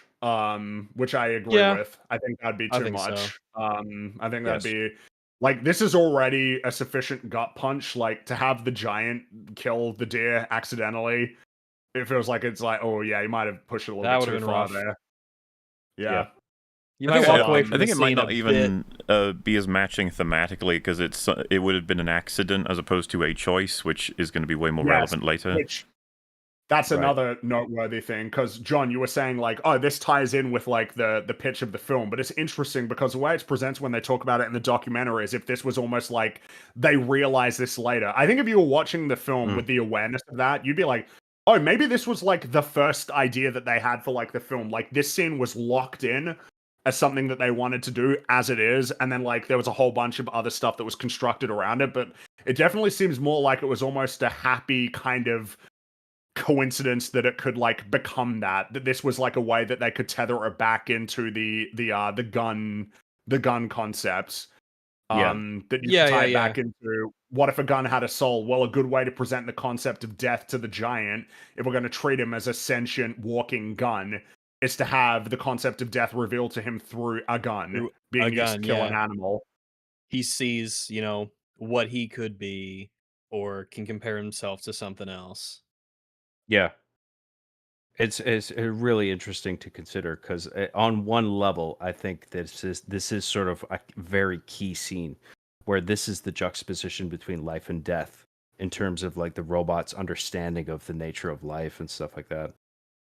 And It's important. He needs this. yeah, He needs to but understand this, and he needs to understand it now at this point in the film, because with what has to come for the rest of the film, it's like it's now or never. Basically, we need to get this in at this point in yes, the story. and I agree that I think the hand squashing is a bit too much. I agree. It's too much. Like just visually, like just that shot of like the idea of him squashing a deer, I feel like is just too much. Even if he is like, even if it was an accident or whatever, like I like the idea. I'm glad they went the direction of like externalizing it to like hunters, and plus that accomplishes a number of other things, right? Where it's just like he gains this understanding of other humans' capacity for destroying other forms of life. And also you have the gun on the ground, right? Which is important, right? The hunters leave that behind. They leave the gun on the ground. He sees that, and then that becomes an important image, right? Where he then registers that image of a gun. And then he, like any other time he sees a gun, he sees that as like and that might have been the case the whole time, right? As soon as he sees a gun. Well, I don't know, maybe because there's that scene later where he sees the gun. I get and what he you mean. shoots the It's laser. like this is the first time that it's established that the gun will prompt a response from the giant. That if he sees a gun, it's gonna like create a different side of the giant that we haven't seen up to this point in the film. So not only are you introducing the concept of death, but you're providing like a glimpse into the giant's destructive potential. Yes. And that it's going to be sort of crystallized in the image of a gun. Yes. So that's like super important as well to establish. And the destructive potential of other humans, I think, is an important key thing here. I don't think it was that's what makes it initially the relevant. idea. because you know it's always an important part of stories. It's like, well, how useful is this going to be to actual human? We're all people watching movies, so like this is one way that drives its like relevance to human beings. I guess if somebody doesn't understand that, obviously the giant is meant to be relatable to you as a human being, and you're supposed to, you know, whatever lessons that the giant's learning are lessons that are meant to be applicable to you as a person, not like a robot from outer space. Right. Yeah. And there's a key thing here, like where that he sees that the deer is all of a sudden dead, and he's the deer's dead. Oh, and that's the and of humans course, killed him. Why would they kill the deer? The deer didn't do anything, right? And then you know that the robot has capacity for thinking already, so he's going to adapt that to this, and you're thinking like, well, what's going on in his head at this point? And then to follow, we have scenes that are very applicable, right? Where like he has the dream and he's thinking about like the presence of a soul and stuff like that. It's like a very appropriate escalation of ideas, you know. Something else that's necessary for the scene to establish is the reason why the giant will incorrectly conclude that Hogarth is dead after the confrontation begins. Yeah, that scene It's is like, made so much rougher thanks to this one, because you know exactly what he's thinking and feeling. Mm-hmm. And you know, it's just like all of the beats, because of course you get like the great moment of the giant actually connecting with the deer, which is always the idea of like a robot interacting with and connecting with nature is like very appealing to me as like a concept. Clearly, I thought the Last Bastion is obviously the best Overwatch short, and it's like not even obviously close. it's not even close. And of course you got the Wild Robot, which is dealing with similar things in terms of a robot becoming integrated with nature. Like it's really cool. I really like it, and you got to wonder if I have to assume that the Iron Giant would have been inspiration for that short. It had to have been. If it was like, I haven't seen the movie, like, but I'd be surprised if it wasn't, because I'm aware of it, like promotional. Well, it's just because the I can't believe Bastion. I don't know. It's like I literally said the name of it. It's like, oh, what's the character? Oh yeah, Bastion. Bastion has the same thing where he responds like he triggers like a defense mechanism where he like responds with violence as well. So yeah, it's like definitely a connection there. But yeah, it's like strong visuals, right? Giant leaning down and reaching out to the deer as like it's cast in this golden light. It's like, yeah, it's pretty fantastic visuals. To then the gut punch of the deer being dead. And kind of, and again, like I think it's pretty gutsy to have like the giant actually try and like pick up the deer as almost if like, come on, get up. You know, like get back up on you. Like I want you to be alive again, so I'm gonna pick you up and like make you. Yeah. You know, and it's like, wait, no, don't do that. Like that's not right, and that the giant doesn't understand why that's not right. Yeah, I think Hogarth is sort of trying to convey this like idea of respecting the dead, and there's a solemnity to the death. Robot it's, just doesn't have any idea of thing. that, and he's learning. Yeah. So it's like innocent, like he's trying to bring the deer back to life. Like, oh, if I just put him up on his feet, like he'll be fine, right? Yeah. It's a very naive way of going about it. But you know, he has to learn these things. And this is him learning, but learning like something that a more difficult concept, as opposed to learning fun things and getting to experience like the fun of existence. Yeah. Which was there any, because I was just going to lead like right into the next scene, if there was anything anybody else wanted to point out about this particular portion of the sequence. No. It might be raised by moving on to the next part anyway, because again, I think it's just one of those like really happy accidents where like they had an initial idea of how this scene would work and it didn't work when they saw it play out in storyboards or previs or whatever, and then they made adjustments, and then it ended up being like it working so well, where, you know, like I was saying, like they all of a sudden you have the hunter drop the gun, and then the registration by the robot of the gun ends up playing a key role, because then that makes the robot recognize like a gun henceforth. and then it responds with like violence, where it's just like, oh, that's a hostile thing. I got to respond with hostility. Because I don't think there's a moment before that where it sort of registers the idea of a gun. Like, I don't know if like before that scene happened, like if it were to see a gun, it would react in the way that it eventually does in the junkyard. You know what I mean? Well, it doesn't. He needs the concept attached to it to react to it like negatively, and without the context, it's just another object. Like how we thought a rock and a tree were the same thing. Mm-hmm. So yeah, Right. Yeah. super important. We're achieving like 6 different things at once in this scene. This is like, this is not only because I'd say basically every scene in the film is like essential. There's no superfluous scenes, but like this is a case where it's like, dude, we got like, I feel it feels like we've crammed like 10 minutes worth of story material in a lesser film into like 1 minute in this film, which then leaves you with a hell of a lot of time to sort of play around with, even though the film is quite short. Yeah. It's basically So, Snow White length once you take off the credits. Lots of animated films are and still are kind of. They've gotten a bit longer, but usually animated film. Like it's very rare that an animated film is longer than 2 hours. But it's 'Cause fine it's that they've just- gotten longer, so that just means there's more great stuff they could pack in there. Sometimes, yeah. Sometimes that's the case. So, later that night, the giant is laying in the scrapyard. He's still upset about the deer. And Hogarth approaches and says, I know you feel bad about the deer, but it's not your fault. Things die. It's a part of life. It's bad to kill, but it's not bad to die. And the giant asks, you die? And Hogarth answers, yeah, someday. Then the giant asks, I die? And Hogarth says, I don't know. You're made of metal, but you have feelings. And you think about things. And that means you have a soul. And souls don't die. Mum says it's something inside of all good things, and that it goes on forever. And as Hogarth leaves and the giant turns around to gaze up at the night sky, he quietly says back to himself, souls don't die. It's foundationally a very because some people might be like, well, there are times where you should kill or whatever. It's like, well, this is a very good start to a sense of morality related to life and death. The fact that Hogarth even makes the effort to say that dying in and of itself is actually something that you shouldn't find to be like an abhorrent event, because there are times where it's necessary or a part of the cycle of life, but that bad to kill.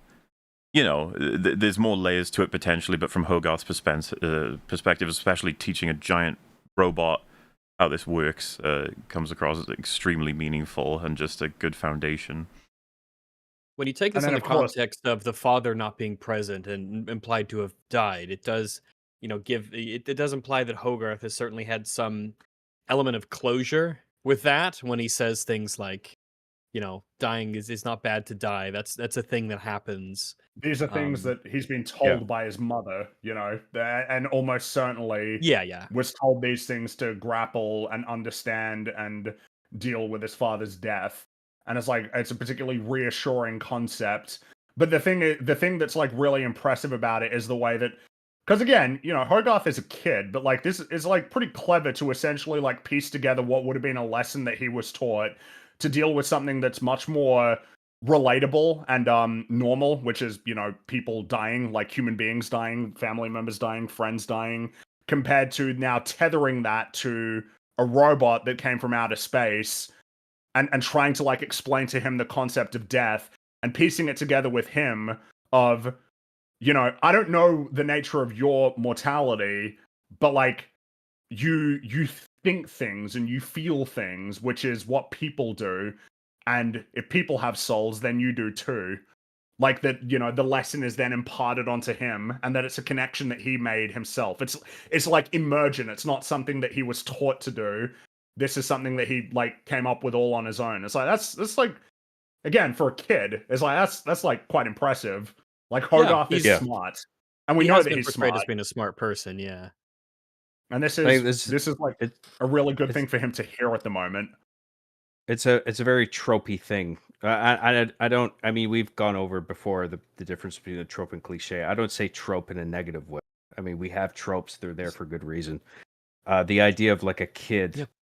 all of a sudden falling into a parental role over some kind of entity like this, whether it's a robot or a creature or whatever. There's a number of ways to do this, right? Where all of a sudden they find themselves in a role where they are teaching somebody how to behave while being a child themselves, and they're trying to extract lessons from their parents that they've heard thus far and sort of projecting that onto this new thing that they're overseeing. And they're saying, well, I think this is what life's about, or whatever. You know what I mean? And it's like he's trying to teach the robot, like, well, this is what I've learned about life so far, and I think this, and you should think this. And he does a pretty good job of it in this scene, right? Where he's teaching the robot about the idea of a soul. I mean, whether you believe that or not, it's just like this idea of inherent goodness that all things have, all good things have. They have like a soul.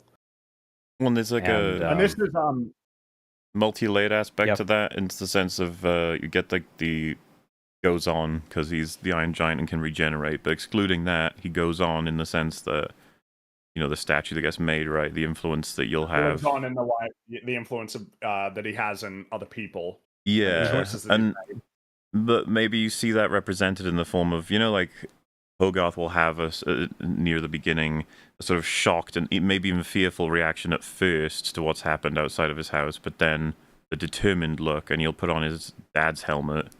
Like, that is the stories that he would have been told about what his dad did, maybe is, you know, rubbed off in the sense of an inspiration. You get it again with the, like, being afraid of what's happening with the Iron Giant when he's getting electrocuted, but then always the determined, you know, expression of like, I know what I have to do and I'm going to do it, which obviously the Iron Giant's going to have as well. Yeah. This is I guess what's interesting to think about is that obviously, you know, the important, because the Iron Giant learning about like more tangible things like, oh, what's a rock versus a tree, that's like one thing, and these are important for his understanding, but obviously all of the important lessons that he needs to learn that are in these sort of foundational scenes are more abstract. It's like concepts, teaching the Iron Giant concepts and his ability to understand those concepts and apply it to the actions that he takes is like a different challenge. Explaining the Yes. concept of good and evil to a robot, and then the concept of life and death. Because you could say like, well, life and death, that is like mechanical as well. It's like, yeah, but then when you tie it up in the concept of like a soul, then you're definitely dealing with more abstract concepts, which is just more challenging. But the giant, like, these are like the most important things that the giant needs to learn is these concepts, because these are the things that drive the actions that he takes. The more developed he becomes as like a being. Mm-hmm. But I think that the difference between a rock and a tree is that's like an important basis on which That's to true. build his other concepts of learning. You know, it's just like, okay, that's a rock is this, a tree is this, and then you have like sort of things that are static and things that grow organically, and then that introduces ideas of life and things like that, and then you have this, and then from there you can build upon. You can build right, on that these probably ideas was of very like life and deliberate. death, stuff like that. Because Yeah. a rock is not alive and a tree is, you know, it's like Mhm. they are, because they're both organic, but you know, one of them is alive and one of them isn't. So Yeah. it's probably is deliberate. But I it's love the one of those music. things, right? Where at the moment it's just like it makes total sense, right? Where he might tear a tree out of the ground and pick up a Yeah. rock that's nearby and then just analyze the difference between the two, and it doesn't feel forced. But it provides this basis for all this philosophical stuff to like follow. It's the film Yeah. is overall it's brilliant in that way. I really like the soundtrack here. I'm a Soundtrack's big good fan. throughout, yeah. It is good Mhm. throughout, but there are particular moments where it like really needs to shine, and this is one of them. As well as the lighting, the cool blue lighting here is it's just really nice. And then the shot of him looking up at the stars is like, yeah, that's a wallpaper. That's like you can frame that one. that's just like a really good one. Great imagery. Yeah. I love this scene. And the one before it. And the whole movie.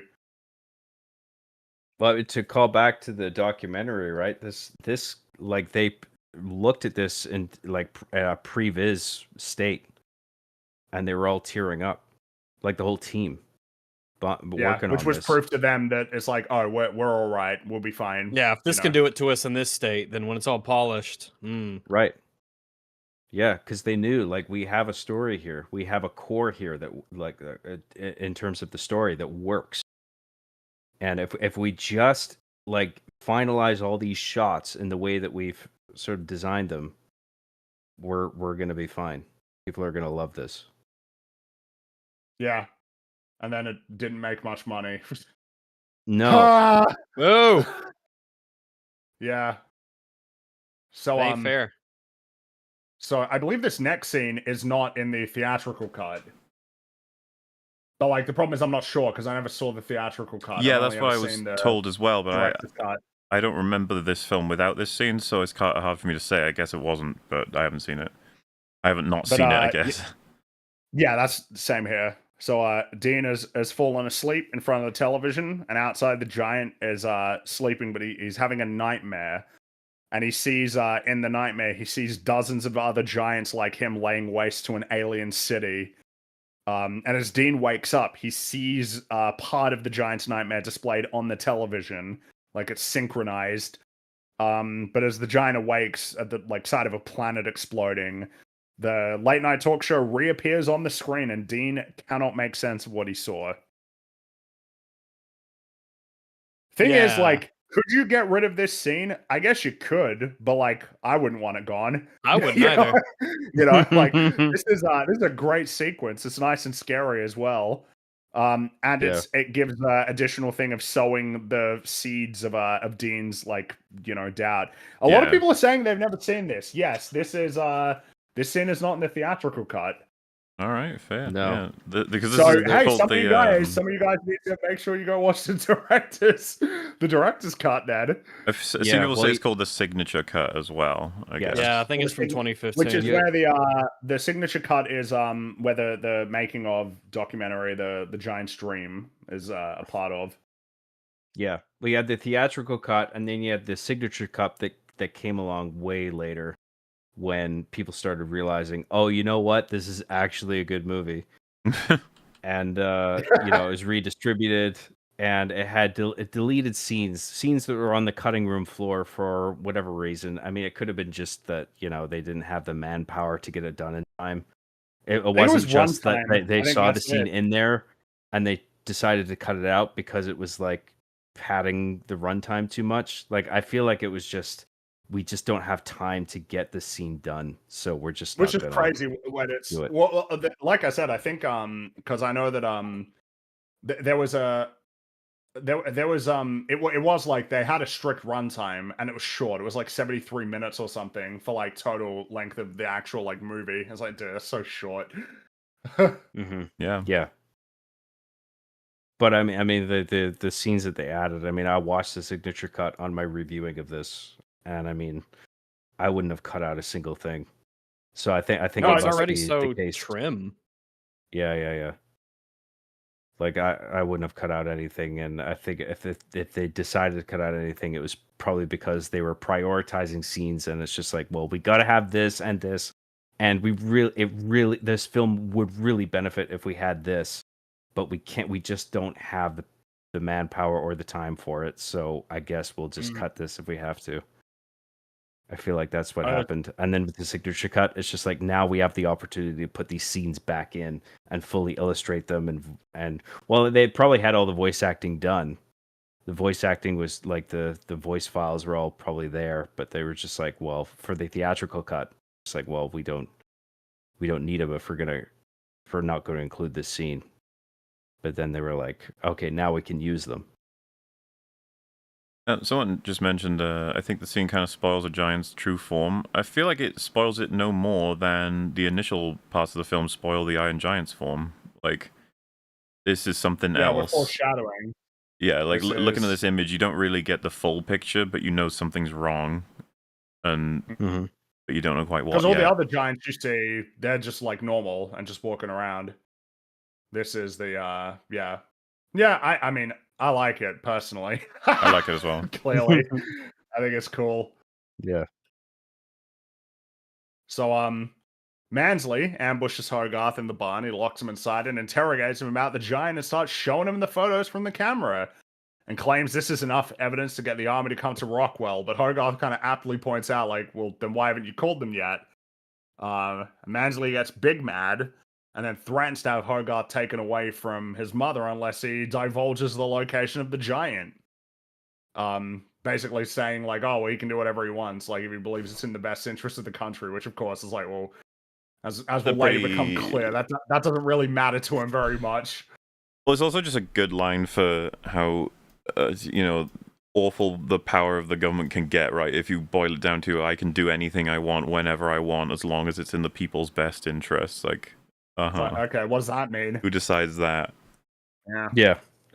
Well, it's like that national security argument that you see in shows like Homeland or whatever, where it's just like, it's for the country's best interest, so just let us do this fucking thing. Yeah, when it's truly his best interest, and he's terrifying a child to do it. It's just like, yeah, this is our villain for sure. Yeah. You can accomplish a lot under the guise of national security. Right, if you just say it's national security, okay, do whatever you want then.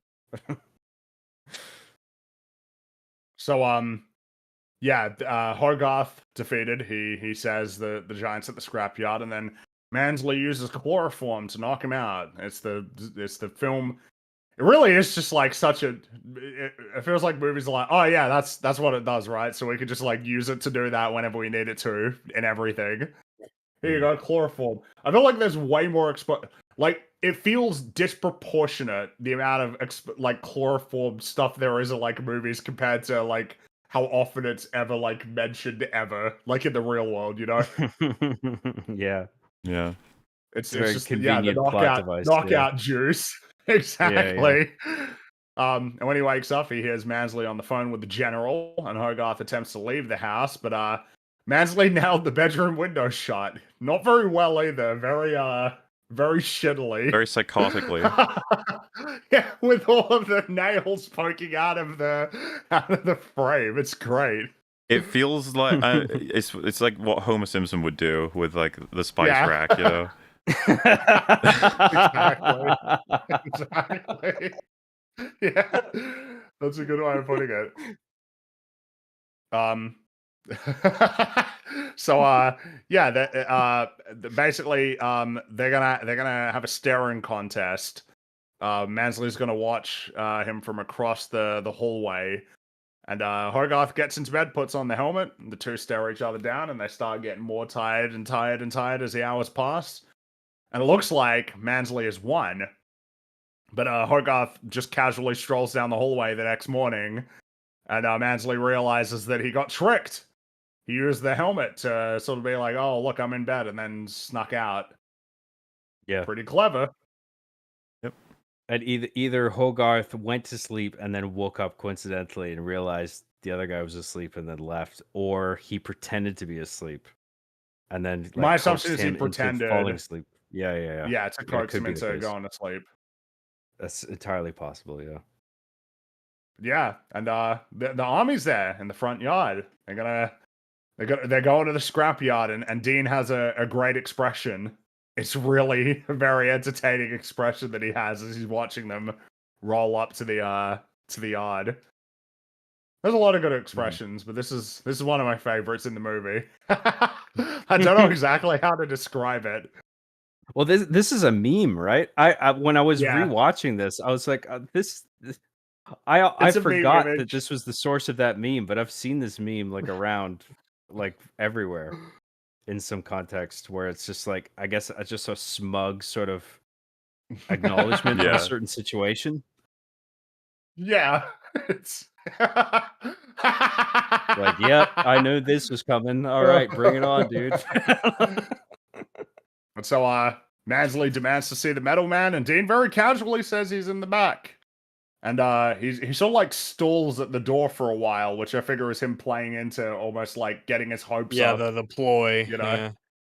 Like, oh yeah, I'm just trying to buy time so that the giant can escape. But no, he opens the door, and the giant is disguised as a big sculpture. Mansley Pretty was good a plan. fool. Yeah, and the general is very angry. Starts screaming at him, tell him he's fired. He's gonna have to clear out his office. An idiot, wasting all this money. Very big mad. Understandably big mad though. You wasted millions of taxpayers' dollars bringing me out here. Yeah. And so Annie and Dean share some more banter, and it's kind of funny because she's like, I feel like the giant, there's just like some stuff on there. Like, did you really need it? It's all kind of like she's actually like critiquing it for real and saying like it's a bit like not great though, is it? It's kind of like slapped on, not like the other ones. Kind of like amusing as an observation, like that she's actually critically analyzing it as like real artwork. Well, she and saying like, looks as if she kind of does good. like genuinely like some of the other stuff. Well, expression. Yeah, she not points like to one Hogarth, yeah. where he's like, oh yeah, I think I like it. It's like, no, she actually likes it. And then she says she understands why Hogarth sneaks out to the scrapyard, which prompts Dean to ask, you mean you know about that? And she chuckles, now I do. It's like, haha, I got you, Not fucking bad. idiot. No, no, it's just, hey, look, it's clever. But they all leave, and Hogarth and the giant start playing again, just having some fun. But the giant, he don't want to play. He doesn't want to play the villain Atomo. He wants him to play Atomo. No, he wants to be Superman. He'd rather play Superman, which Hogarth gleefully obliges. And he points a toy ray gun at the giant, which triggers the giant's defense mechanism. But Hogarth, as he jumps down to fix the ray gun, the giant fires a massive laser into the scrapyard, which Dean sees. So yeah, not great. This is probably there's a few stretches in this movie a couple of times. I wish this wasn't like if that gun just functioned normally as a toy, Hogarth would be dead. Yeah. Just like I kind of wish we did something else there because it's the luck is actually intense, and obviously it would be a horrifying movie if he just kills him here. That's that. It was like, oh my god. He turns into Buzz Lightyear from the beginning of Toy Story 2 in the game. Yeah. I actually forget the logic there, where like the guy, the kid has the toy gun, and does it like jam or something? Yeah, it's like not working, so he jumps off to fix it, and then the laser misses. Okay, yeah. The sparks and everything, it's like meant to do that. I think that's like what it's supposed to do. But yeah. But hey, I'm glad you said that, Mola, because I know it's been said. I feel like it happened during Die Hard. It's like, oh, you're talking about it, and you're not talking about anything that's wrong with it. It's all positive. It's like, yeah, well, generally with these films, it does tend to be all positive. But there you go. There's a criticism. It was a little bit lucky that Hogarth didn't get blasted there. It's nice to, just there's a little problem there in between all of the the great scenes. Yeah, I wouldn't want to take away from how fucking great this movie is. It's just I wish they'd chosen a different way of doing this, because it basically just means the luck of that gun, jamming or whatever it's doing as a toy. It's just like, oh yeah, I would prefer something else. Well, yeah, because and then you kind of get it a second time, because obviously he doesn't see that, and he does it again, and it triggers a defense mechanism again, and then Dean very narrowly saves him from the blast. Yeah, it's pretty lucky. Yeah, it's pretty lucky. Just watching every expression from the Iron Giant in this scene is so sad. After that, yeah, he's none of this is what he wanted, and Dean shouts at the giant to get away, and Hogarth jumps to his defense, but Dean says that the giant is a weapon, a big gun that walks, and when he hears that, he very much prompts like that is like the worst thing that he could hear at that moment, like the use of the word because we got the gun. deer scene, and yeah. Well, because then that's the association. Yeah. I think what makes this even sadder is like I think the giant really doesn't know what he just did wrong, as in like he seems to be unaware of shooting the laser even at all. And so when they're like get away, he gets like almost scared of like what, and then he says no, stop, why? Like it's actually destroying him that he's not allowed to hang out with them right now, because he doesn't even know what's going on. It's just like he's this enormous threatening weapon designed to destroy, as far as we can know, even planets. And he's just really sad that they're moving away from him. Yeah. It's like when he goes into weapon mode, he's like possessed by something where his own consciousness is excluded, and then Yeah. he like goes back into it, and he's just like, "Wait, what? What's going on?" Yeah. And then, of And course, then as when was he, mentioned, yeah, connecting it back to the Diacene thing, I'm not gun. It's like immensely harmful to him right now as a personality to be categorized that way. Mm-hmm. Oh yeah, yeah, going from I'm not gun to am I gun? Yeah. Yeah. yeah. Because then that's, he runs away, like, probably just because it's like, well, I don't want to, I don't want to be Well, and hurting people, so I gotta having get that away from people. little S on his chest, man. That's what I mean about the integration of Superman. It's so good. Mm-hmm. Yeah. Because the S stands for hope. Yeah. And as the snow starts to fall, the giant runs away, and Hogarth chases after him, and that's when Dean looks at the toy ray gun and pretty quickly pieces together that the giant reacted defensively to the gun. Yeah. Yeah, I like a good smart character who can connect the dots. It makes me Yeah, not it's the gun. frustrated. And so now It's they got It's a pretty significant plot beat too in a very finite amount of time. Mm-hmm. Where it's, Yeah. I'm Yeah, not saying this is as a slight to the movie, but I'm just saying it's like efficient, where it's just like he It's picks up really- the gun, he's like, "Oh, I get it," and you get it as an Well, yeah. audience member, like, "Okay, he gets it now." You get them separated, but you immediately get them like back on trying to find him. Yeah. So because we need to get them separated to essentially enable the rest of the movie to happen. Mm-hmm. And so Dean hops on the motorcycle and they helps him search from the giant, and we see that the giant, as he's walking across the field, that he's dropped the S symbol into the snow as he's trudging away. And it's like, oh god damn, I want to see that. Abandoning the notion that he can be good. It's like, Yeah, it's this is starting to come down definitively to another theme of the film. It's just like, what is your nature? Is it decided by what you were built to be versus what you were you choose to be, right? Like he wanted to choose to be. Remember, no Otamo, I Superman. Like that was the beginning of this sequence, and now it's like, no, I don't get to be Superman. People like me or what I am, I can't be Superman. Yep. I think very deliberately across the sequence of scenes where there's a number of juxtapositions between one idea and another, it deliberately starts with the idea of good and evil and Superman versus Atomo. Atomo, however you pronounce it, where it's like, I want to be the good guy, right? Yeah. But I think there is some ambiguity there where is the robot doing this because he feels this innate sense of good, or because Hogarth is simply telling him, no, don't be Atomo, be Superman?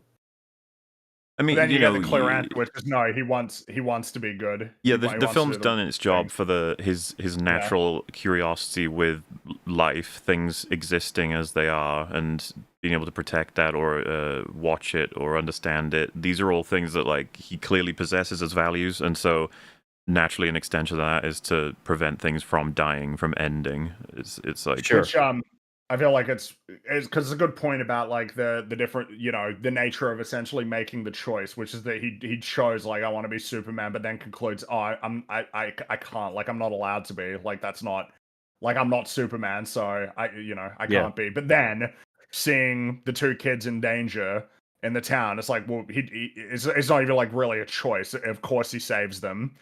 Because at the end of the day, it's like, well, he wants to do the right thing. It doesn't matter whether or not he's just been told, like, I'm a gun. That it's like, well, I still want to save them. I'm going to save them. Which then, of course, is like proof to him and to everybody that he's not a gun. Yeah. Well, I think, to be clear, I think, like, as the movie progresses, like, by the time he decides whether or not he wants to be Superman or the opposite, like, he's decided, like I want to be a force of good. Whereas when he first is introduced to the concept of the dichotomy of one and the other, he's just like, well, what one do I want to be? Like he's not, I don't think he's sure at first, but then Hogarth is telling him, like, you want to be Superman. Superman is cool. And he's just like, Superman.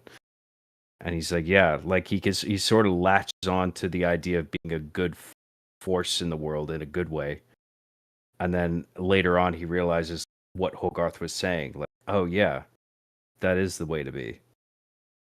You know? I think it's another borderline connection to T2 as well, right? No fate but what we make. The very much an emphasis on you gotta choose to make the future happen. Don't just let it happen just because you think it's like what's written. Nothing's written. Mm-hmm. Right. Even though this is a written story. But you know what I mean? Yeah. Yeah. He does save the two kids. I'm pretty sure he does like kind of move his hand to like catch them to, because of course he's a big metal man. But it looks like he does kind of move his hand a bit to like make sure that it's not, you know, that they're just going to soften it. But it is also important as well because all the townspeople, the first interaction they have with the giant, at least like collectively, is positive. It's him saving the two kids. He saved those boys. It's friendly. That's right. Yeah, he's a good lad. Wow, things that people would see and be like, "Oh, he did that thing. We just saw him do the thing." And so we're not going to have to be frustrated about why everyone doesn't just recognize what has just clearly happened. But then, of course, there's a bit, you know, because Dean and Hogarth are racing past a convoy of army vehicles, and Mansley look back and sees the giant looming over the town, and he frantically screams that the giant is attacking. Yeah. Which I believe at this point is him. That's what he thinks is actually happening.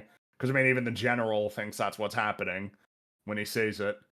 I mean, it looks pretty ominous from the distance. It doesn't look right. From the distance, you can understand. It is kind of funny because oh, shit. If you just watch it for a while, it's like he's just standing. He's not doing anything. It's like, yeah, well, he's standing there menacingly.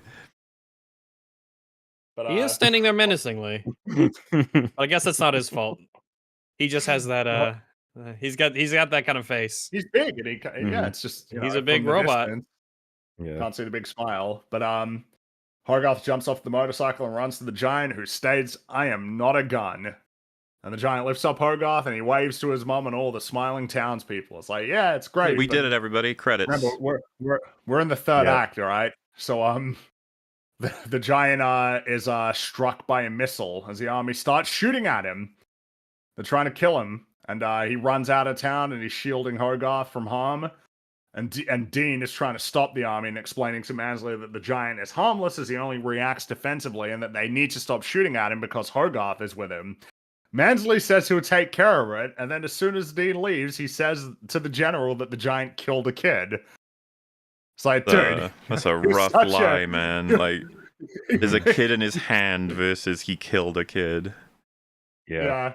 It's just he doesn't care. It's like he doesn't give a shit. He wants the giant attacked, and of course, the general, based on this information, does escalate the response because he's just acting on the information that's available to him. We'll see this when the planes take off, but the tanks, they're the real tanks. They're I think they're M41 U.S. Army tanks. So they didn't just make one up, but they actually chose like a tank from the time period to, again, sort of make the setting just feel a bit more real and immersive. I wonder, I mean, that's like cool as a detail. I wonder how much of that is because again, all the vehicles are they're like 3D animated. Yeah, I think that the people who did the animation in particular for the vehicles in this really liked it because, like, when we see later the jets, they're like quite well detailed and they look really good with all the markings and everything and the machine gun ports on the nose and stuff like that. They had a lot of fun with it. The planes they based them off, they're specifically, I think I looked it up and compared some pictures. It's the Lockheed Shooting Star and the F-86 Sabre. So they used, real jets that we were using at the time. It's super cool. And it's cool that, because again, this was, the integration of 3D animation. Something that was interesting is they talked about how, at least for the giant, but I assume they might have done it for all of them, they tried to implement software that would give imperfections to the line art to try and integrate a little bit more into the art style, which is super cool. But this was just like a fun era again of this sort of integration of this kind of like 3D animation that was trying to emulate 2D to some extent. It's in Treasure Planet, like Ben, and it's like essentially it's the same sort of process, right? As like creating the giant where he is 3D animated, but they're trying to integrate him into the art style. Well, I think an unsung hero in this respect would be Futurama. There's loads of 3D integration in that. Oh yeah, there is. Yeah, with Planet Express and everything. Like The every Planet Express episode, they've ship being got crazy created. amounts of different 3D stuff going on. Which and for it's- television Yeah. budget, it's cool. And It's a great looking show. as was mentioned, it's like an era where you get more experimentation, I guess, and then you get wonderful sort of examples of just like, oh wow, that worked out so well. But then you got to make some sacrifices, you know. Sometimes some people got to try it and fail in order for, and What, like in Quest for Camelot? well, off the top of my Are head, you saying, what would I do if I didn't have you? no, that's all 2D. Okay. If you direct your eyes. Let me check like, the stream up. So minute. This should come. Yeah, there he is. Oh, you got it up there. That's cool. Oh yeah, the giant. He I don't know if the worst shots of further back actually, but because they had to chase him into this big old place because I think he's got Excalibur as a toothpick, so they got to go get it off him. Yeah. And and yeah, there's just this part where he settles down. Fuck, where is it? Oh yeah, see this. So this was a mistake. Oh, that looks bad. It's I do remember this. God, doesn't I look- saw it this looks like, fucking ages ago. I totally forgot about it. I remember that's this. so like, bad the that they should have been like, pre-rendered- we got to do something else. Like, I guess. I guess Garrett's the lucky one here because he doesn't have to see it. True. So yeah, So you know, bad, it's I guess they opted. They were like, the 3D's the way to go, and it was like it wasn't. But that's, you know, Yeah. You crawled Oh, so that something else could. something else Fly or could do something. something. Yeah. Yeah. Like Brad Bird and them, they integrated that technology in a really smart way where Oh, they applied it to the robot, which makes total sense. Well, he looks great, the Um, Iron Giant, throughout this film. Obviously, he's not 3D exclusively throughout, but whenever he is 3D, he fits very well. Yes. Good stuff. And regarding the beat where the missile collides with him, it's very well considered plot beat because from the robot's perspective, right? He has the thing with the ray gun. He locks onto that and then feels bad because he almost hurt the kid. It's like he was possessed by something else that wasn't him, and then all of a sudden he realizes like, oh, I almost killed that kid. Am I evil? And then he's like desperate to do a good deed. And he saves the two children. He finds that. Bit of a coincidence, but he finds it and he does a good thing, and it's fine. And then, you know, the audience is totally on board with him, and then the people, the townsfolk are all like, oh, this is a cool guy. This guy's awesome. And then the missile just streaks in and fucking collides with him, and it's just like, oh no, now they're all shooting him. Oh no. When you even get his scream, it's kind of a distorted Vin Diesel yell. He gets hit, and you're like, oh no, because it does seem like it's done more damage than we've ever seen in the film. Yeah. The initial missile, it comes in at a very specific time where it's just like, yes, this is the time to do that. As painful as it is, it's just like, yes, this is appropriate. Yeah. This is the time to do this. So as they're running away, and now there are jets coming after them. The giant, to avoid a bus, he tumbles off a cliff. Where he runs, in avoiding it, he tumbles off a cliff, which activates rockets on his feet, which Hogarth is very excited about, obviously. Not just because he's now alive, but because it's very cool that the giant can fly. And as they're shooting up and they fly past Annie, who'd been chasing them, Hogarth tells him to hold his arms straight, like Superman. And as he's flying around, the giant, he makes kind of like a funny sound where he's like, oh! Like he's like, he's like almost sort of stunned and in awe of the fact that this is something that he can do. It's like he didn't realize that this was one of his capabilities. Yeah. But unfortunately, the jets are still attacking him. and it's starting to trigger the response, but he deliberately tries to prevent it from happening. And they nearly get away, but then he's struck by a missile and he tumbles to the ground pretty hard. And he's trying to shield Hogarth, and you see him shield him, and that he tries to take the brunt of the damage, but he lands pretty hard in the snow, and then the army starts to converge on him, and the giant wakes up, and he realizes that Hogarth isn't in his hands. He turns around and sees Hogarth lying on the snow, and he believes that he's dead because, as what was mentioned before, he looks like the deer. He doesn't respond when the giant nudges him. He thinks he's dead. And the giant trembles and begins to cry. It's almost like a muscle memory of him going to move him and then reminding himself of what Hogarth said about doing that with the deer. And yeah, you get this little moment again. The voice acting is so good with the combination of the animation. He has this moment of what do I do? And it's like, that's it, dead. That's what that means. There's nothing to do. Because I don't think at this point he has a firm knowledge of what exactly death is. He's just looking for certain signatures. It's just like a body that is idle, and if you try to move it, it's like not responding. And it's like, that's what the deer did, that's what Hogarth's doing, even though he's just unconscious, and he's just like, he must be dead. Like, it makes sense, given what's been established thus far.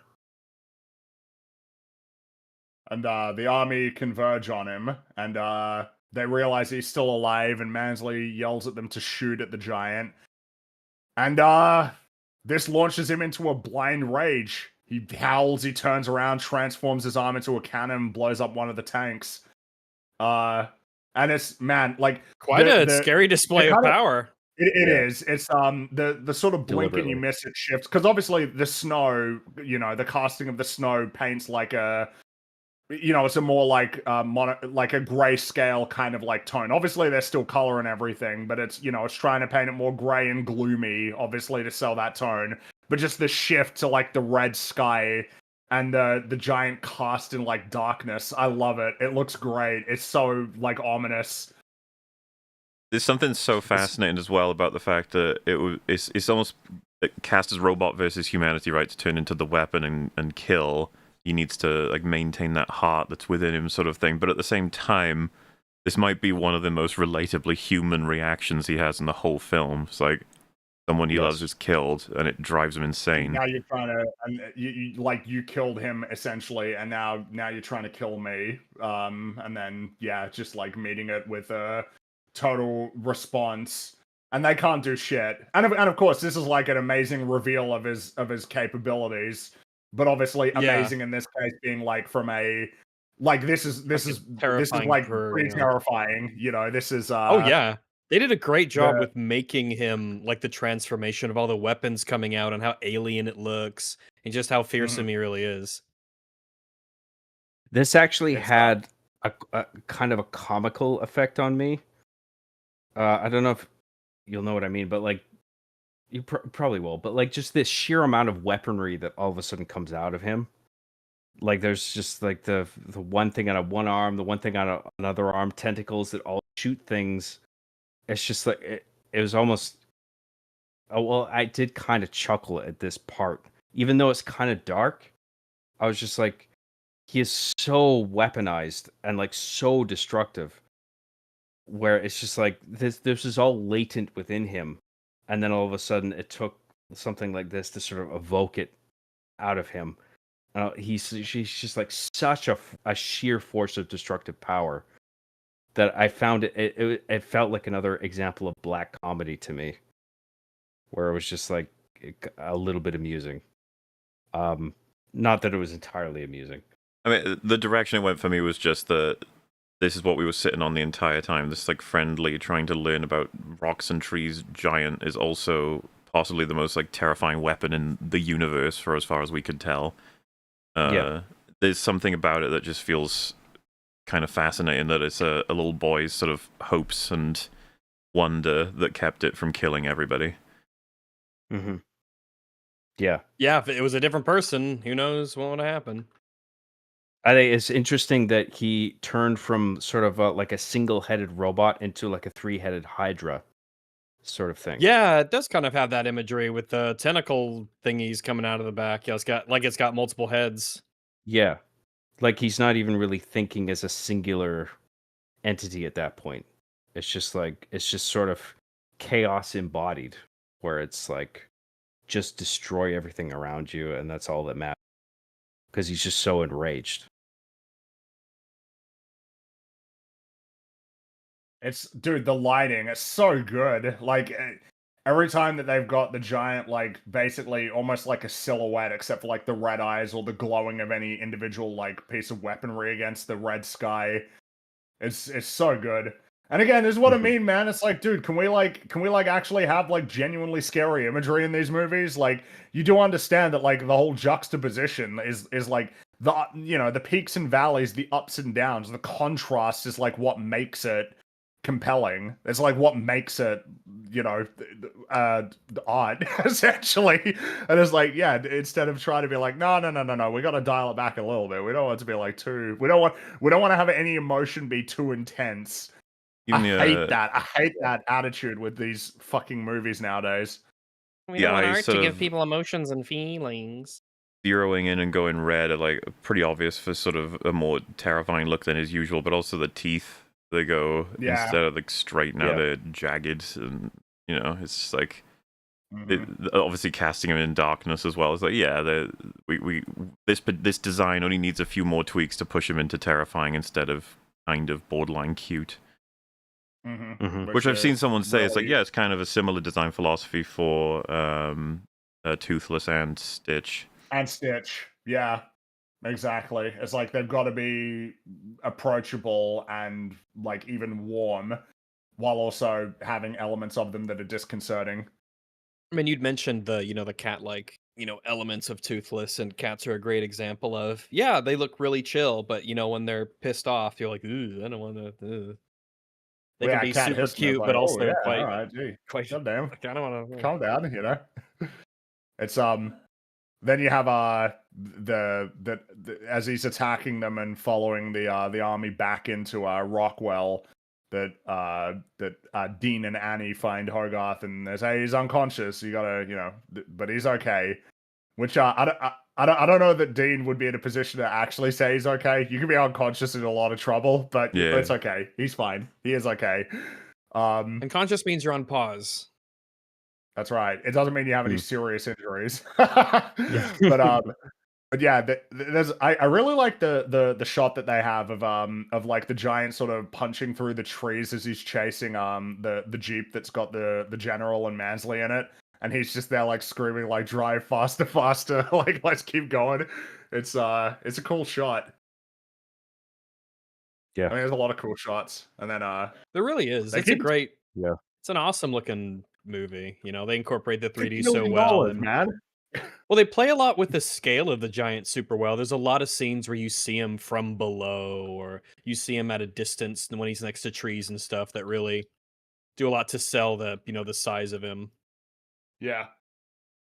God, it's I think so the good. general just fucking keeps unloading his pistol into him as well, non-stop. Yeah, the general instantly wraps up. Listen, he's a general, all right? He's a warrior. And I really like that as they drive through the town and they pull up, there's this guy staring stunned at the giant, and he just yanks the radio out of his hand immediately. 1,000-yard stare, man. Yeah, his face. Yeah. And then calling in the battleships to fire at the giant. Oh, and also, by the way, again, another bit of detail. Like they do like make a real effort to constantly show like nobody actually getting killed. Which to some degree you might be like, probably a bit far-fetched, right? Like somebody probably had to die in this. It's like, well, they really tend to show people jumping out of the vehicles. But they showed the people jumping out of it. They showed the guys jumping out of the tank. Well, that's what I mean. Let's hope they all got out. they did. They're okay. They keep showing them jumping out. Obviously, the conclusion you're meant to draw is that nobody got killed. But it's like carnage. Like it's probably there were probably some casualties. But anyway, he calls in the battleships to engage the giant, and they hit him, but nothing seems to work. And then Mansley suggests that they use the bomb, and the general's like, "You scare me, Mansley." I just love these. Yeah, I do like that. Yeah, the general Because he's such a for how little time he's really in the movie. He's very funny. But it's just because, of course, it's like, what you want, you want us to bomb ourselves in order to kill it, but that's not the plan. Is you got to lure the giant away. He seems to follow, so lure it away from the town and then bomb it. And the general agrees and orders them to target the giant and await his command. Yeah, I think in that moment he's sort of representative of the extreme end of fear collectively, where it's like we're so afraid of the threat that we're facing that. I mean, maybe I the think answer is to destroy ourselves, and it's just like, what? it's a very What? valid point of view, certainly from the general right now. I would say, I wouldn't have any problem with trying to set this up. Best we get rid of it as soon as possible, and if that was to mean some collateral damage at this point, that might be acceptable because of how catastrophically damaging this thing is. But they're still trying to try and maneuver it into a place where they can blow it up safely. Yeah. So while they're in the car, I think regarding sorry, one more thing. The guy's the role that he plays in, I think, being representative of like a collective fear, phobia, whatever. Like he takes that to the extreme end where people can no longer accept it. Right by the end of the film, where like nobody Mansley. respects him because he tries to like get into the car and just Yeah. I forget exactly what he does, but like nobody people lose respect for him. Yeah. I'm sorry. Yeah. I don't want to jump, but like that's like the role he plays. I think it's just like he goes way too far with the role that he. It's just like, oh yeah, that's not the way to go, with what he's representing. So Hogarth tells them that they got to head back to help the giant, but they're halted by a blockade because they were heading to the town to get him to a hospital. But Hogarth sneaks through. And the giant's there, and he's preparing to fire at the battleships, and Hogarth draws the giant's attention, which saves the vessels from destruction. And it looks like it would have been basically complete destruction. Whatever this weapon is in his chest is like a massive it's the super plasma weapon, explosion. Yeah. Crazy destructive It's capability. like Godzilla. It's like shooting this laser beam, kind of. Coffeezilla. But Oh, yeah, so that's right, yeah. the giant aims one of his caffeine. cannons at look, you gotta be careful with that caffeine consumption, all right? Otherwise you might turn into a crazy giant robot. So the giant aims one of his cannons at Hogarth, who pleads with him, "It's bad to kill, guns kill, and you don't have to be a gun. You are who you choose to be. You choose." This is his gambit, and it works, because the giant recognizes him, and he snaps out of it and returns to normal. And Hogarth tells the giant that they have to show everybody that he's good. That's what they have to do. And while that's happening, and it, again, I guess what's interesting here is that you mentioned before, Mauler, the idea that if Dean and the general represent the more like moderated sort of realistic positions of both sides, you have Dean and Mansley arguing there with each other to the general. They're both fighting for their respective beliefs, with Dean basically saying the giant only reacts defensively. You have to stop fighting, otherwise it all starts all over again. Whereas Mansley's like, no, our future's at stake. We have to stop it now. You have to attack it now. You got to kill it now. But once they see that Hogarth is alive, the general is absolutely not going to continue with this. Yeah, the boy's alive. Like he knows he was told otherwise. That's right. I really do feel the film takes efforts to make the general reasonable. He's not crazy. Agreed. Yeah. No, the general. You meant to like the general. I like it. Yeah, we like the general. This is a pro-general household. All right. Like he has responded about as well as anybody could with all of the information that is available to him. The only reason that anything escalated in the first place was because he was fed false information by Mansley. Mansley is the one who is ultimately at fault for all of this. And then it's just like, when he receives the new information, he makes the correct calls. And he orders him to stand down. Oh, yeah? I think earlier in the movie, I think the audience is meant to look at Mansley's actions and be like, well, I don't agree with everything he's doing, but I kind of see where he's coming from. Yeah, but at then the by the beginning, end, you can, it's just like he's going too far one way. He's consumed by in the direction of paranoia. cowardice. Yeah. Cowardice and paranoia, yeah, for sure. And then the general is sort of like the reasonable sort of position where it's just like, no, you're going you're going too far that way, and we shouldn't do that. You know. And so yeah, he's about to order the Nautilus to stand down. But he snatches the radio. Mansley snatches the radio from the general's hand and screams, "Launch the missile now!" And the Nautilus just initiates the launch, and we see the missile soaring into the sky. And the general grabs Mansley and shouts, "That missile is targeted to the giant's current position! Where's the giant, Mansley?" Where's the Iconic. giant, Mansley? We're in position! Where's the giant, Mansley? Where's the giant, Mansley? I get it's like very he's Perfect. pointing out a very stupid thing, but it's a stupid decision that's manifest out of cowardice, right? And like when people are scared, they do stupid things, right? And that's like this is what that is manifest from. And then he realizes that, and that he doesn't really atone or like acknowledge his actions. He just tries to run away. Yeah. He Yeah, just it's like, tries "Oh, to no, get we gets can in the car and he's cover just it." like tries And to well, like drive "There's away. no escaping this. You No get a escaping this, you idiot. Yeah. blatant Yeah, truth yeah. for the character. The screw the country, I want to live. That's Mansley. Yeah. Like the truth of him. Yes. And then, of course, the contrast with because again, this is all the stuff that's the general's reaction to this being, "We're gonna die, like that's it. We're gonna die. We're here, and we're gonna die for our country." Like it's not. It feels like it's more than just the resignation to the reality of the situation, but like we're not even going to like try to escape this.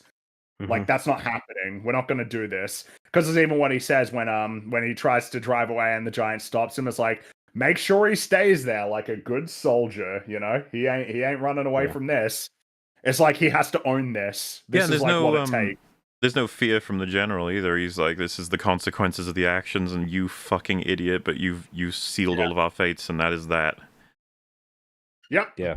And so that's that, and you're going to stay here. But yes, that again, that is him just saying like, well, no, I want to live. It's like, yep, that's Mansley. Like once you've got it all of the rationalizations and the justifications he presents, it's really simple. He's scared, and he only cares about himself. He wants to save himself. He wants to improve his status and reputation and standing. And on the flip side, when things are going to shit, it's like, well, I'm getting the fuck out of here. I want to live. Like I ain't, like that's it. It's just Yeah. I think consumed by paranoia and self-interest. Yes, throughout the movie, he will claim that he's acting on behalf of the interests of the nation. Right? It's all about national security and whatever. But in the end, it's really just self-interest. He's just out for himself. Yep. And that becomes clear by the end. Yeah. And so sirens begin to ring out as Hogarth is reunited with his mother. And then he looks up and he sees the missile is up there, and the giant doesn't really understand what's going on, and he explains that when the missile comes back down, everybody will die. And the giant looks at all of the townspeople for a moment before staring back up at the missile with a newfound resolve. And Hogarth approaches, and the giant kneels down and very gently says, "Hogarth, you stay, I go, no following." Reincorporating that line that initially, when you heard it, would just be like, "Yep, I mean, I guess, yeah, huh, it's funny. Like, you gotta stay here, no following, haha." To just a declaration of, "I'm going to sacrifice myself, and you can't, and it's for you and for everybody, and you can't come." I think it's a quite interesting line too, because it's like he knows. I think the robot is smart enough to know that Hogarth can't follow him into space, right? But there's like an embedded knowledge there where it's like the idea here is that I'm going away and I'm not coming back. I even like. Well, the thing is, this part is so fucking good. The choice of expression here, right? Like him looking with that almost default facial position of sort of the basic curiosity we've always seen him with about the townspeople, representing, they are life, just like that deer. And then you cut to the surprise. He knows what he can do. If I fly into that thing, I'll stop it. And then we switch to determined. I will do that. That is, it's not something I can do. It's something I will do. Yes. Yeah, good Also shit. deliberate. And of course, something that's worth noting is the giant, I think it's safe to conclude, he believes he's going to die. He doesn't think he's going to survive this. Like, in terms of the pairing with his recognition of life and death, this is not like I'm going to do this and then, you see me again later. It's very much a case of like, this is a sacrifice that he's going to make. He understands the concept of life and death. And in particular, the lesson that was taught to him, it's bad to kill, but it's not bad to die. And so in this case, the conclusion is it's not bad that I will die to save everybody. In fact, it's good. I can save everybody. This is something that I can do. Yep. So this is the incorporation of all of the lessons. You are who you choose to be, and you are good, like Superman, and it is not bad to die. And then all three of those sort of pillars coming together to form this choice, this, ultimate choice that he makes. Yeah. Even just that idea of like, it's not inherently bad to die. It's just like, well, that opens up this line of thinking where it's just like, well, is there a good case to die? The possibility of well, maybe in the service of others. Yeah. Yeah. It unlocks the possibility of heroic sacrifice for him. And that's the decision that he makes. And the giant takes a few steps back and looks up at the sky.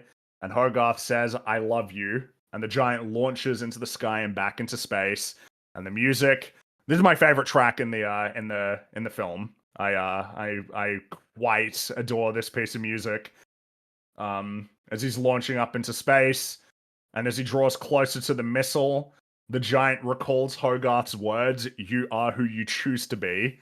And the giant says Superman before closing his eyes and colliding with the missile and saving the town of Rockwell and everybody in it. Yep. Oh, I remember good stuff. Oh, I remember thinking, like, was like Hogarth saying "I love you"? I was just like, is that too much? And then I thought, no, I'm glad that that's there. Like, because I'm glad it's there. Like, I'm glad it's there just and it's a explicit. human saying that to a machine. I feel like that's poignant. That line is there. I don't think. I think the film is more that line is there rather than just Hogarth silently watching him go up and sacrifice himself. Yeah. Well, I'm sorry. It's the best Superman movie. Though, again, to be fair, 1978, it's totally fair. It's completely fair. I completely understand why you would say that. But, like, dude, come on. Come on, man. Yeah. This is amazing. Like, it's... Oh. This moment's pitch perfect, and it kind of, like, captures what's so great about storytelling. And again, thinking about how it's the result of all of these other influences, it's carrying forward the whole legacy of Superman, like, beautifully. Mm-hmm. Something else I love about his expression change as he goes up, recalling the Hogarth line, he's still got that really determined look. It feels to me like the look changes from determined to happy and then acceptance, because it's like, job's done. He's gone to where he needs to. There's no need to roll himself on. He's like, I've done it. I am Superman. He is Superman. I am Superman. And then, accepting that this is his fate. And he like fully shuts his eyes there when he's about to collide. He's just like, I get it. I accept the fate. I'm like convinced in my rationale here. Like, this is good. What I'm doing is good. And man, the visual of because from the explosion to then zooming back into Rockwell, that it looks like it's just essentially the cast in like a big bright glow. Mm-hmm. Almost like the pearly gates have opened and welcomed him in, right? Of the sort of the idea of the souls don't die and that they go on forever. It's similar to the shot of at the beginning when he first arrives on Earth, where it cuts through the clouds. It cuts through the storm clouds. Yeah, and he's sort gone of doing back. the same thing. Yeah, and he's gone back. totally changed. That Yeah, might get that discussion about the soul being invulnerable just gives him this feeling of invincibility where it's just like, I'm gonna do this thing, and even if I die physically, it doesn't even matter because I'm gonna carry on in it because the on soul is some in level. good things, and I am good. Yeah. All of their lessons tied together. But of course, it is. It's inspiring, but of course, at the same time, it's it's bittersweet, right? Like as Hogarth is looking up at the sky, and you've got the new star that's formed in the sky. You've got the giant emerging as a hero, but the loss of his friend. Mm-hmm. Nice big sort of mix of emotions. That's what I'm there for. That's what I want to see in my movies and my stories. Make me feel things. It's and then you see that the general removes his helmet and very sullenly says, "Let's go home." He's not happy with, again, this is like the humanity of the general that was never really in doubt. But it's like a nice moment to see that like even he's been moved by this moment. Yeah. Yeah. Well, I think someone in his position would be acutely aware of the sacrifice of war. Where soldiers think get so, expended yeah. and whatever, and then he sees him as like a soldier of sorts, and it's just like, yep, he did his duty. Yeah. I love this shot of looking up at the sky. So good. And another one, it's like, yeah, you can frame that. and then the fact that it transitions to like the twinkle in his eye on the statue. Yeah. I had to assume very deliberate on that one. And yes, he has a statue in the town of Rockwell celebrating him as a hero created by Dean. And he remarks that the statue is his best work yet. Because they're together as well now. Yeah, she calls him Yep. like honey or something. Yeah. And then he kind of challenges this remark as well about whether or not it's the best work, because she has no doubt about it. But then she kind of was like, oh well, next to that other big like that bug thing. But it's a pretty good statue, I would say. It's a good one. Yep. But I don't know what that bug one was. I don't know if we saw that one. I assume we did. And also, Hogarth's got friends now. He's fitting in. He's got friends with his community. And those two people are a couple now, and I think that was executed in a subtle enough way, not being too obvious about it. Yeah, because he showed interest, and she kind of reciprocated it earlier. There wasn't too much of it, but you could see. I think that was actually a deleted scene. Actually, that was introduced only in the signature. I don't think that was in the theatrical, but in the signature, they had that scene together in the diner, where I mean they had. I can't remember in the beginning if they had any interaction, the waitress and the Dean character. But there's a scene I think that was on the cutting room floor before the theatrical release where they had a bit of an interaction. And in the signature release of the film, they fully animated that and they put it in the film where they had a bit of interaction with each other, and they expressed some interest in each other, and you were meant to think like, oh, maybe there'll be like a so I guess they figured when they were initially editing the theatrical cut, they were like, well, I don't think we really need this. It would be nice if we had it, but it's not absolutely necessary to appreciate what's happening. Yeah. Like the whole you mentioned it earlier, Frank, the like with Die Hard is not enough criticisms are mentioned. You clearly like a bias. First of all, it's not our fault Die Hard's near perfect. I didn't make it. I could only wish that I did. But secondly, there's just some criticisms I'm not aware of, like I've never heard of them before. So one of the ones I'm picking up from chat is he should have used his lasers to destroy the rocket. It's like, guys, the whole movie is about how he fucking hates engaging in his weapon mode, which is where he gets all the lasers and rockets and all that crazy shit from. Like that is like losing Might control. not even be the same person at that point. Yeah. Well, I thought didn't we talk about that? I it's so weird to see as a criticism that like, idiot should use your lasers. Like, I don't. That's like a whole different. It's like a Tomo mode. He hates engaging in it, doesn't want to, and who knows what control level he has when he does it. And we see him actively avoid using it, even though it could be helped to defend himself in the film. I don't think there's a single citation in the film where you have him using it like deliberately to help himself in full control. I'm pretty sure the film's point is that that is the bad choice. He doesn't become that. Takes away from his own humanity I was about to say for a lack of a better word, but I think it's appropriate to say humanity. And then another one I've spotted is like, it's pretty stupid. The whole third act is essentially resting on Dean freaking out at the scrapyard. Like, he should have freaked out. That is the correct decision when you see the appropriate response. Yeah. You just saw lasers get fired at Hogarth. I don't really. This is what I mean about like how it's like, just pure glazing. It's like, hey, but if there are criticisms I've missed, I'm sure all of us are on board with discussing them. I just sometimes it's some things are glaze worthy, you know. I mean, yeah, it happens. Yeah, just like how there are some movies where every single thing about it is dog shit, like Superman 2025. Like it's just that's what happens. It can't be helped. We're just telling it like it is, damn it. And in this case, we're telling it's great like it is, because it is. The criticism regarding the scene in the junkyard, I don't understand, because it's pretty clear, like, Dean didn't understand that the reason that the robot was shooting lasers was in response to seeing a gun, specifically. He thought he was just shooting lasers at the kid. And, yeah, it's terrifying. He was trying to protect the kid, and then he realized, like, oh, he was acting in self-defense. In the case of being in space, if the lasers would neutralize the weapon in space and it would preserve his own life, I can see an argument there why he wouldn't just do that.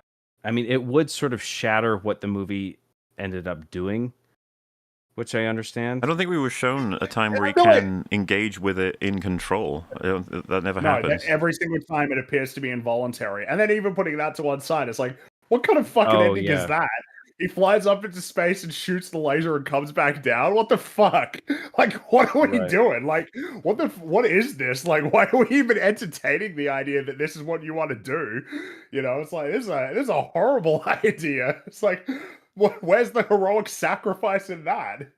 Just like, oh yeah, he just flies up and shoots the laser and comes back down. If it were a valid criticism, the point would be that the heroic sacrifice is undermined by a smarter decision. Yes, but they wrote the film right, so like I said, if there were a time where he used that sort of stuff, consciously and in the sake of defense, he doesn't. The Iron Giant throughout this film is shown to either be completely out of control when that mode engages, or that he considers it to be like anti-humanity to engage in it. Like, it makes him, scared and horrified. It's not in character nor mechanically appropriate according to what we've seen in the movie. Based on the idea of, like, because that was introduced in the junkyard, is that when he sees guns, he involuntarily acts. Doesn't even seem to remember it. Yeah, not really. And then he snaps out of it, and he's just like, "Oh shit, what did I just do?" Yeah. So you swung at the giant and you missed. Better luck next time. As Hogarth waves goodbye to his friends, Dean hands Hogarth a package that the general sent, which contained the only part of the giant they managed to recover, which is one of the screws for his jaw. And Hogarth says that he misses him, looks back at the statue, and leaves. But later that night, he's in bed, and he wakes up, and he sees the recovered part is blinking, and it's rolled over to the window. And Hogarth opens the window and waves goodbye as the part rolls through the field. And then over in Iceland, we got several parts shuffling through the snow and towards the giant, who wakes up and smiles. And that's the end of the movie. He's reassembling. Good stuff. Mm-hmm. I saw a few people saying they thought there'd be a sequel. I would not say. Now, of course, these days there never was one, and maybe these days there would be, but it definitely comes across as like, no, the story's over. We don't need to keep going. This is it. I mean, well, it's appropriate to say it's just one of the greatest animated movies of all time, and that is a stacked cast of Very high bar. characters on that shelf. It's tough to get in there, but he's Yeah. in. It's tough. It is. You're right. It's a tough. I mean, goddamn. Like, basically every single film from Pixar's golden age is occupying a considerable amount of space on that shelf. Several other, Disney animated films are up there. You got some DreamWorks films up there. You got like one Sony film up there. Hey man, One? do you think Well, at least one. how many of them are Oddman? Oddman's got several up there because if we're bundling all of the Wallace and Gromit's together, both films as well, it's like, oh, that's all of them. Chicken Run. Yeah, that's true. Oddman's got and then you got like Coraline and Nightmare Before Christmas. Nightmare Before Christmas. I think Flo's up there. I'm a big fan of that movie. I think it's For sure. I get up there. You got a lot of films up there, but the Iron Giant is very much there along with them. And it's not even really in doubt. It's not like the Iron Giant is really like grasping to stay on the shelf because it's getting pushed off. It's like, no, he's tucked in there nicely. You got other films that are there kind of clutching at it, like trying to make sure that they hang on, You got other ones like that. Like, hey, I want to be on there. How many Illumination films are up there? 0. Not a single one. Hey, what about Despicable Me 6? Revenge of the Gru or whatever. The Grinch doesn't get in there? Wow, crazy. Who would have thought? Yeah, God, that movie sucked hard. That was so awful. That was a shit. What about Ghibli movies? Oh yeah, Ghibli movies are up there. Yeah, Spirited Away is definitely up there. Spirited Away sitting on that shelf, smiling. I still got to watch a few of the other ones, but I'm sure that they're probably up there. I need to as well. Got to catch up. Yeah. The point is, there's a lot of great animated films to where when you say like, oh, well, one of the greatest, it's like, well, the problem is that one of the greatest tends to imply that you've got a relatively like concise list of things that are there, right? Because if greatest starts to apply to like 50 movies, then it's like, well, hang on. But it's like, no, it's it's in that category for sure. And here's the thing. At the time that it was being released, like everybody basically like knew it, who was aware of the film. The test screenings for the Iron Giant were so good that according to Brad Bird, they were the best that Warner Brothers had in 15 years.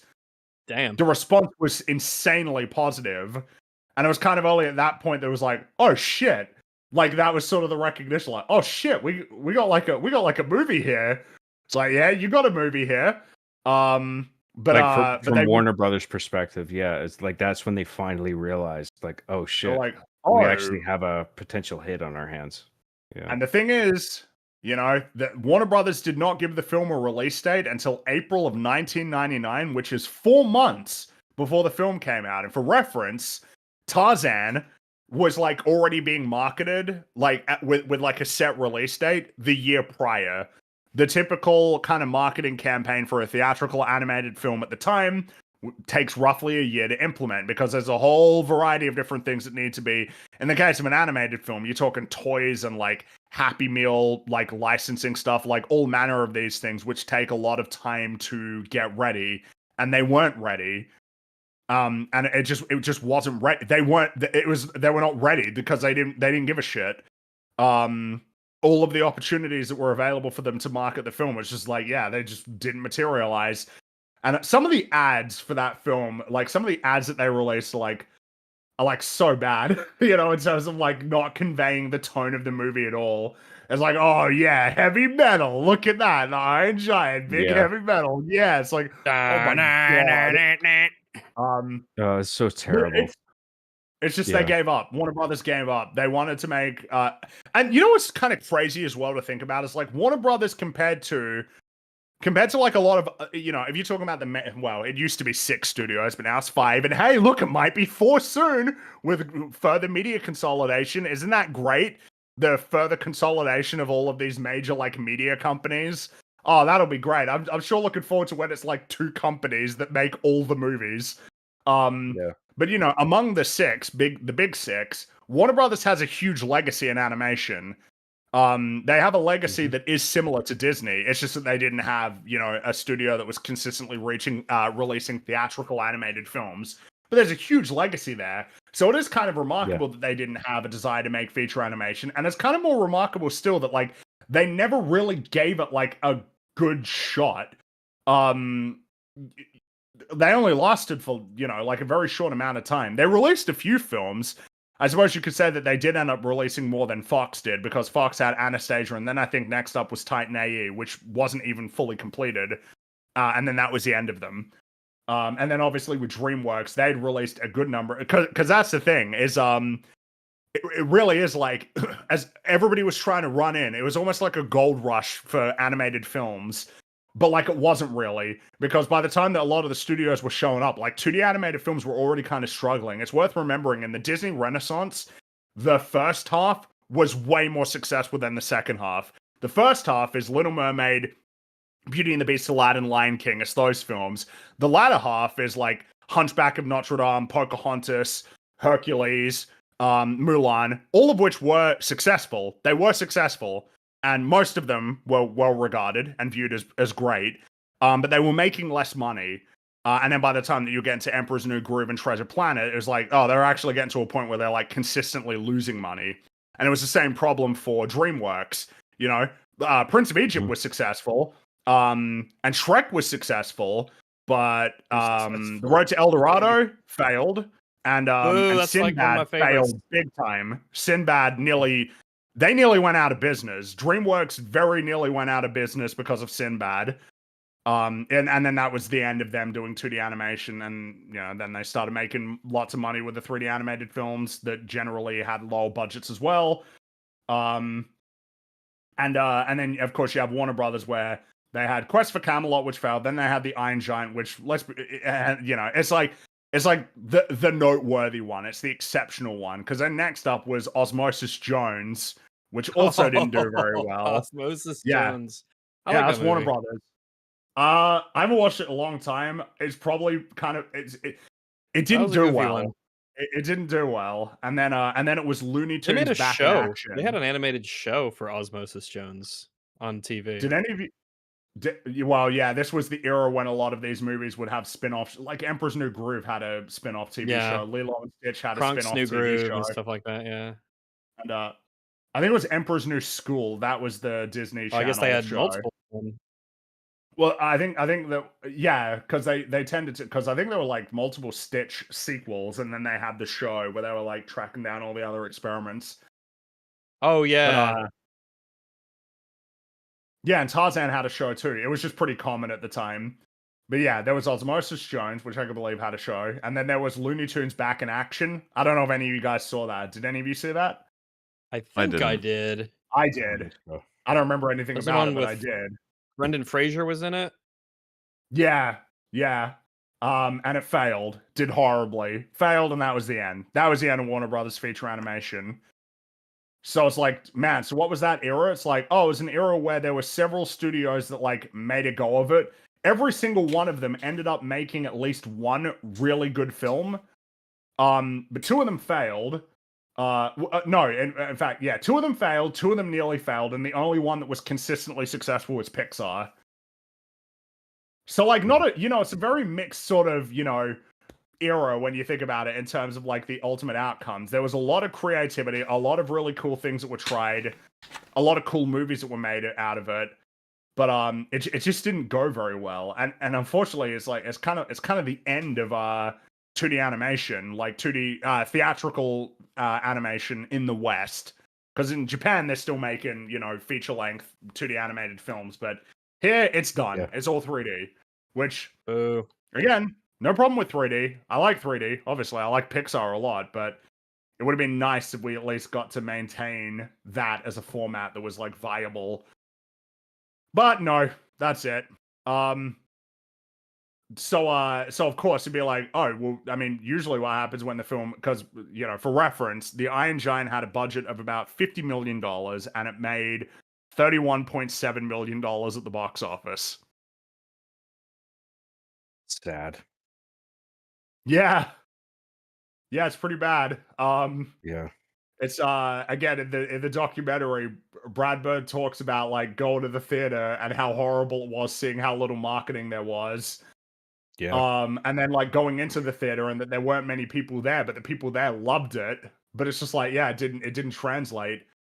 This was very much a case of home video and syndication is like the reason why we're really even talking about the film at all. Well, not in the sense that like it's like, oh well, that alone, because obviously that it being good is the reason why that's the case. But it's just that, you know, it just completely failed. It failed at the box office, and it was failed by the studio, which is really annoying.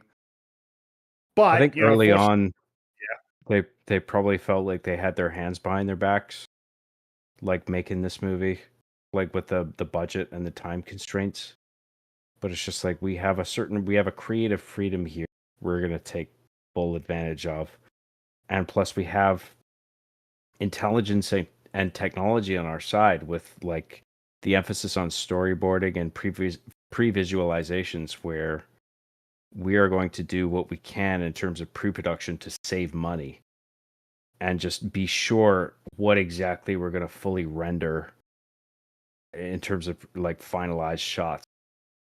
Because I feel like the industry standard is to just do all the finalized shots and realize that it's not the way to go, and then just like throw it all out the fucking window and then just do it all again, and then it's just a bunch of wasted money.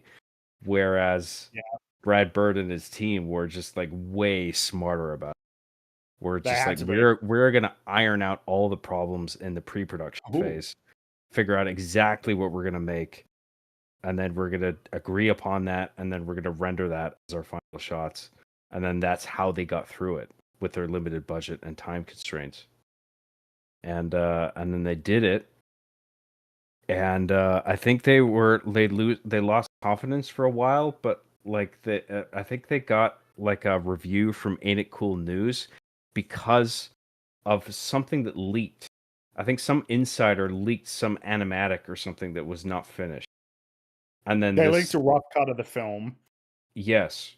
And they saw that and they were like, this actually looks fucking awesome. And they published an article and that gave them a bit of buzz. And then I remember Brad Bird talking about it where he was pissed off, where he was just like, fuck, I can't believe this fucking leaked. Who leaked this shit? He was like annoyed. But then he realized the buzz that it gave the movie. And he was just like, okay, well, I guess this is a good thing that people are at least aware of our movie now. Oh yeah, take what you can get. Yeah, right. And then they made it, but then that still wasn't enough initially because they needed real marketing. That's what they needed, right. Like real marketing effort to let people know that the film even existed. Yeah, Warner Brothers failed them, really. Mm-hmm. Like they had no idea what they had on their hands until it was too late. And then I think they realized at some point that just before Iron Giant was due to be released in theaters, Warner Brothers realized like, oh, we might have something here. And then I think they proposed to like push it. But then they wanted to delay it, but Brad Bird was worried that like if it got delayed that could actually mean that it never got released at all. So I was like, no, like you guys could have sorted this out and you didn't, so too bad, we're releasing it. And the hope was that because the film was so good that like that would be able to compensate for a less than adequate marketing campaign. Right. He was just like, well, we're putting this out now. I mean, we worked our asses off to meet this deadline and we met it. We're going to put it out now. You guys had fucking years to figure this out in terms of marketing.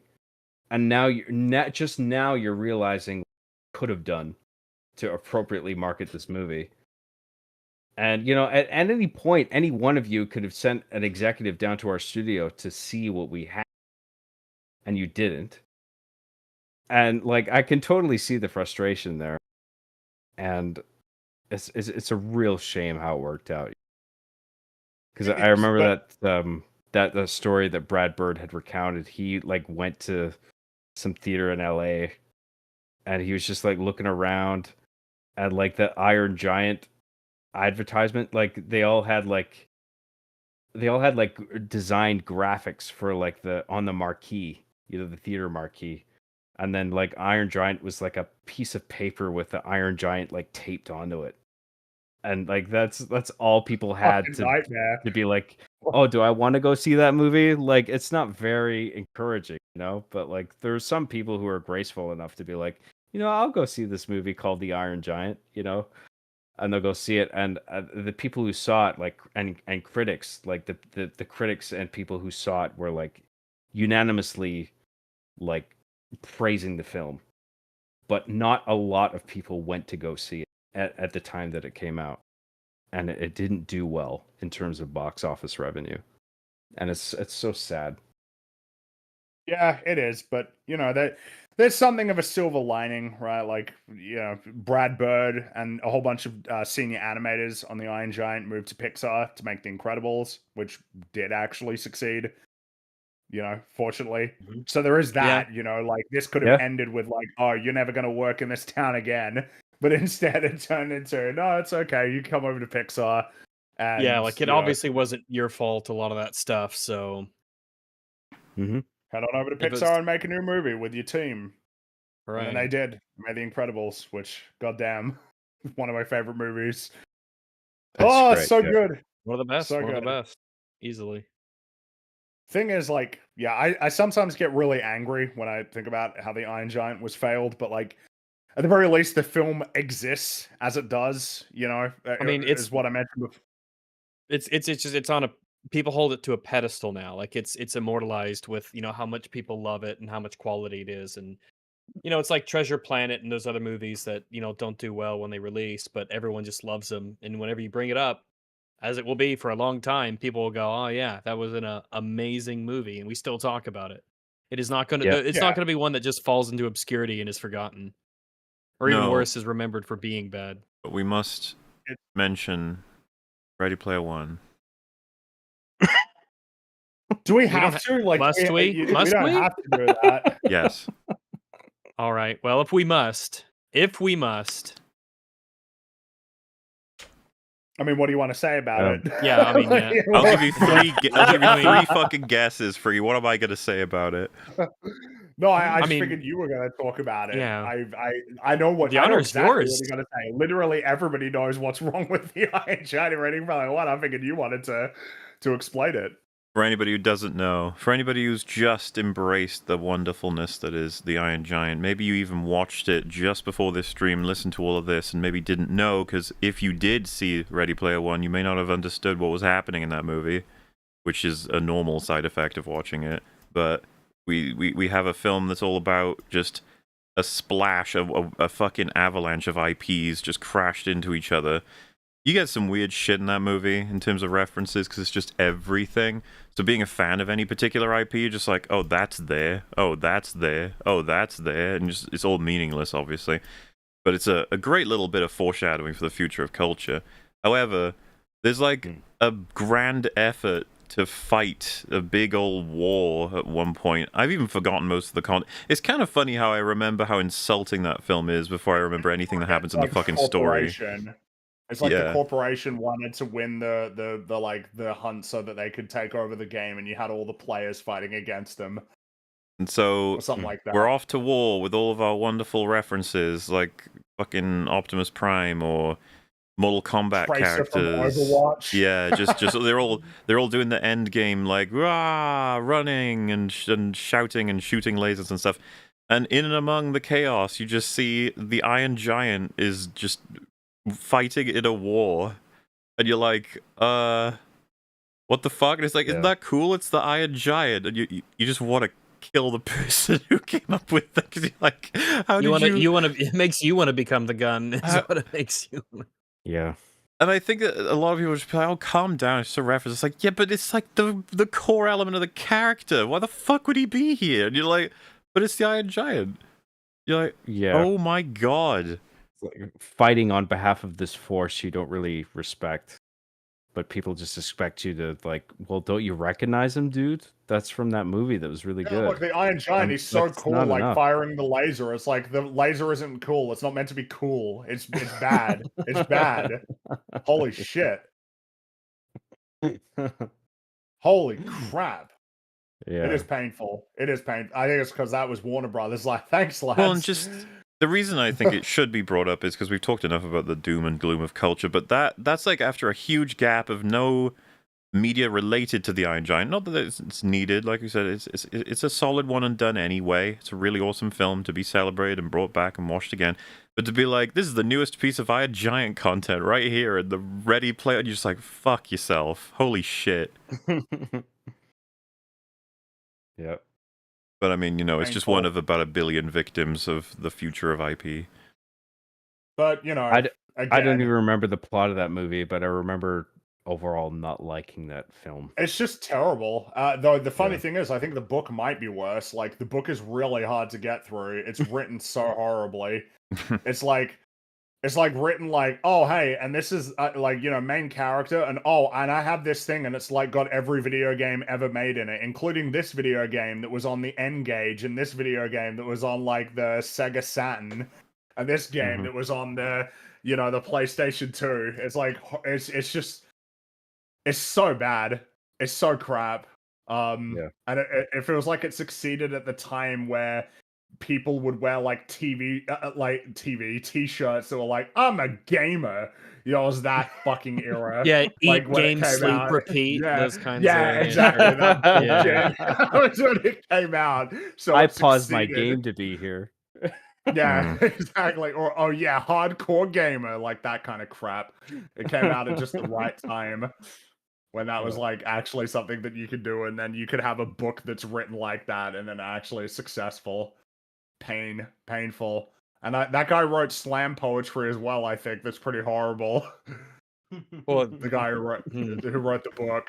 I can't it was like, God, no, I'm not even gonna, because I was trying to remember. It's like, what was it about again? It's like, no, don't worry. It was cringe. All right, it was cringe. what was the slam poetry about?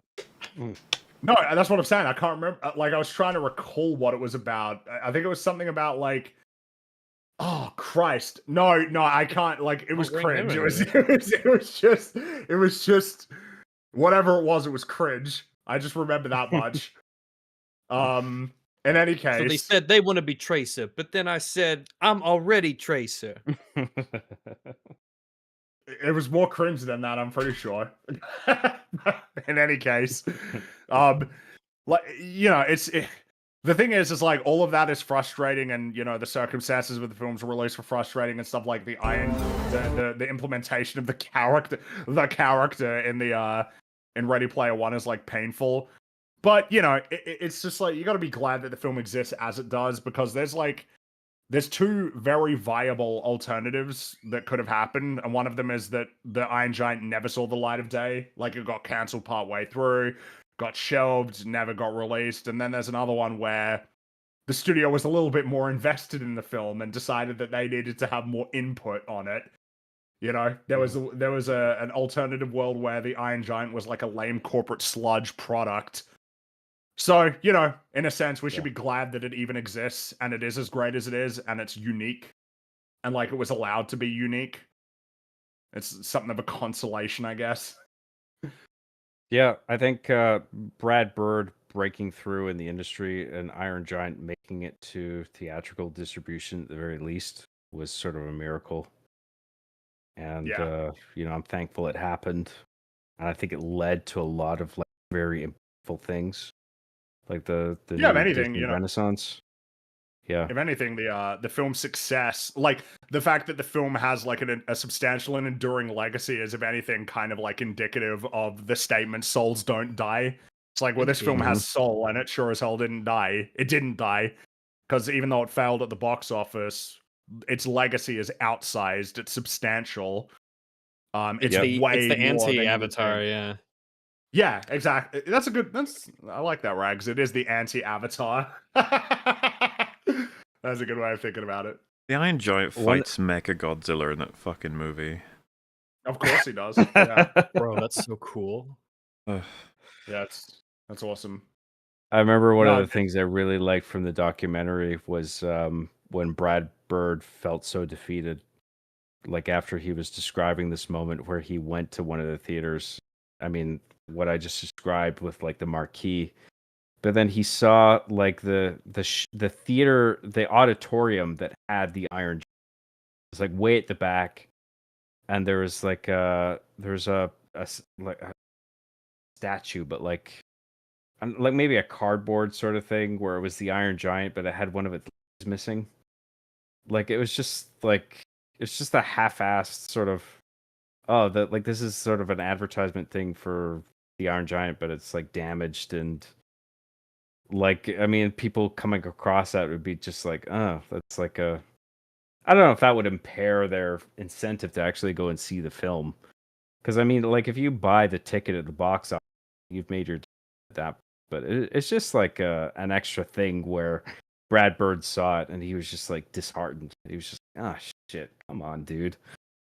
Like just fucking. I mean, if the theater received it damaged, set it up. That's the way it is. I mean, fair enough. But I mean, I remember he's describing his experience walking into the theater and there was barely anybody in it. It was a sliver of what the auditorium could house in terms of total audience count. And I remember just him seeing that and just being sad. But I remember like him and I think a number of others who were involved in the production, they would sit in to like theatrical screenings. And the people who were there, even though there weren't many of them, like often they would just stand up and clap by the end because they were just like so impressed by what they saw. So like the people who did go to see it, they were thoroughly impressed. Yeah, and in a sense, that's a good consolation compared to a lot of other films where it's like, oh, you just have to languish for like 20 years with people thinking that your movie sucked when it was actually amazing because you got to wait for them to catch up. Meanwhile, with this one, it's like, dude, everybody loved it. Like, there was, because I believe Brad Bird got a letter from Guillermo del Toro who was just saying, like, dude, this is great. Like, this is an amazing film. Like, you shouldn't feel bad at all. That's what I was going to, because he got a phone call from him. Guillermo called him. Yeah. And he said, look, you have made a classic here. So like I think he may have been speaking on prior experience where, you know, you've made something you put your heart into and it doesn't do well in terms of he may have related to him on that. I'm not sure it was maybe Guillermo made that he was maybe it was just a feeling of general sympathy. He went to go see this movie and he just thought, this is amazing. I've got to let this person know. Even though you're not seeing the success that you might have expected, like you made a great thing here. And he called him and he let him know that, like, you have made a classic here. And I mean, of course, now I mean we know Guillermo as like he's a very respectable filmmaker. I think he's made some really great stuff.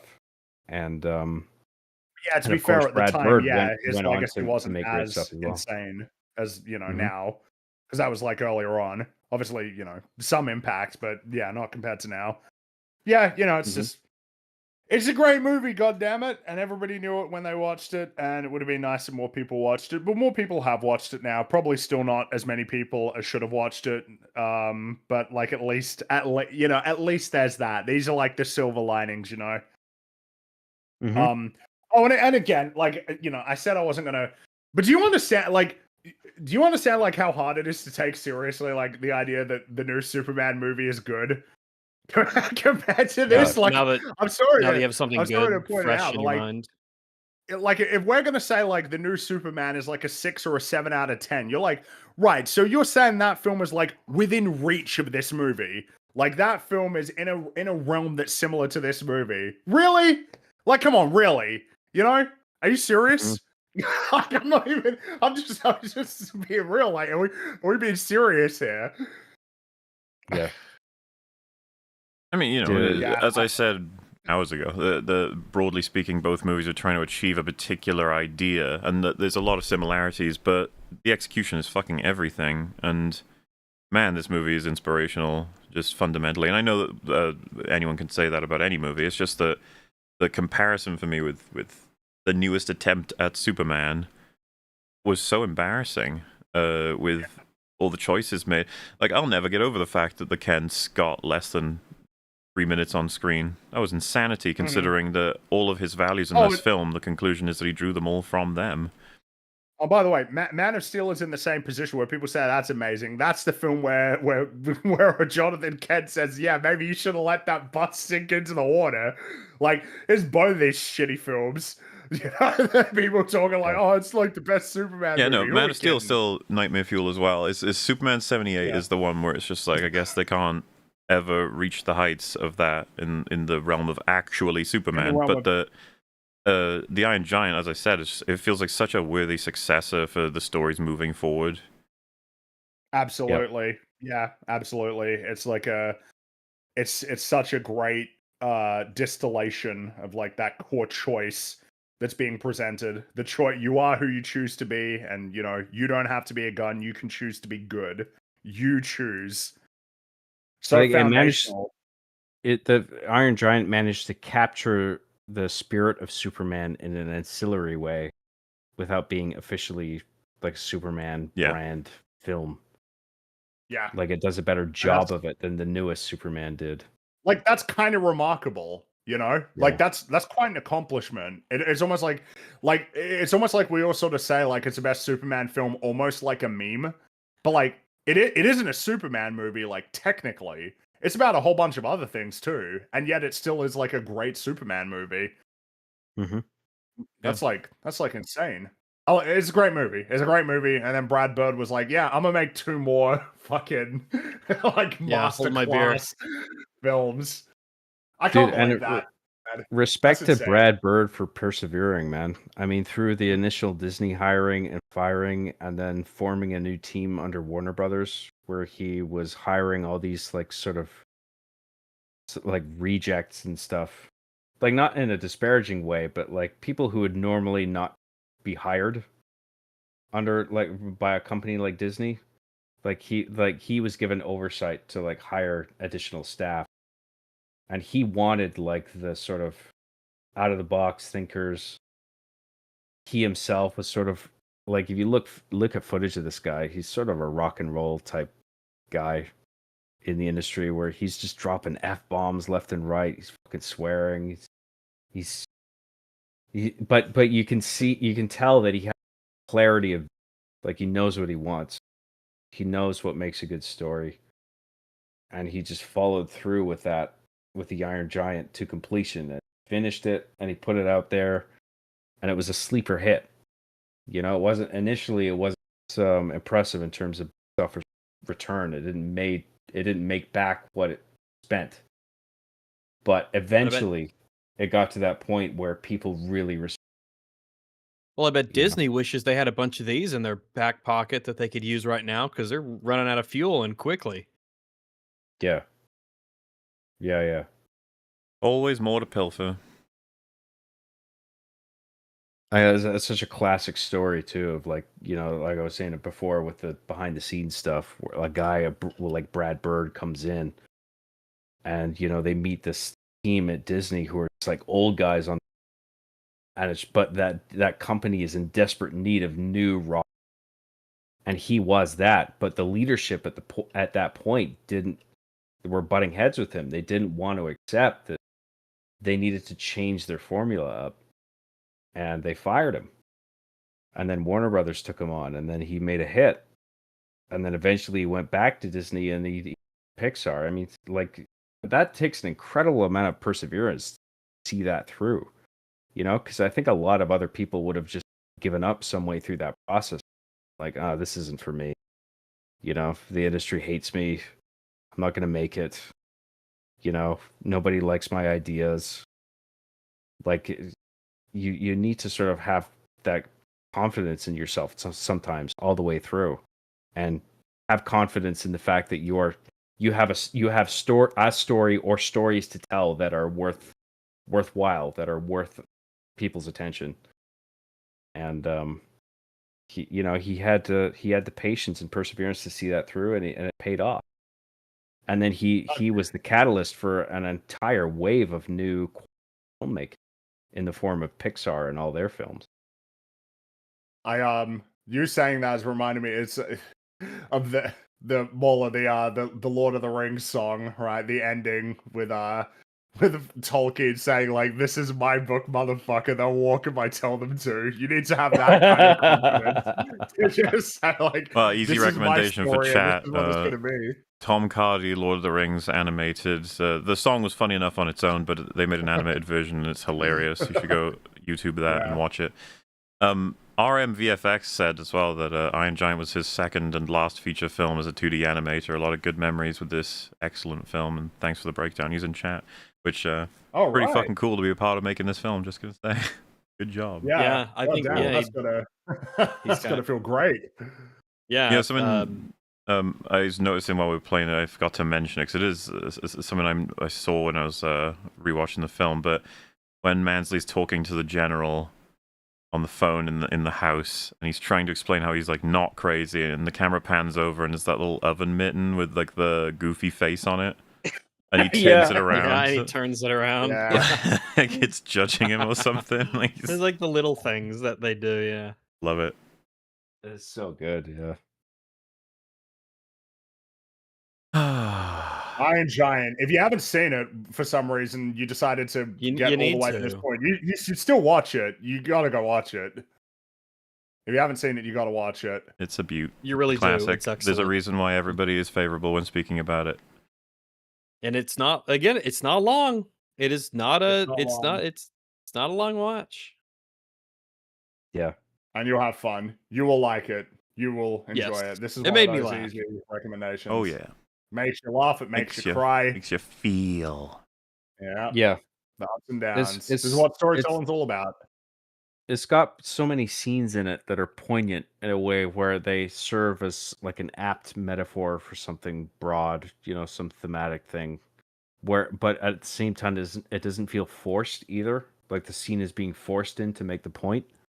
It all just feels very organic at the same time. But then like on a rewatch, you might realize, oh, that's what that scene is serving. It's like this is a metaphor for this or that. It works on multiple levels. Yeah, man, for sure. It's really quality filmmaking. Yeah. Well, I like the Iron Giant. I think it's pretty coolio. and it should be law for everyone to like it. Agreed. That's right. But before we wrap up completely, John, why don't you tell good old chat, everyone who's listening, what you're up to, what you've been up to lately? Oh, dude, I feel bad. I haven't been up to a lot other than I stream games on the weekends, and I pray people enjoy that. I've been playing N64 games. Which But, ones? like, I see you've been playing Mario 64, right? I did, yeah. I just finished that the other day. But I am writing Halloween Arby and the Chief, so I got that lined up. All right. Yeah, I just Nice. finished a new draft of that. I'm gonna finalize it. People can for me. I'm probably gonna do a Christmas one as well. I'm not exactly sure what I'm gonna do for Christmas, but that's what I'm working on. Mhm. So yeah, I've had a bunch of that sucks, but I'm working around that, and I've got some shit lined up, so people can look forward to that. John Graham on YouTube, if you subscribe. Oh, exciting stuff on the way. I see. I mean, it's always fun to return to some classic games as well, and that's all on the same channel. Is it like a live streaming section? That's right. Yeah, I do it all in the same channel. I mean, some people make different channels for the live streams. Some people have even suggested that I do that, but I honestly never felt the need to. I would just rather just keep everything on the same thing because it's just me. This is the stuff I make, whether it's one thing or another. Well, alrighty then. Hey, Fringy, Rags, what about you guys? Nothing to really report at the moment. Hopefully some stuff out soon, but just been busy with things. I'm just working. You know the deal. Just working away. All right, fair enough.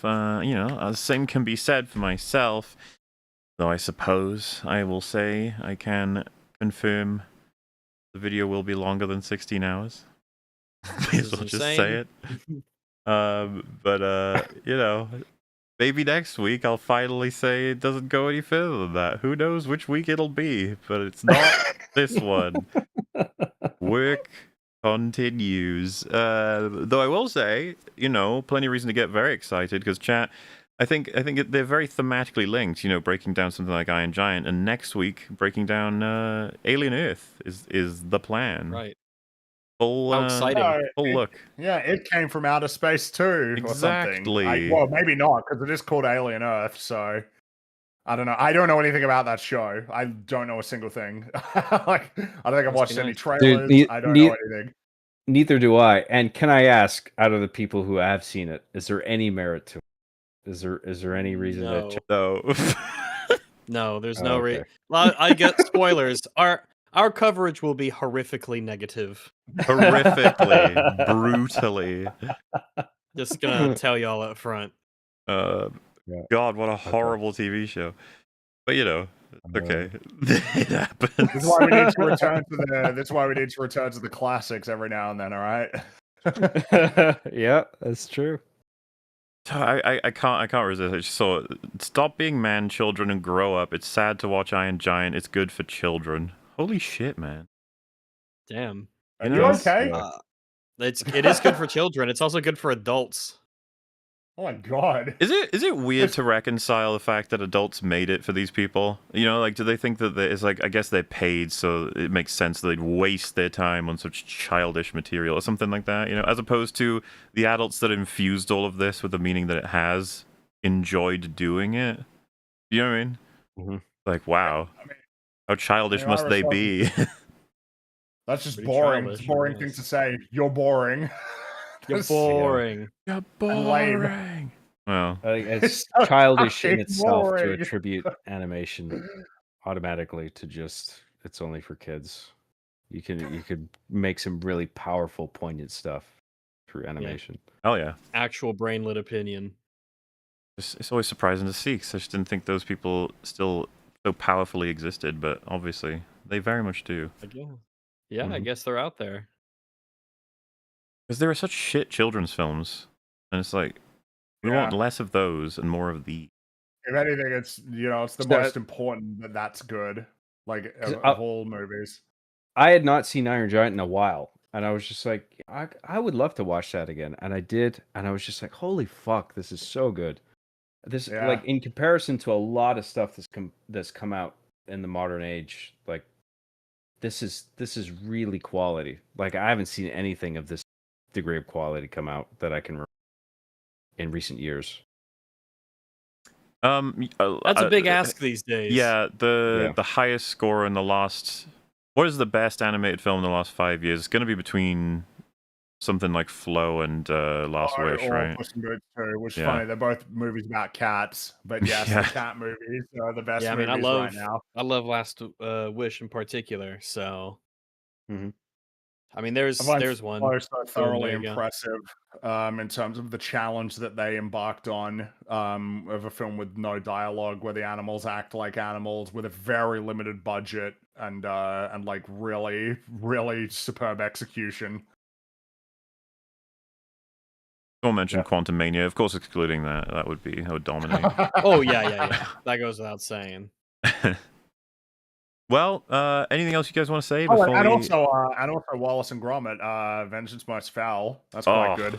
Loved the return of Feathers McGraw. What a character! I love him. Pull-ups in the jail in his prison cell. He's just. I've talked to you about it. He's just innately funny to me. The character, but also like fun as hell to watch. Feathers McGraw's fucking great. Yep. All right, everyone, go watch all those movies we just mentioned, except Quantum Mania. Yeah. But yes, anything else you guys want to mention before we head out? No, go watch the Iron Giant. That's all. Yeah, that's my note. Go watch the Iron Giant. Do it. Alrighty then. You will not be disappointed. Thank you all for joining us. I thought it was rather fun, good times, and until next time we break down an amazing movie, which who knows when it'll be, but next week, that ain't what's happening.